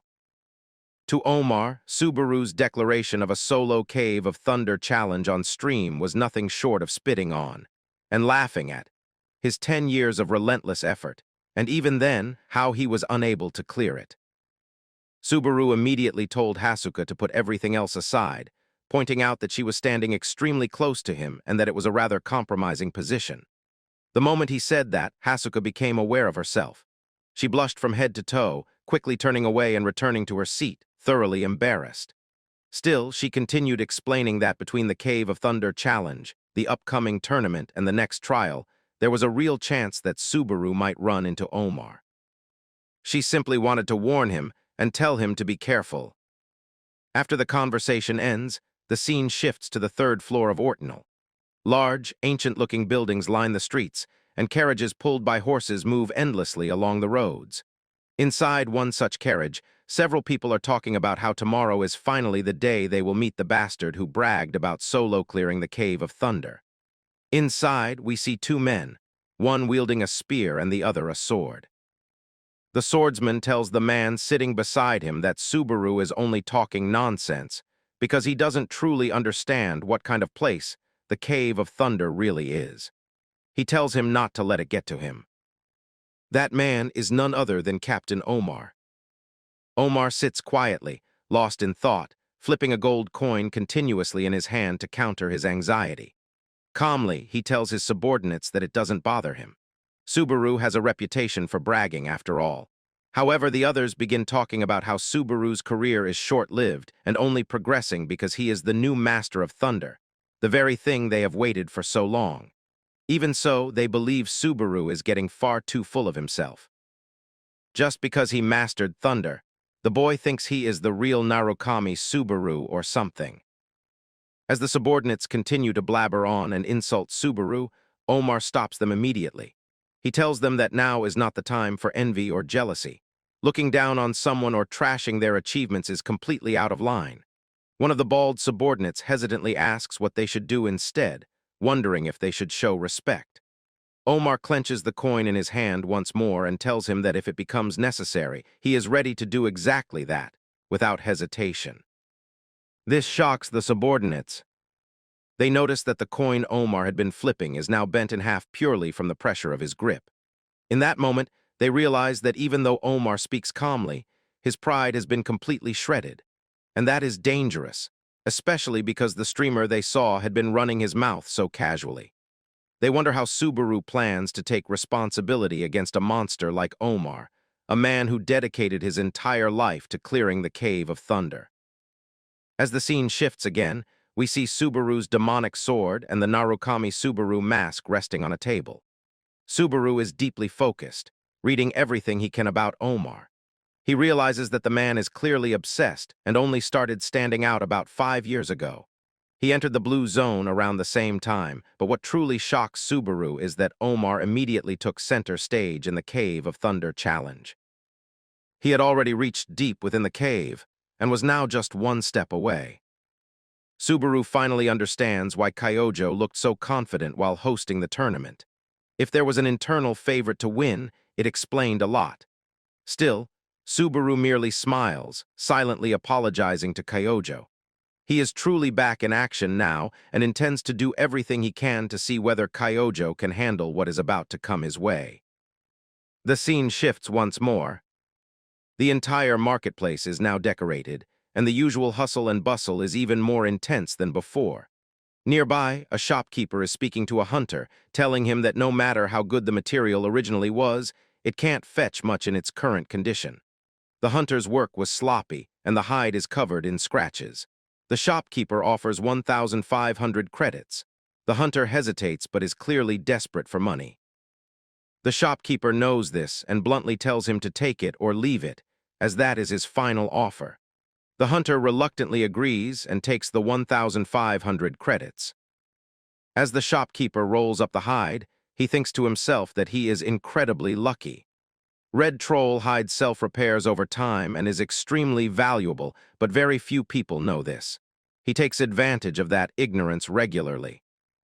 Just as he finishes rolling the hide, a red crystal-like fang is suddenly placed on his table by none other than Subaru. The shopkeeper freezes, shocked as he realizes that it is a sky serpent fang. Subaru calmly asks how much he is willing to pay for it.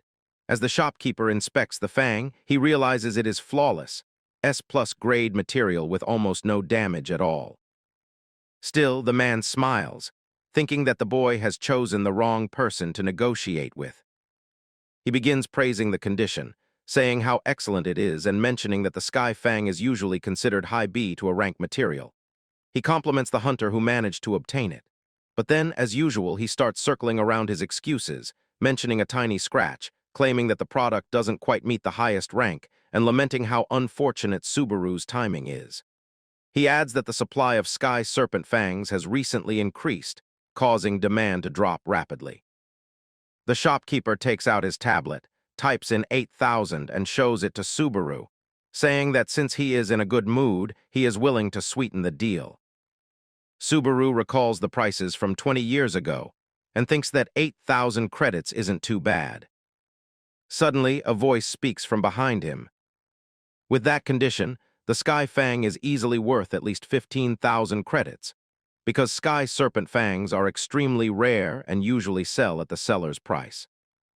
Subaru turns around. The shopkeeper pales in fear. Standing there is none other than Omar, walking closer and closer towards Subaru. His gigantic build dominates the space around him, and despite his intimidating presence, Omar is undeniably handsome. He studies Subaru carefully, wondering if the boy before him is truly Narukami Subaru. And in that moment, Subaru realizes the same thing. The man standing in front of him is none other than Omar. The scene shifts to the third-floor cafe once again, where we see both Subaru and Omar Snyder talking to each other. Subaru wanted to get straight to the point, while all the bystanders wondered what Snyder was doing in their small cafe. Subaru had one thing clear in mind, that they were not the kind of buddies who could just chill in a date-like setting like this. On top of that, Subaru did not even like parfaits, while Snyder seemed to be enjoying them a lot, eating cup after cup. Finally, the man spoke about how Subaru had claimed that he was going to clear the Cave of Thunder. Subaru did not see any problem with that and wondered what the issue was. Snyder explained that at first, he had thought Subaru was nothing but a cocky drifter. That was his first impression, because someone who had just climbed up to the third floor suddenly sticking his nose out and claiming he would conquer the Cave of Thunder sounded ridiculous. Subaru asked if Snyder had changed his mind now. The man doubled down, saying that he was still 50% convinced and 50% against it. Because of that, Snyder decided to give Subaru half of his respect, acknowledging that the boy had talent, overflowing talent at that. Still, he could not believe that Subaru was being compared to the real Narukami Subaru. Meanwhile, Subaru kept scanning Snyder again and again. At first, he had thought Snyder was just a weirdo, but now he could see that the man's eyes were completely serious. Subaru immediately asked if Snyder had dragged him to the same cafe again and again just to get a sticker of bravery and a pat on the head. Snyder immediately replied that he had a proposal. Suddenly, the man looked furious, with a blue glow in his eyes and what seemed like killing intent. He told Subaru that he should take back whatever he had blurted out that day about clearing the Cave of Thunder solo, calling it arrogance born of ignorance. Snyder demanded that Subaru start a stream and apologize publicly. Subaru calmly pointed out that this did not sound like much of a proposal. Snyder contradicted him, saying that he was not telling Subaru to do it right now. Instead, he would beat Subaru in the upcoming tournament, and then Subaru would clearly admit his immaturity. That would be the moment when Subaru bowed his head. Sighing at Snyder's childish nature, Subaru agreed. He told the man that if he won, Snyder would hand over everything he knew about the Spirit Cave without leaving anything out. Since Snyder was the one who brought this up, Subaru said that this condition was the bare minimum. Snyder started laughing as he got up from the table and left, telling Subaru that it was no problem at all, because there was no way he was going to lose, certainly not to a boy pretending to be Narukami Subaru. As Snyder walked away, Subaru stood up and started analyzing the situation. He knew that Snyder was an enemy not to be taken lightly, because those 10 years had not been wasted for nothing. The scene shifts to the Azure Sky Entertainment Company building. Hatsuka's friend was watching the stream while checking the notifications, knowing that over 10,000 people were going to attend the tournament because the prize was a relic. That meant the turnout was bound to be insane. He was convinced that if this tournament had existed when he was on the third floor, he would have joined at least once. As he checked the list of contenders, he realized that Subaru was volatile, but the rest were strong as well. Snyder, however, was a proven high-yield investment, even for betting.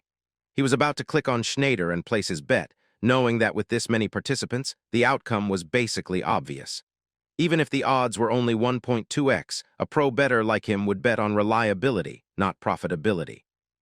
He was almost about to put all his money in, thinking that gambling was the fastest road to ruin, when he suddenly received a call from Hatsuka. He tapped the receive button without thinking. Startled, he threw the tablet onto the table, making it slam loudly, and told her that she had scared the hell out of him. He wondered if Hatsuka was spying on him, but she did not care and instead asked what he was doing. The man was terrified, wondering how she would have found out that he was betting again. He even thought she might have planted a bug in the office or in his ear. Hatsuka, on the other hand, wondered if the man was crazy. More importantly, she needed to tell him something and asked what he was doing, not in real life, but inside the app where he spent his money. The man was shocked when he heard that Hatsuka herself was planning to place a bet. When she told him that she was going to bet on Narukami Subaru, the man was completely taken aback. He thought Hatsuka was an idiot and wondered if she even understood how precious those credits were. But then we see Hatsuka once again, dressed beautifully, properly showing off all her important features. She wondered if the man was suggesting that Narukami Subaru was going to lose. Hearing that, the man clarified that it was not that Subaru was being underestimated. Instead, they always analyzed fighting styles, strengths, and payout rates before calculating the odds. He explained that Omar Snyder was not someone who belonged on the third floor to begin with, and his strength was far superior. People even said that Snyder had accomplished more on the third floor than the original Subaru ever did. There was no way that a streamer who had only recently arrived could defeat Snyder, who had been grinding for 10 years straight. To him, it sounded like a fantasy wrapped in a fairy tale. As the man continued bickering, Hatsuka simply wanted him to shut up. She asked if he was willing to bet against her for once, staking his entire month's paycheck. The man immediately agreed, but suddenly Hatsuka sensed a serious aura nearby. It was coming from a cloaked individual who had crossed paths with her. Hatsuka turned around and abruptly cut the call, leaving the man in the middle of finalizing the deal. He was confused about who the cloaked person was, why Hatsuka had hung up without a word, and why she had suddenly brought up gambling in the first place. He wondered if something had happened that changed the odds. The scene shifts to the bustling market, where Snyder was walking alongside his subordinate. The minion asked about Subaru, and Snyder replied confidently that the boy was no amateur and knew how to handle himself. Still, the minion suggested that because of this, their captain might actually lose. That irritated Snyder, but he said nothing. He only clenched his teeth and stated that after meeting Subaru in person, he was certain there was no way he would lose. He absolutely could not allow a child to defeat him. Watching from above was the same cloaked individual observing Snyder as he moved through the market. This was none other than Reina, who immediately realized that Snyder's mana was no joke. She thought to herself that she would eventually have to defeat him to obtain the shoes. Confident in her strength, she smiled quietly. The scene then shifts to the day of the tournament. Cheers echoed everywhere as people gathered to watch the fights. Inside the Eternal Coliseum, Subaru was walking slowly toward the main arena. As he opened the gate, he was met with a massive crowd cheering loudly for the contenders. Everyone was thrilled to see Narukami Subaru in person, unable to believe that the streamer everyone was talking about was actually competing. The voting had finally closed, and Subaru ranked second as a potential winner. People began wondering who had taken first place. On the opposite side, another gate opened, and the huge, bulky Omar Snyder entered with a confident aura surrounding him. However, the moment he saw Subaru, he turned his face away. The crowd erupted in cheers for Snyder, many of them beautiful women who dreamed of meeting him at least once in their lifetime, as he was famous for his stamina. The Coliseum roared like a massive sound box as fireworks shot into the sky. Suddenly, a woman appeared at the center of the arena, thanking the audience for their patience. She introduced herself as Mizuhara of the Blue Zone, announcing that she would serve as the host for today's tournament. She explained that the competition would be divided into qualifiers and the main event. Then came the moment everyone had been waiting for, the reveal of the prize for the sole champion of the main event. It was the shoes once worn by Soya himself, a symbol of the Blue Zone's pride and a legendary relic named Taralia. As the beautiful shoes floated in the air, the crowd erupted in cheers. Mizuhara confirmed that the shoes were real. While Subaru stared at the prize, he whispered to his deceased friend, telling him to wait because he swore he would take those shoes back. In the audience, we see both Hatsuka and the cloaked woman, Reina. Hatsuka blushed deeply, thinking that Narukami Subaru was about to restart his dream. However, when she noticed the cloaked woman again, she realized they had met before. This time, Reina was wearing a Narukami mask, only now it was red, and she was growing angrier with every passing second.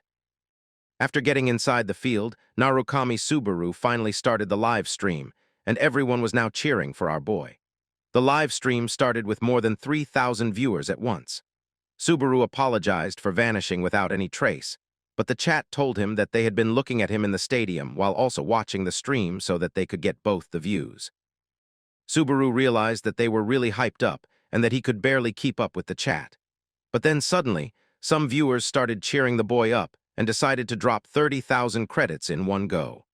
The boy was even more hyped up, taking out his demonic sword while thanking the audience for the 30,000 credits. Now Mizuho started laughing while announcing the beginning of the tournament, as multiple firecrackers appeared in the sky along with the lady. She opened a green-colored portal, slowly materializing it. Then the whole scene started shifting, as the entire place began terraforming and a green aura surrounded the whole stadium. People were mesmerized and scared at the same time, because it was an ability on another level, which was quite expected of the blue zone. Even Subaru realized that this size of magic and skill was not thrown together overnight and required a lot of practice. The entire arena was now changed, and the sky was gleaming green with multiple stars. A notification popped up, telling Subaru that he had finally entered the preliminaries. As the scene shifts, we see the wide area of the stadium, which was completely engulfed in a green-colored sphere. The whole area was now turned into a zone resembling a forest. The rules were announced. If anyone died, they were out. Everyone except oneself was an enemy. The round would finally end when the number of survivors dropped to exactly 1,000. Subaru was shocked by the sheer number of participants this time, which was even more than 10,000, and reducing it to 1/10 was no joke. Subaru realized that it was a solo match, and thinking that no one would target him in the preliminaries, he decided to save his strength for a bit. But then the audience started telling Subaru that if he killed one person, he would get 100 credits, so the more he killed, the more he would get. Looking at that, another person did the same thing, so now the boy was getting 200 credits per kill, along with 10,000 credits for taking down Omar Snyder, which shocked even Subaru, who wondered how many credits people actually had. But suddenly, Subaru sensed someone behind him. It was an assassin-type adventurer who came just an inch away from the boy, but Subaru flawlessly dodged it. Even when the man knew that making Subaru the target right from the start was brutal, he still decided to try his luck. But what the boy did not know was that the man was foolish, because now Subaru was ready with his demonic sword, knowing that 200 credits were flying around right now. As time passed, the number of survivors was reduced to almost 8,500. On the other hand, we see Omar Snyder, who was just walking like a giant hero with an overwhelming presence. The man did not care about small fries because he had his eyes on only one man, and that was none other than Narukami Subaru himself. Omar had great determination and was ready to fight till death. But suddenly, he was attacked. Snyder was no joke, immediately dodging at the nick of time and moving aside as he saw that the attacker was an archer trying to ambush him from the bushes. The archer thought the arrow was close and that he could have hit Omar, not knowing his place. But then, from behind, multiple people started appearing. They were all planning to gang up on Omar Snyder, deciding to take down the man to make their name on the whole third floor. Some of them still had some brains left and suggested to the others that this was a bad idea and that they should turn away, because the arrow was deliberately dodged by the man without any effort.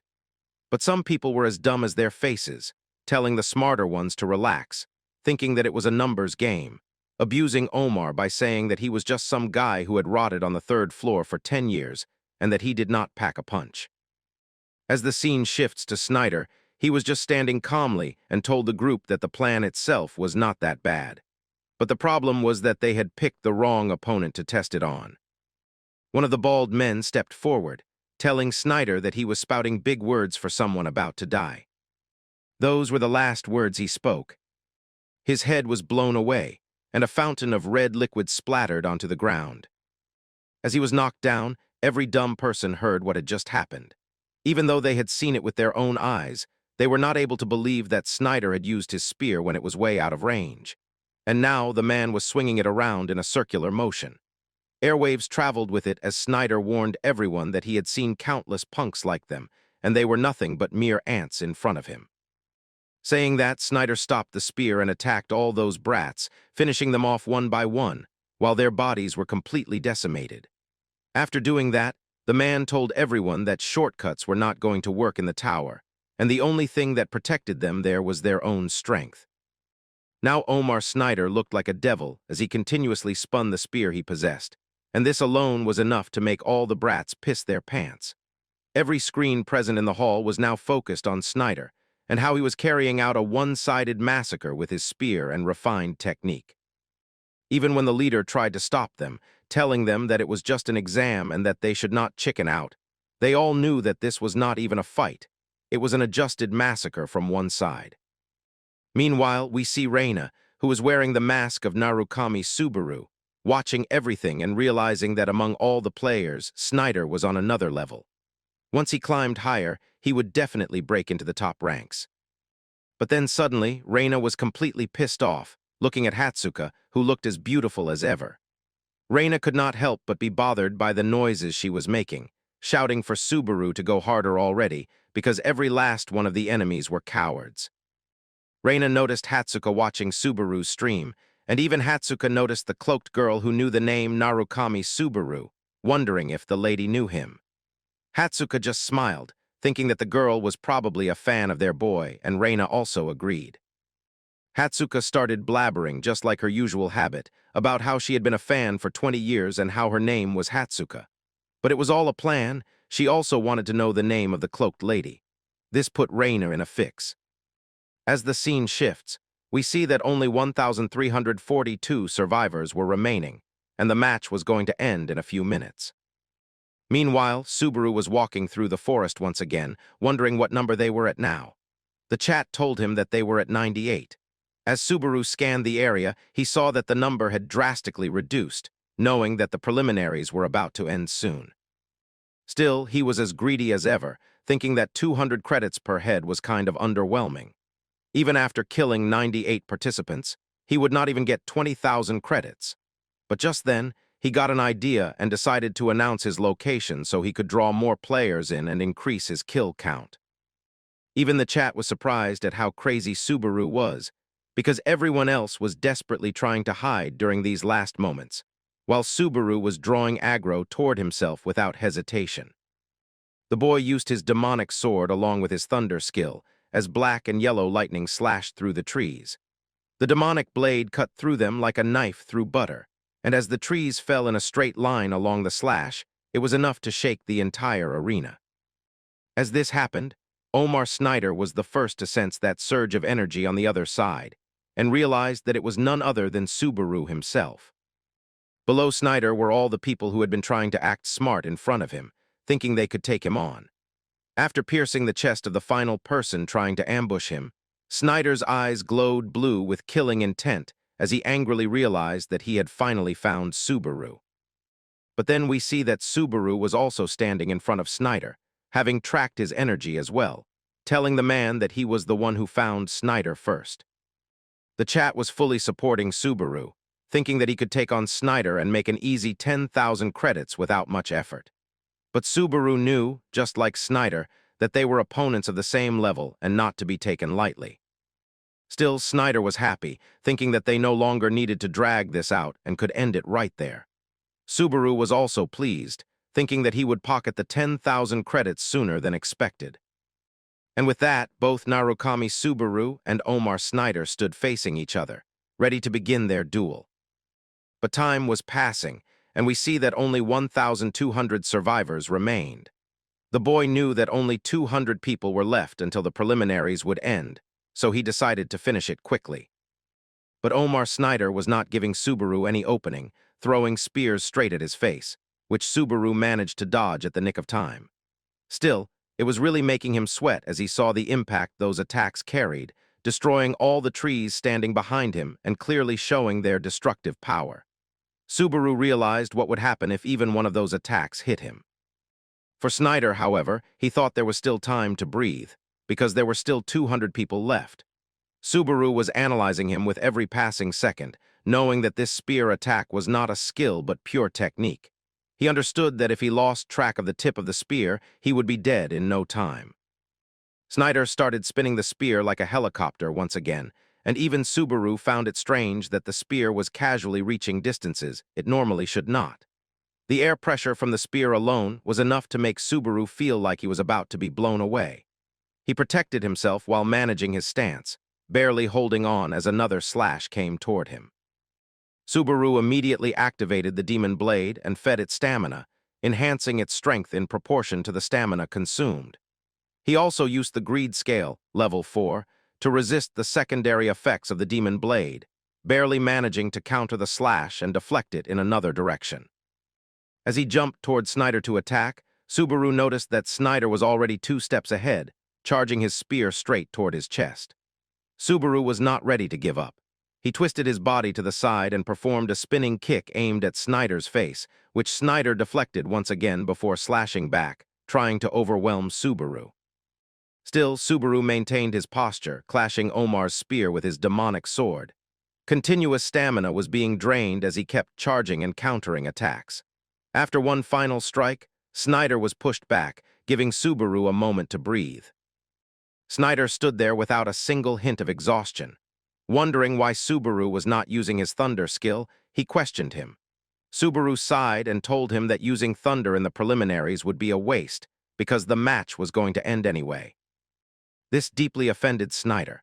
He saw that the number of survivors had already dropped to 1,007. Hearing Subaru say that using thunder on him would be a waste made Snyder grit his teeth, his eyes nearly bulging. He wondered if Subaru was deliberately stalling instead of fighting seriously. The two clashed again, but this time Subaru perfectly deflected Snyder's spear, laughing inside his mask and wondering what was wrong with him. Was he really going all out in the preliminaries? Snyder was furious, but the number of survivors continued to drop and finally reached the hundreds, signaling the end of the preliminaries. Once that happened, fighting was no longer allowed. Both Snyder and Subaru calmed down. Snyder smiled and told Subaru to be ready the next time they met. Subaru, on the other hand, felt slightly bitter that he would have to wait longer for the 10,000 credits. A system notification appeared, informing everyone that they were being transferred to the waiting room. As the scene shifted, we see that the waiting room was a virtual space, with multiple notifications floating in front of Subaru. He was informed that each player was given a 30-minute break before the next round. Looking at his own condition, Subaru noticed that his hands were shaking. Deep down, he knew that Snyder was incredibly powerful and that he had nearly been pushed to the edge. If the fight had lasted even a little longer, things could have gone very differently. Subaru then remembered that he was still live streaming. The chat was disappointed about the time limit, but when Subaru checked the viewer count, he saw 11,000 viewers. He remembered what Hatsuka had told him, that 10,000 viewers was the so-called streamer's wall, and once a streamer broke that number even once, they could survive in the industry. Now Subaru had more than 11,000 people constantly watching him. The boy smiled, happy that he had finally captured real attention as a streamer. Even his clash with Snyder had turned into a net positive for him. Still, now that he truly understood Snyder's strength, Subaru wondered how someone at that level had failed to clear the Cave of Thunder. As the scene shifts, we come to the secret hideout of Blue Eyes, where we see Reina's friend, who was getting pissed off because he was bored. He wondered what he was even doing every single day, because his routine consisted of training, eating, and then watching Narukami Subaru's live stream. Even he realized that, for now, Omar Snyder still had the upper hand. He wondered why a guy like Snyder was staying on the 3rd floor anyway, because out of anyone, Snyder should be the one who knows that the lower the floor, the harder it is to close the level gap. The man also knew that if there was one thing Subaru had over Snyder, it was the thunder skill. Of course, if Subaru truly had talent on par with Snyder, a complete comeback could happen once that thunder skill was used. But from what the man could tell, that did not seem to be the case, because he had clearly seen Subaru struggling while fighting Omar. As the scene shifts, we see multiple mission complete notifications, as Subaru was gifted approximately 20,000 credits. He started pressing accept on all of them like a greedy person, knowing that if rich people were giving credits, he would take them, while still being very thankful. Finally, after gaining enough credits, he used 80,000 credits to level up the greed skill to level 5, leaving him with only 16,000 credits remaining. Now the skill had ranked up and could suppress the cell defect of skills or items used by an individual, depending on the skill's rank and level. It could be further enhanced by 160,000 credits. Subaru thought about something, wondering if maybe that skill was usable now. Meanwhile, the audience wondered what Subaru was strategizing, as he had gone completely silent. As the scene shifts again, we see the green arena still glowing, and it was now nighttime. Mizuha looked at Soya's shoes, wondering if it was really true that there was a thief aiming for them. She also had some idea about the thief's true identity. Sadly, someone called out to her. As she turned around, she saw an escort who informed her that reinforcements from the guild headquarters had arrived to support her. Mizuha was shocked, wondering why this was happening again and who was leading them this time. Then the man finally arrived. Mizuha was stunned upon seeing him, wondering what he was doing all the way down on the 3rd floor. The man was none other than Kurakawa, who walked in with style and told Mizuha that the guild master was in a bad mood. Mizuha wondered if this was about Narukami Subaru. Kurakawa corrected her, saying it was about both Subaru and Snyder together. But there was another, even more serious issue.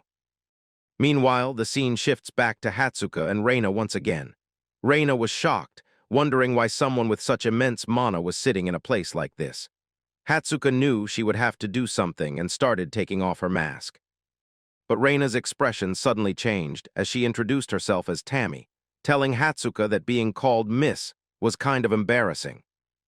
Hatsuka blushed slightly, but pointed out that the cloaked woman was giving off a completely abnormal aura.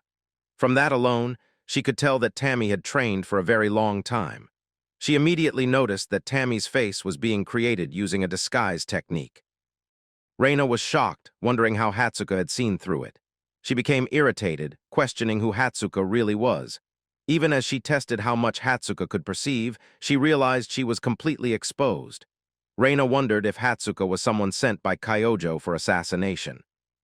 However, Hatsuka was far too open for that. She simply smiled and told Reina that she must have her reasons. After all, the stronger someone is, the more they have to hide who they really are. Still, Hatsuka made it clear. She wanted to know whether Reina was there to interfere with the tournament. Reina's expression changed completely.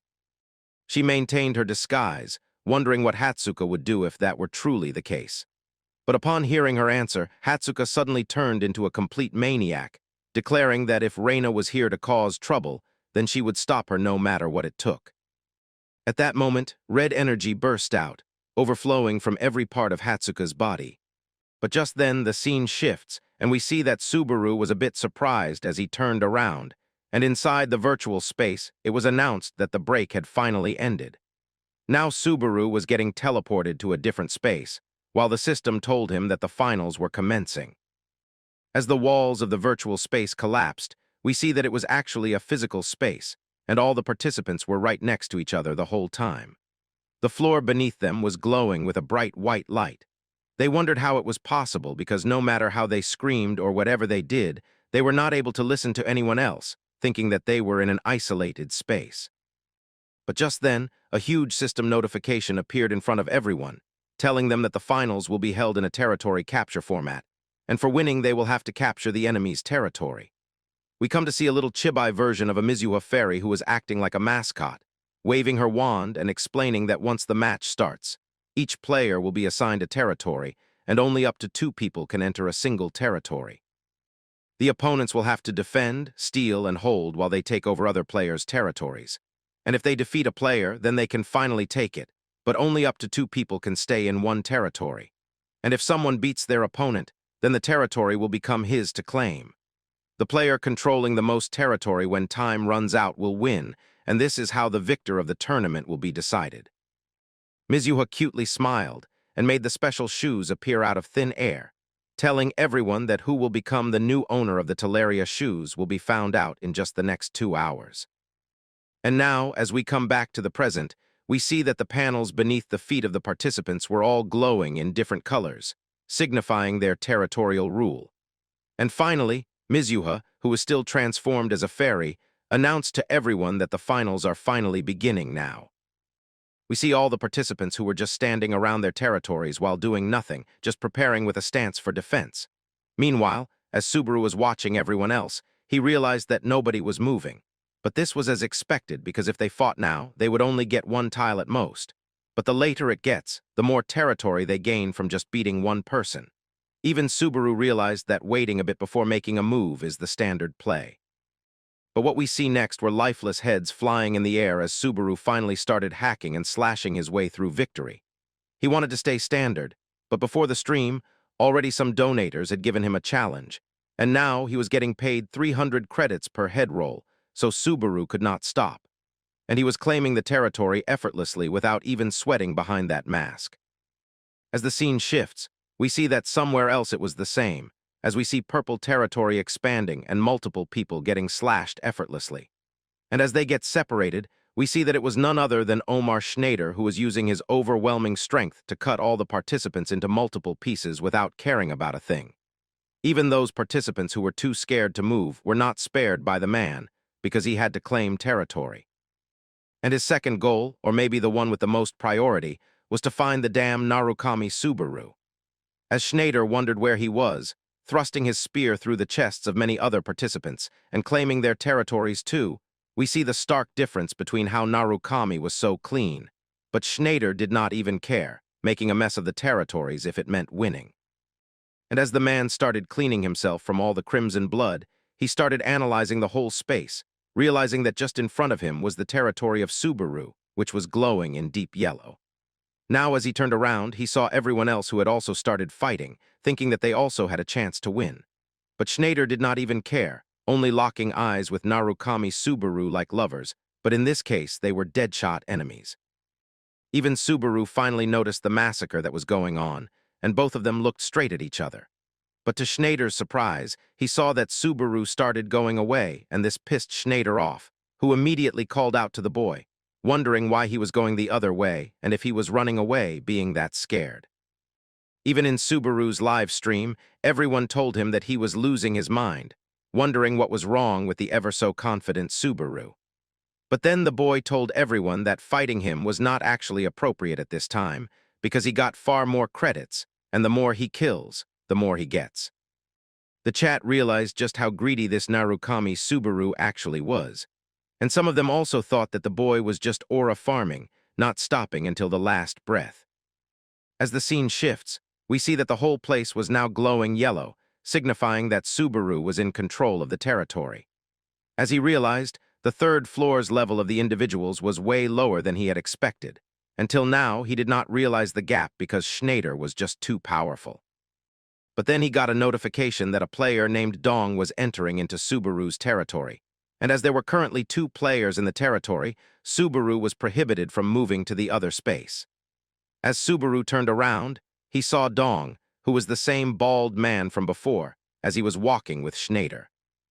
We come to know from the chat that Dong was actually from the blue zone, along with being Snyder's subordinate, thinking that this bald man could actually be good. And as we get the close-up, we see that even the baldy was smirking, thinking that he would probably get yelled at for beating Subaru right there. But just hearing the name Blue Zone was enough to annoy Subaru. The baldy apologized to Snyder in advance, lunging towards Subaru for claiming the kill, or so he thought. Because as soon as he pierced the ground with his staff to jump, we see our boy Subaru who immediately got down and slashed the spear, breaking it into 2 clean halves. Now the baldy was completely off balance, knowing that whatever he had thought while being overconfident was clearly not working in his favor.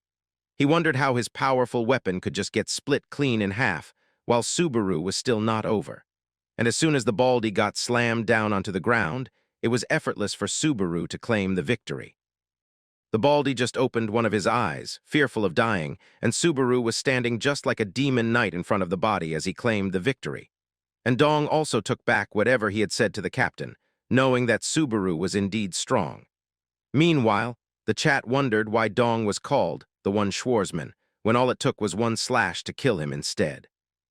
Now the chat was wondering how the body even got to the blue zone, or if it was just Subaru who was too powerful. But just then, all of a sudden, another notification popped up in front of the boy that finally Snyder had entered his territory after waiting for so long. Even the chat wondered if people were lining up for their turn and wanted to fight Subaru. But just then, a giant scream of Narukami echoed through the halls, and the boy turned around, sensing the urgency. And as he did so, he saw that Snyder was very up close and personal with his giant spear rolling, and if he had waited for just 1 more second, he would have already been dead. Somehow Subaru blocked the attack with the demonic sword, which was sending multiple huge impacts towards Subaru's body. Even when the boy could feel it, he could not look weak. So he continued protecting himself from the full blow, And with that, Snyder removed the staff and started screaming at Subaru, telling him to use thunder already, while he slammed his spear towards Subaru like a frantic being, not caring about whether the boy could even die or not. Snyder even intimidated Subaru, telling him that if he was not going to use thunder, then he would definitely be dead on the next attack. Meanwhile, the chat was going crazy, asking Snyder if he wanted to kill Subaru or if he wanted to keep him alive, because he was not making sense. But as Subaru was being sent over multiple territory boxes, he realized that he had no choice. Finally, the boy put his demon sword inside, and looking at that, Snyder wondered if Subaru was going to run again. But this time, Narukami had different plans, telling Snyder that he was going to give him exactly what he asked for. Finally, the system notification popped up, and everybody was hyped as Subaru started casting thunder. The Heart of Thunder that he had was now resonating with the Thunder skill, increasing the skill effects by 20% and granting resistance to the electrocution status effect. Now as the boy was materializing thunder, he started using the Greed skill to resist the secondary effects of the Thunder skill. And what was unbelievable was the fact that Subaru created a spear out of the Thunder skill, literally grabbing lightning with his bare hands and shaping it to take form. Subaru made it clear that running is what the weak do, and looking at that, Snyder was awestruck, wondering how someone could materialize elemental attributes into a weapon, and that too without drawback, because this had not been possible even for the original Narukami Subaru. Now the boy was ready, as he took aim with his lightning spear, asking Snyder if it still looked like Narukami was running away. But Snyder was now getting really scared, wondering if he could take something like this head-on. Snyder denied it, and hearing that, Subaru counter-questioned whether Snyder was the one who was going to run away now. But the man had immense pride, knowing that if he broke through this materialized weapon of thunder, then he could finally surpass Subaru this time. Even when Snyder was sweating all over his face profusely, he denied the claim of running away and started remembering how he was walking with Dong. And when Dong asked him why he was so obsessed with the Cave of Thunder, because with Snyder's strength he could easily make it to the 5th floor or 6th, or even higher, Snyder answered that even he did not know why he did this in the first place. Because guys like him who get too fixated or obsessed over one thing usually forget the reason anyway. Dong was not happy with this kind of answer, but Snyder told him to call it conviction or, in the worst case, obsession. But now there was one thing for sure. Whether Snyder could overcome the Thunder Cave or not, his entire life was going to change because of it. And that was exactly why Snyder was not ready to give up at all. And as we come to the present, we see Snyder, who was spinning his spear once again, which glowed with purple energy. And he declared that maybe Subaru was going to become Snyder's second obsession. And the man was definitely getting a really good feeling about this. Snyder was ready with his fear as he stopped spinning and straight up started lunging towards Subaru with insane speed. And even Narukami was no less. Thinking that to acknowledge Snyder's 10 years of grinding, he would not hold back, Subaru also jumped straight towards Snyder with his materialized thunder spear. And both of them came face to face, clashing with each other. And as their weapons collided, their faces turned grim, making it a contest of supreme strength. And it was as if the conqueror haki of two immensely powerful beings were clashing with each other. While we see that the whole area was destroyed, signifying the power that both of them held, the entire place started filling with dust and debris. A giant explosion took place which shook the entire tournament as the flaming light formed a beam and started going up through the clouds. Scene shifts back to the two beautiful ladies, Hatsuka and Reina, who were looking at each other with killing intent. Reina wondered if she should kill off the beautiful lady sitting beside her too. But then Hatsuka started speaking, saying that because she was Narukami Subaru's manager, it would be really bad if the tournament got rigged, and it would seriously hurt their boys' streams as well, so she couldn't just let that slide. Hatsuka had a kind of dismissive behavior, wanting Reina to go back to normal. But even Reina was shocked, as she was still disguised, wondering if this beautiful lady was really Subaru's manager, not being able to believe it at all. Hearing that, Hatsuka started crying, knowing that it was a nightmare to get into this position, because she had to push past all those blind idiots who opposed her, and everything still had to be taken care of. And then she hired Subaru anyway, and now he was giving results. We see Hatsuka talking about her crazy friend and her boss, while Reina started crying, telling the lady that she had always watched the streams that their boy did like crazy ever since the wolf warrior fight way back then. Even Hatsuka realized that the girl was an original viewer from a long time ago, wondering if the lady was a fan of the original blue-eyed Narukami Subaru. But just then, even before Hatsuka could finish her sentence, a huge explosion took place, and both ladies turned toward the boy as even the virtual space that was made was completely shattered, everything falling apart due to the impact of the explosions. Everyone was watching it through their screens, looking at the rifts appearing. But then Hatsuka immediately looked at her phone once again, making a nervous and terrified face, as she thought that what she was thinking was not possible at all. As the scene shifts, we come to the arena once again where black and yellow lightning was pulsating through the grounds. We see the silhouettes of both Narukami and Snyder facing off, but it was Snyder who was coughing blood from his mouth. We see that his whole chest was gone due to the lightning spear. Even when he tried to deflect it, Snyder was a man of pride, not ready to fall. But still, his whole stomach was gone, and people could see through it as he finally got slammed down onto the ground. Narukami sighed, looking at his opponent whom he respected for his strength. He wanted both of them to meet again soon, calling him Snyder with respect and sincerity. Then the system notification popped up, telling everyone that Subaru had captured a total of 283 territories. And this meant that the winner of the tournament was none other than Narukami Subaru, who had the most territories under his name. Fireworks started flying in the sky while Subaru looked at all of it with his own eyes. The boy believed that he would win, but everyone else was dead shocked by this result. Even Hatsuka was really happy because her prince from the romantic novels had won the match. But Reina, on the other hand, was dead shocked, not able to believe that in the end, the one who took the grand prize was the one who had inherited thunder. Her face was displeased.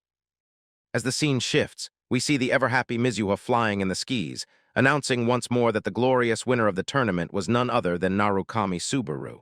Subaru was gleaming with yellow light as he accepted all the praise. Next up, Mizuha knew that she would have to reveal the shoes, which were the prize of the tournament, and that they would now be presented to the winner. Mizuha's slender body was still floating in the air. But we see that Reina now started to leave the tournament, not waiting until the shoes were given to the boy. As Narukami held those shoes, he was not able to believe that it had been 20 years since he last saw them. And as the boy looked at the shoes with an intense glare, a memory resurfaced.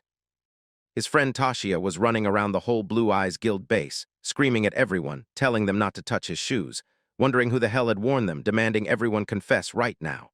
But as Tashiya was grabbing another member, Soya came from behind, wondering why Tashiya was losing it once again and why he was so damn cranky. We see that Soya was really full after eating a lot of meat and the usual protein, and it was none other than Soya himself who had worn Tashiya's shoes.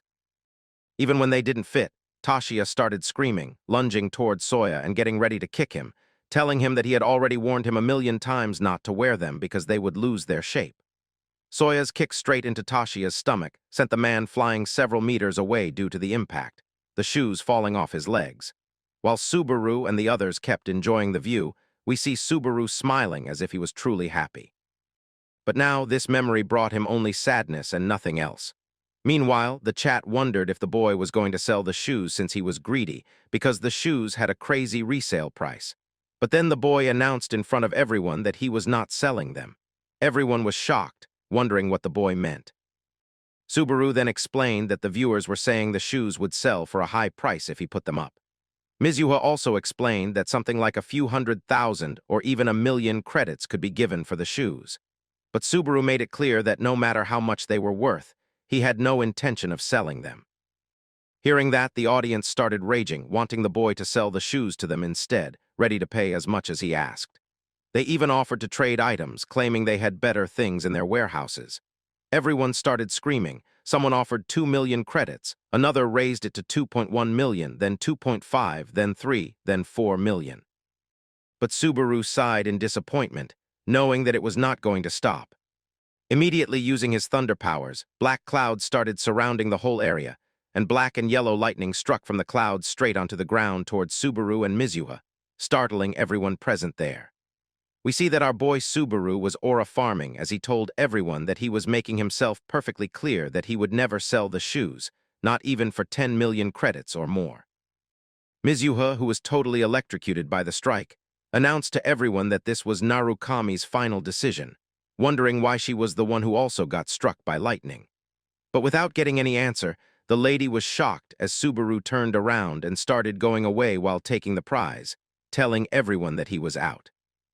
The boy had the shoes in his hands as he walked away from the arena, surprising everyone, who wondered why Subaru was not waiting for the party.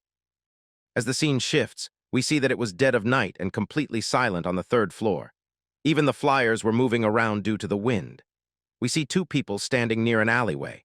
One of them was Kurosawa, who was watching Narukami's stream on his tablet, realizing that Subaru had really gone ahead and won, which was totally outside his expectations.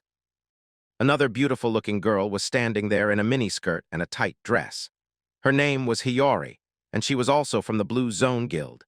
She realized that Subaru was amazing, as he had even won against Schneider of all people, wondering if this guy was eventually going to become like the real Narukami Subaru. But Kurosawa was still skeptical, wondering whether that was possible or not. He told the girl that lately people had been saying things like, "If the original Subaru can do it, then the new Subaru should be able to do it as well." Kurosawa wondered what that was even supposed to mean, but he already knew that this was how people referred to them. The blue-eyed Narukami Subaru was the original, and the streamer, who was a newbie, was the new one. He realized that the girl was really out of touch with trends.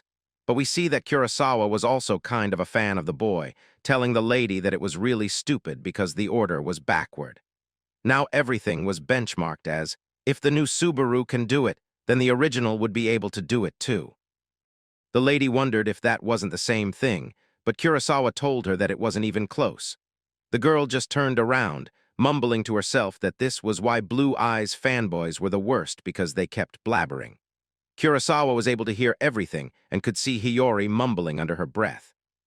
She immediately cut him off, wondering what was going to happen from here on out because it was really exciting for her, and she wondered if Kurosawa was excited too. But Kurosawa clearly told her that no matter what happened, they still had the job they were responsible for, and now all they had to do was catch the shoe thief. The man started walking exaggeratedly and left, while Hiyori wondered why such a bulky man was sulking all of a sudden and why he wasn't waiting for her. As they started moving, we see multiple cloaked individuals following them, quiet as shadows behind bodies. As the scene shifts, we see Subaru still holding the shoes in his hands, with live viewers exceeding 11,000. The chat was talking about how the shoes were old school and looked kind of nice, while someone new commented that they would probably sell for a really high price. The regular viewers immediately told him that it was a forbidden topic and not to talk about it.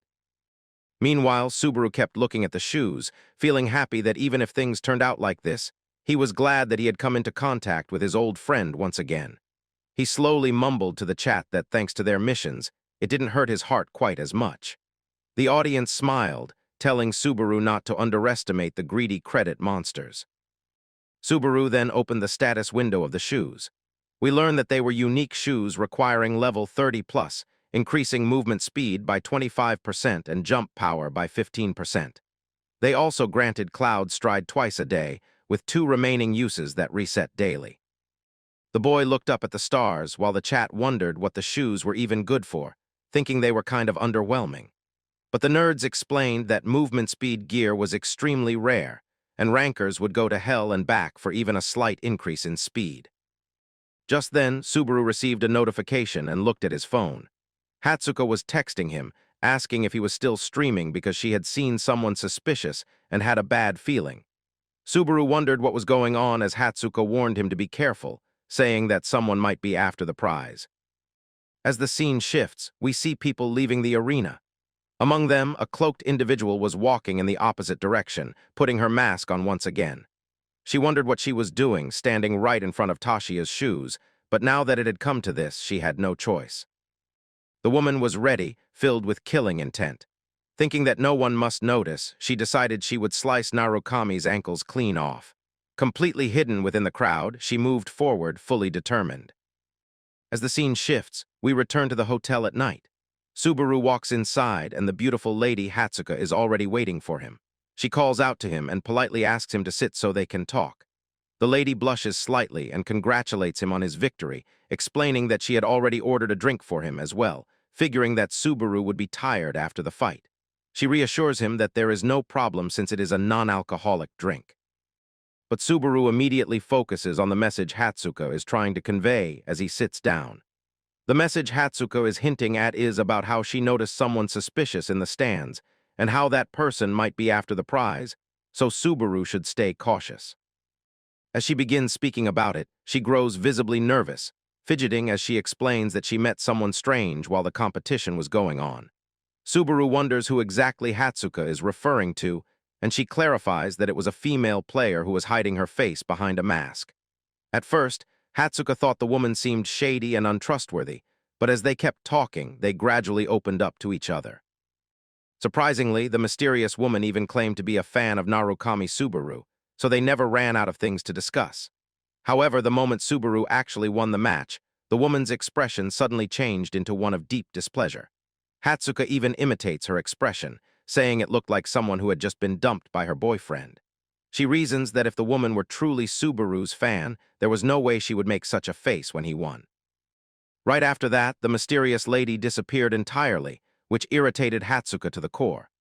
Subaru, however, simply gazes into Hatsuka's eyes as she continues explaining that she even tried to follow the woman just in case, but the stranger was ridiculously skilled at hiding her presence, proving she was no ordinary person. Subaru also begins to think deeply about who that woman could be, someone powerful enough to hide from Hatsuka's perception, yet bold enough to call herself Subaru's fan. As Subaru tries to interrupt, Hatsuka hurriedly clarifies something important. The woman was not referring to Narukami Subaru the streamer, but rather to Subaru from the Blue Eyes.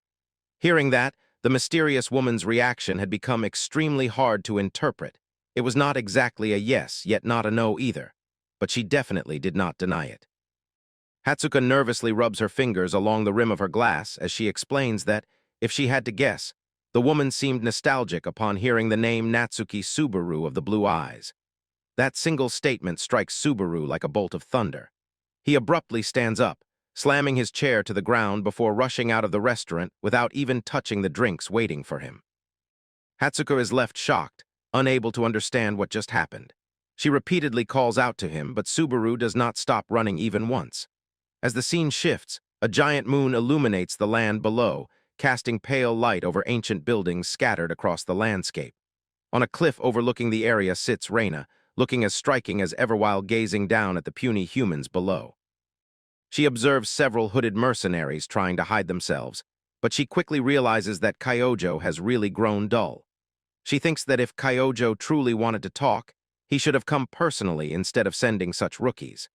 Looking at Kurosawa and the girl accompanying him, she dismisses them as mere novices who could never hope to take her down. Reina is also annoyed by another matter. She actually liked Subaru, the streamer, yet he went on to win the entire event, which now makes killing him far more complicated. Just then, she notices Subaru running out of the place in a hurry and wonders where he could possibly be rushing off to so urgently. For a moment, she assumes he might simply be drunk on victory, celebrating as adrenaline floods his brain. Reina knows that if she truly wished, it would take no more than 5 seconds for her to snatch the shoes from him. She even recalls what she had told her friend about how she would definitely retrieve those shoes. But after making such a grand declaration and coming all this way, she still has not been able to do it, which irritates her deeply. She finds herself unable to bring herself to go that far and kill someone who is genuinely good. The hesitation grows even stronger because Subaru behaves exactly like that Narukami, almost as if he had been reincarnated. Reina hides her face in frustration, clearly displeased with her own indecision. Standing up on the cliff once again, she screams that she does not care anymore, convincing herself that if Subaru ever joins the blue zone, she would truly be angered beyond control. But until that day comes, she is not willing to act. She promises that if such a thing were ever to happen, she would personally cut off the boy's neck, not just his feet. Even so, Reina does not completely lose hope. Deep down, she still wants to talk to Subaru someday, thinking that if she could just see his face up close and speak to him directly, it might feel as though she were finally meeting the real Narukami Subaru once again. And with that, Reina suddenly started running at such insane speed that it looked as if she had teleported instantly. As the scene shifts, we see Subaru, who finally stops and takes a deep breath, trying to regain his stamina after rushing out. He begins scolding himself, wondering why such a possibility had not crossed his mind earlier, that someone might be using Teleria shoes as bait to lure out the blue eyes. If Reina, who specialized in infiltration, had come to retrieve Soya's shoes, then it would perfectly explain why she had deliberately hidden her presence so carefully. Subaru also recalled sensing Shin's mana from the ice flower during the tournament, and someone else who could very well have been Reina herself. For a fleeting moment, a shocking thought crossed his mind. Maybe all 4 of his teammates from Blue Eyes were still alive. However, Subaru quickly forced himself to calm down, realizing he might be overthinking everything far too early. It was too soon to jump to such conclusions. Still, he knew Reina's personality very well. She was someone who could never stay still for long, especially when something important was right in front of her. If Soya's belongings were truly within her reach, then she would definitely make a move sooner or later. Just then, a familiar voice called out to him. We see the beautiful legs of none other than Hatsuka herself as she approaches Subaru. When he turns around, she looks genuinely worried, asking if he is really okay after suddenly bolting out of the bar like that. Subaru explains that he thought the mysterious lady might have been someone he knew. Hatsuka is surprised, wondering how someone so suspicious could possibly know who Subaru really was. But Subaru quickly contradicts himself, saying he was probably just mistaken. Hearing that, Hatsuka becomes hesitant. She struggles for a moment, then awkwardly asks if Subaru truly does not have any friends. The question shocks him, leaving him unsure how to respond. Hatsuka then adds, somewhat nervously, that especially he seems to lack female friends. This makes the atmosphere extremely awkward, and Subaru simply says they should both head home now. As he turns around and begins walking away, Hatsuka wonders if her question may have upset him. The scene shifts once again to a tall, towering building. Behind one of its walls sits the same Japanese girl, complaining loudly that her legs hurt, that she was starving, and that she was utterly bored, while the old man beside her remained focused on his tablet. The girl grows increasingly annoyed and asks whether they were really just going to let them get away like this. The man calmly denies it and assures her that everything is under control. Curious about his confidence, the girl demands an explanation. In response, the man turns the screen of the tablet toward her face. It displays a message from Kyojo Itsuki instructing everyone to call off the mission. The girl is shocked, wondering why they had prepared so much if the operation was simply going to be cancelled after all this waiting, without them gaining anything from it. However, the man explains that Kyojo had been informed that if the people from Blue Eyes had truly infiltrated the tournament, then they would never allow someone else to walk away with the prize so easily. The girl questions whether that logic is really valid, while the man admits that Kyojo might just be overthinking things. Even so, Kyojo was convinced that even if those people realized it was a trap, they would still show up anyway. Hearing this, the girl begins wondering about the true identity of the person they were trying to capture, realizing that this could not simply be some baseless rumor if an entire army was being mobilized. The man also wished it were merely a rumor, but if Kyojo was going this far, then the information they had heard might actually be real. The disturbing rumor that Narukami died because Blue Eyes betrayed him might not be false after all. As the scene shifts once more, we see Subaru standing atop a tall building, silently gazing up at the night sky while reminiscing about something from his past. He was reading something on his phone, wondering if this was the reason why everyone had stopped showing themselves. After Subaru's death, it had been all over the news that perhaps Subaru had died because of his own comrades, suggesting that there had been internal strife within the Blue Eyes. It had already been 20 years since then, and Kyojo was probably somewhere far beyond Subaru's reach. For a newbie player like him to ever catch up to Kyojo, he would need something even more special and miraculous, like the spear he had shown during the tournament. Subaru had only managed to recreate that one-time legendary item and had used it on the second floor, also known as the Thunder Sphere. Even though he once believed he understood everything about the Thunder ability, it was now becoming clear that he still had a long way to go before mastering it. With that realization, Subaru clenched his fists, determination blazing in his eyes. He knew that thunder was a tremendous power, coveted by gods and giants alike, and it was a force that humanity had seized in order to fight back against them. Perhaps all this time, he had never truly been using thunder properly at all. Maybe, as he traveled through the Cave of Thunder, he would uncover more information and learn something crucial if he managed to clear that dungeon. He wanted to understand the true secret of thunder and the method behind wielding it correctly so he could grow stronger. As the scene shifts, we see a table filled with beautiful foods and sweets neatly arranged. However, the focus is on a not-so-beautifully behaving Hatsuka, who sits there with a pout on her face, staring at her phone as if she were in a trance. She asks the person on the call what exactly he was saying.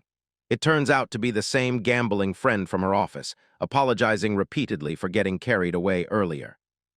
Hatsuka pretends not to hear him, forcing the man to repeat himself again and again while she listens with a devilish smile. The poor guy grows increasingly frustrated, apologizing non-stop and begging Hatsuka to at least pretend that she can hear him. But she simply smiles coldly and tells him that the voice of a broke loser who blew all his bets cannot possibly reach her ears. The man desperately pleads, saying he had already paid all the money he owed. Since he had wagered against Subaru, he had lost everything and could not even pay his electricity bills anymore. He stops calling Hatsuka by her name and instead begins begging her for some financial help. Hatsuka, however, has no intention of letting him off so easily with mere sweet talk. The man even wonders if Hatsuka is some kind of sadist who wants him to turn into a dog and bark. But she quickly tells him to stop, saying that such behavior is just disgusting. Then, suddenly thinking of something, she asks him if he could do her a favor, her expression turning unusually serious. The scene shifts again, bringing us inside another hotel. There we see Omar Snyder drinking quietly when Subaru enters and sits down beside him. Subaru asks the waiter to bring him the same drink Omar is having. He slightly opens his mask so that only his mouth is visible and asks why Omar, being the leader of a famous guild, is drinking such cheap beer. Omar simply smiles and replies that it has always been like this. Back when they had many guild members, his wallet would dry up instantly whenever he tried to treat everyone. Over time, he became so accustomed to cheap beer that other drinks no longer satisfied him. Subaru is surprised to hear that Omar always paid for everyone. But according to Snyder, if he did not pay for their drinks, he would not be able to face them, because they had all followed his selfish push to challenge the Cave of Thunder. Hearing that, Subaru picks up his drink and clinks glasses with him. Omar continues explaining that back then he was just as poor as everyone else, and they could not even imagine receiving support from a guild like the present-day ones. Hunting was not easy with their low skill levels, and they were not always powerful like they were now. In those days, people needed credits just to take the exam, and if they died midway, they would lose everything they had and come out even worse than before. For players like Omar, hunting was the only option left. One day, they went out hunting as usual, hoping to scrape together enough for exam fees or at least raise their levels a little. The day had begun like any other, but everything changed instantly when they ran into a sky serpent. The situation became even worse because, despite being 7 in number, they were completely inexperienced. There was no way they stood a chance against such a gigantic creature. Out of the 7, 4 people died immediately. At that time, Omar did not see them merely as teammates. They were his best friends.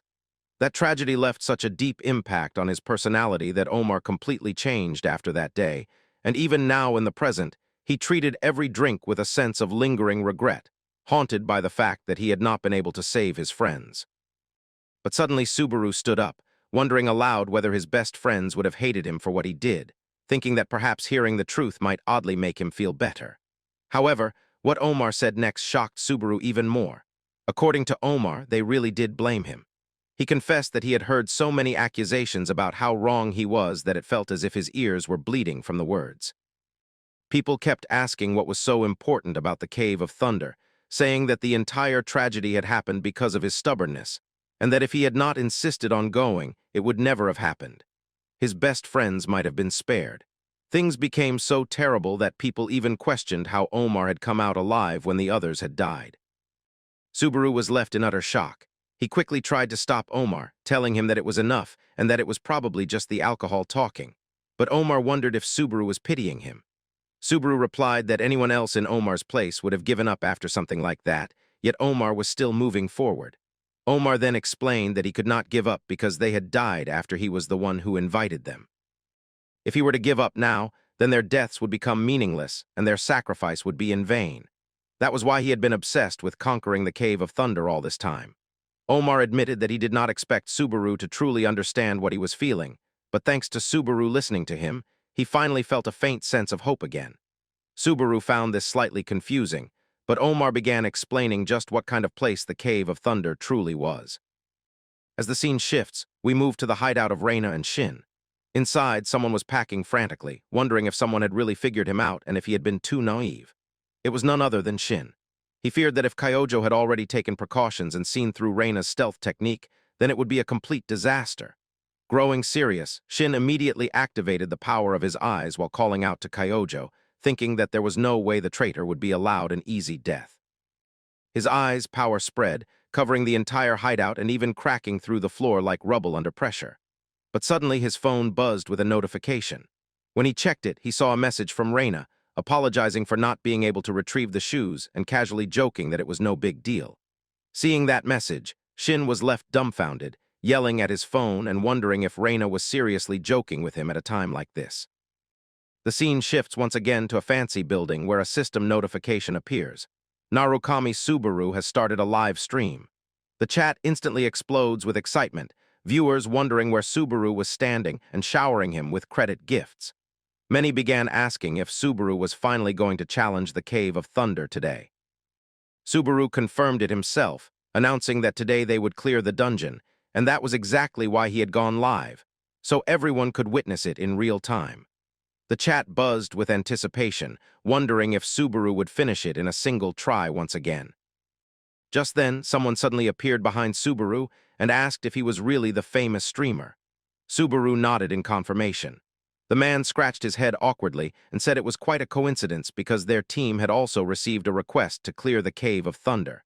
It was a fairly large group, and they all thought they were lucky since they had also been planning to challenge the dungeon anyway. They quickly gathered around Subaru, and the man politely asked if they could team up with him so they could clear it together. However, at that very moment, Subaru's phone vibrated with a new notification. When he checked it, he saw a message from Hatsuka.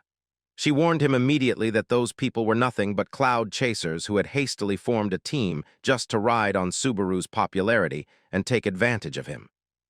Subaru wondered what they actually meant. The beautiful lady in the team quickly explained that they were also heading to the Cave of Thunder and that they were not trying to ride on Subaru's popularity or anything like that. Hearing this, everyone, including Subaru, immediately understood why the team had been hastily put together. The boy simply sighed, already forming a plan in his mind, and then agreed to their leader. He told them that if people later claimed he had taken the request and then bailated out, he would have no excuse left, since there would now be witnesses who could prove that Subaru had actually cleared the dungeon. That alone was enough to silence and weed out any hidden intentions from the rookie team's leader. Subaru then turned around and began walking toward the entrance, speaking in a cold and threatening voice that made everyone uneasy. He stated that it was not like he could just kill everyone simply because he felt like it. The leader was immediately intimidated, unsure what Subaru was trying to imply. But Subaru clarified one thing with absolute sharpness. They were not best friends, not comrades, and definitely not buddy-buddy companions. They were merely traveling together for this dungeon, and once it was over, they would go their separate ways if necessary. As the scene shifts, we finally arrive inside the Conrad Kingdom, the gathering point on the outskirts for adventurers who wished to enter the Cave of Thunder. The gate mercenary could not believe how many people were heading inside. Among them stood a burly man with a half-burned face and a cut ear, named Diamond, an S-ranked mercenary. He looked at the recommendation letter from Raymond and immediately began cursing him for sending yet another E-ranked individual. The chat watching the stream could only sigh, realizing how wrong the burly mercenary actually was about Subaru. However, knowing that Subaru was an otherworlder, the big man assumed that people like him always tended to recklessly throw their lives away. Subaru was clearly getting annoyed, even wondering aloud if he should just turn the mercenary into vulture bait. Someone in the chat quickly explained that turning someone into vulture bait meant beating them half to death so that vultures could finish the job. This time, Subaru looked genuinely serious. He was sensing an intense bloodlust emanating from the giant mercenary, which made the atmosphere heavy. The mercenary and his two teammates wondered why Subaru was just standing there silently, but the boy carefully analyzed the situation and realized something disturbing. The blood on them was not from monsters, but from humans. The scene then shifts to the Osman Kingdom gathering point, where two figures stand facing each other. One of them is Omar, and the other is a brat from the Blue Zone Guild. Omar is surprised to see him, but the Blue Zone brat arrogantly mocks him, calling him deaf from old age and telling him to drop out since they would be joining the raid instead. Omar wonders if these were Kyojo's orders, but the brat smugly replies that Omar had already messed up before, so his reputation was gone anyway. He accuses Omar of letting valuable guild assets slip away, which had angered the guild master greatly. Omar grows irritated and asks if the brat is implying that he could have done better. The brat, full of himself, arrogantly says it is obvious. After all, Omar had spent 10 years stuck on the 3rd floor only to lose to some newbie who had just shown up and could already use thunder. He claims that if it were him, he would never waste years in a dump like this.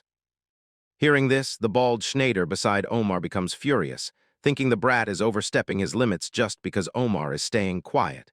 However, Omar stops him and lets the brat walk away. The arrogant youngster leaves, convinced that Omar should be grateful and that maybe this time they would finally clear the Cave of Thunder. Snyder is still annoyed and asks Omar for permission to shut the brat up, but Omar calmly stops him. He analyzes that the raid team is full of rookies anyway, so swapping a few members would not really matter. Still, Omar admits that the brat did say one thing right. Snyder is shocked, wondering what nonsense could possibly be right. But Omar then declares with firm conviction that this time, they really are going to clear the Cave of Thunder for sure. As the scene shifts again, we finally enter the cave itself. Subaru walks alongside the mercenary, with the rest of the team following behind them. Even the chat can tell that Subaru is clearly annoyed that someone else has shown up and is interfering with his solo clear attempt. Meanwhile, the mercenary keeps talking non-stop, blabbering about how the place feels strange and how the doors that open on a fixed cycle seem way too man-made. The chat notices that Subaru has not spoken a single word this entire time, while the mercenary keeps rambling like an NPC. However, the man finally says something useful. He points ahead and tells everyone that the massive cave-like structure in the distance, with a huge rock-made door embedded into it, is none other than the true entrance to the Cave of Thunder. Normally, insane lightning continuously strikes the entrance without pause, making it impossible for anyone to enter except at a very specific time window. As the mercenary kept explaining this, the rookie team leader also joined the conversation, asking how many times the mercenary himself had challenged the Cave of Thunder. The mercenary, clearly eager to talk just as much as the leader, proudly stated that this was his 3rd attempt, and that he was one of the rare few who had actually made it out alive. The leader then wondered why he would still challenge it again despite the danger. The chat watching the stream laughed at how foolish both of them looked, constantly blabbering instead of focusing on clearing the dungeon. The leader also asked why the mercenary had decided to come along with them. The burly man made it clear that there was only one thing he was after, the traces of thunder itself. He believed that if he could obtain that, he could finally quit the mercenary life for good and be done with the crushing debts that had been haunting him. The leader realized that the mercenary had no intention of actually clearing the dungeon all the way. According to the burly man, the others were acting so carefree only because they did not truly understand this place, especially someone like Subaru, who was merely E-ranked and here on just a recommendation. He even muttered that if Subaru was going to die anyway, he should just hurry up and get it over with. As usual, the chat found it hilarious how wrong the mercenaries' assumptions were. As the scene shifts, they arrive near the massive stone door of the Cave of Thunder. Constant lightning bolts kept striking the ground around the entrance, crackling violently as everyone else busied themselves taking photos to prove that they had reached the spot. The mercenary explained that in about an hour, the lightning would stop and the entrance would finally open. To demonstrate the danger, he pulled out a small, cute creature from his hand and casually tossed it toward the door. The creature was instantly electrocuted by the relentless thunder raining down from above. Using that grim example, the mercenary warned them that if they did not want to end up like that unfortunate rat, they should just rest and wait patiently. The chat groaned in boredom upon hearing that they would have to wait so long. Subaru, however, did not waste any time. He quietly began preparing, putting on the new shoes that had once belonged to his old friend. The mercenary was shocked, wondering why this E-ranked individual was blatantly ignoring his warning. But Subaru had already realized something. The entire setup felt similar to the test he had faced back on the 2nd floor. The others also started wondering what he was planning, thinking that Subaru might be about to get himself killed recklessly. Yet Subaru knew exactly what he was doing. He activated his thunder skill right in front of the Cave of Thunder. The heart of thunder within him began resisting the Thunder Gate, while Subaru himself endured the constant electrocution thanks to his status resistance. The Thunder Gate seemed to start verifying his qualifications as the entire area began gleaming with a brilliant yellow light. Everyone watched in disbelief as Subaru continued fighting against the relentless thunderbolts striking his body. His skills started reacting directly to the Thunder Gate, and after a moment of intense resistance, accompanied by dazzling flashes of yellow and black lightning, the Thunder Gate finally began to fade away. As the lightning subsided, the hidden traces of thunder were finally revealed right in front of them. However, the others could not see them at all because they were not qualified enough. The traces of thunder dropped onto the ground with a faint clinging sound, immediately drawing Subaru's attention. Even the mercenary was left stunned, realizing that those were the true traces of thunder he had been seeking all along. The burly man instantly reached for his weapon, wondering how Subaru had managed to accomplish something like this. On the other hand, Narukami Subaru ignored him completely, calmly thinking that perhaps the traces of thunder had been waiting all this time for someone truly qualified to appear. Even the chat was amazed by what had just happened. But suddenly, Subaru was attacked from behind. The blow struck his right shoulder, injuring him, though he barely managed to dodge the full force of the attack. The system notification appeared immediately, informing him that he had been attacked by a member of his allied party, meaning no counterattack penalty would be applied. Subaru slowly turned around to see the mercenary standing there with a devilish grin on his face. The man sneered and told Subaru that he had just gotten lucky and that he wanted the traces of thunder for himself, no matter what it took.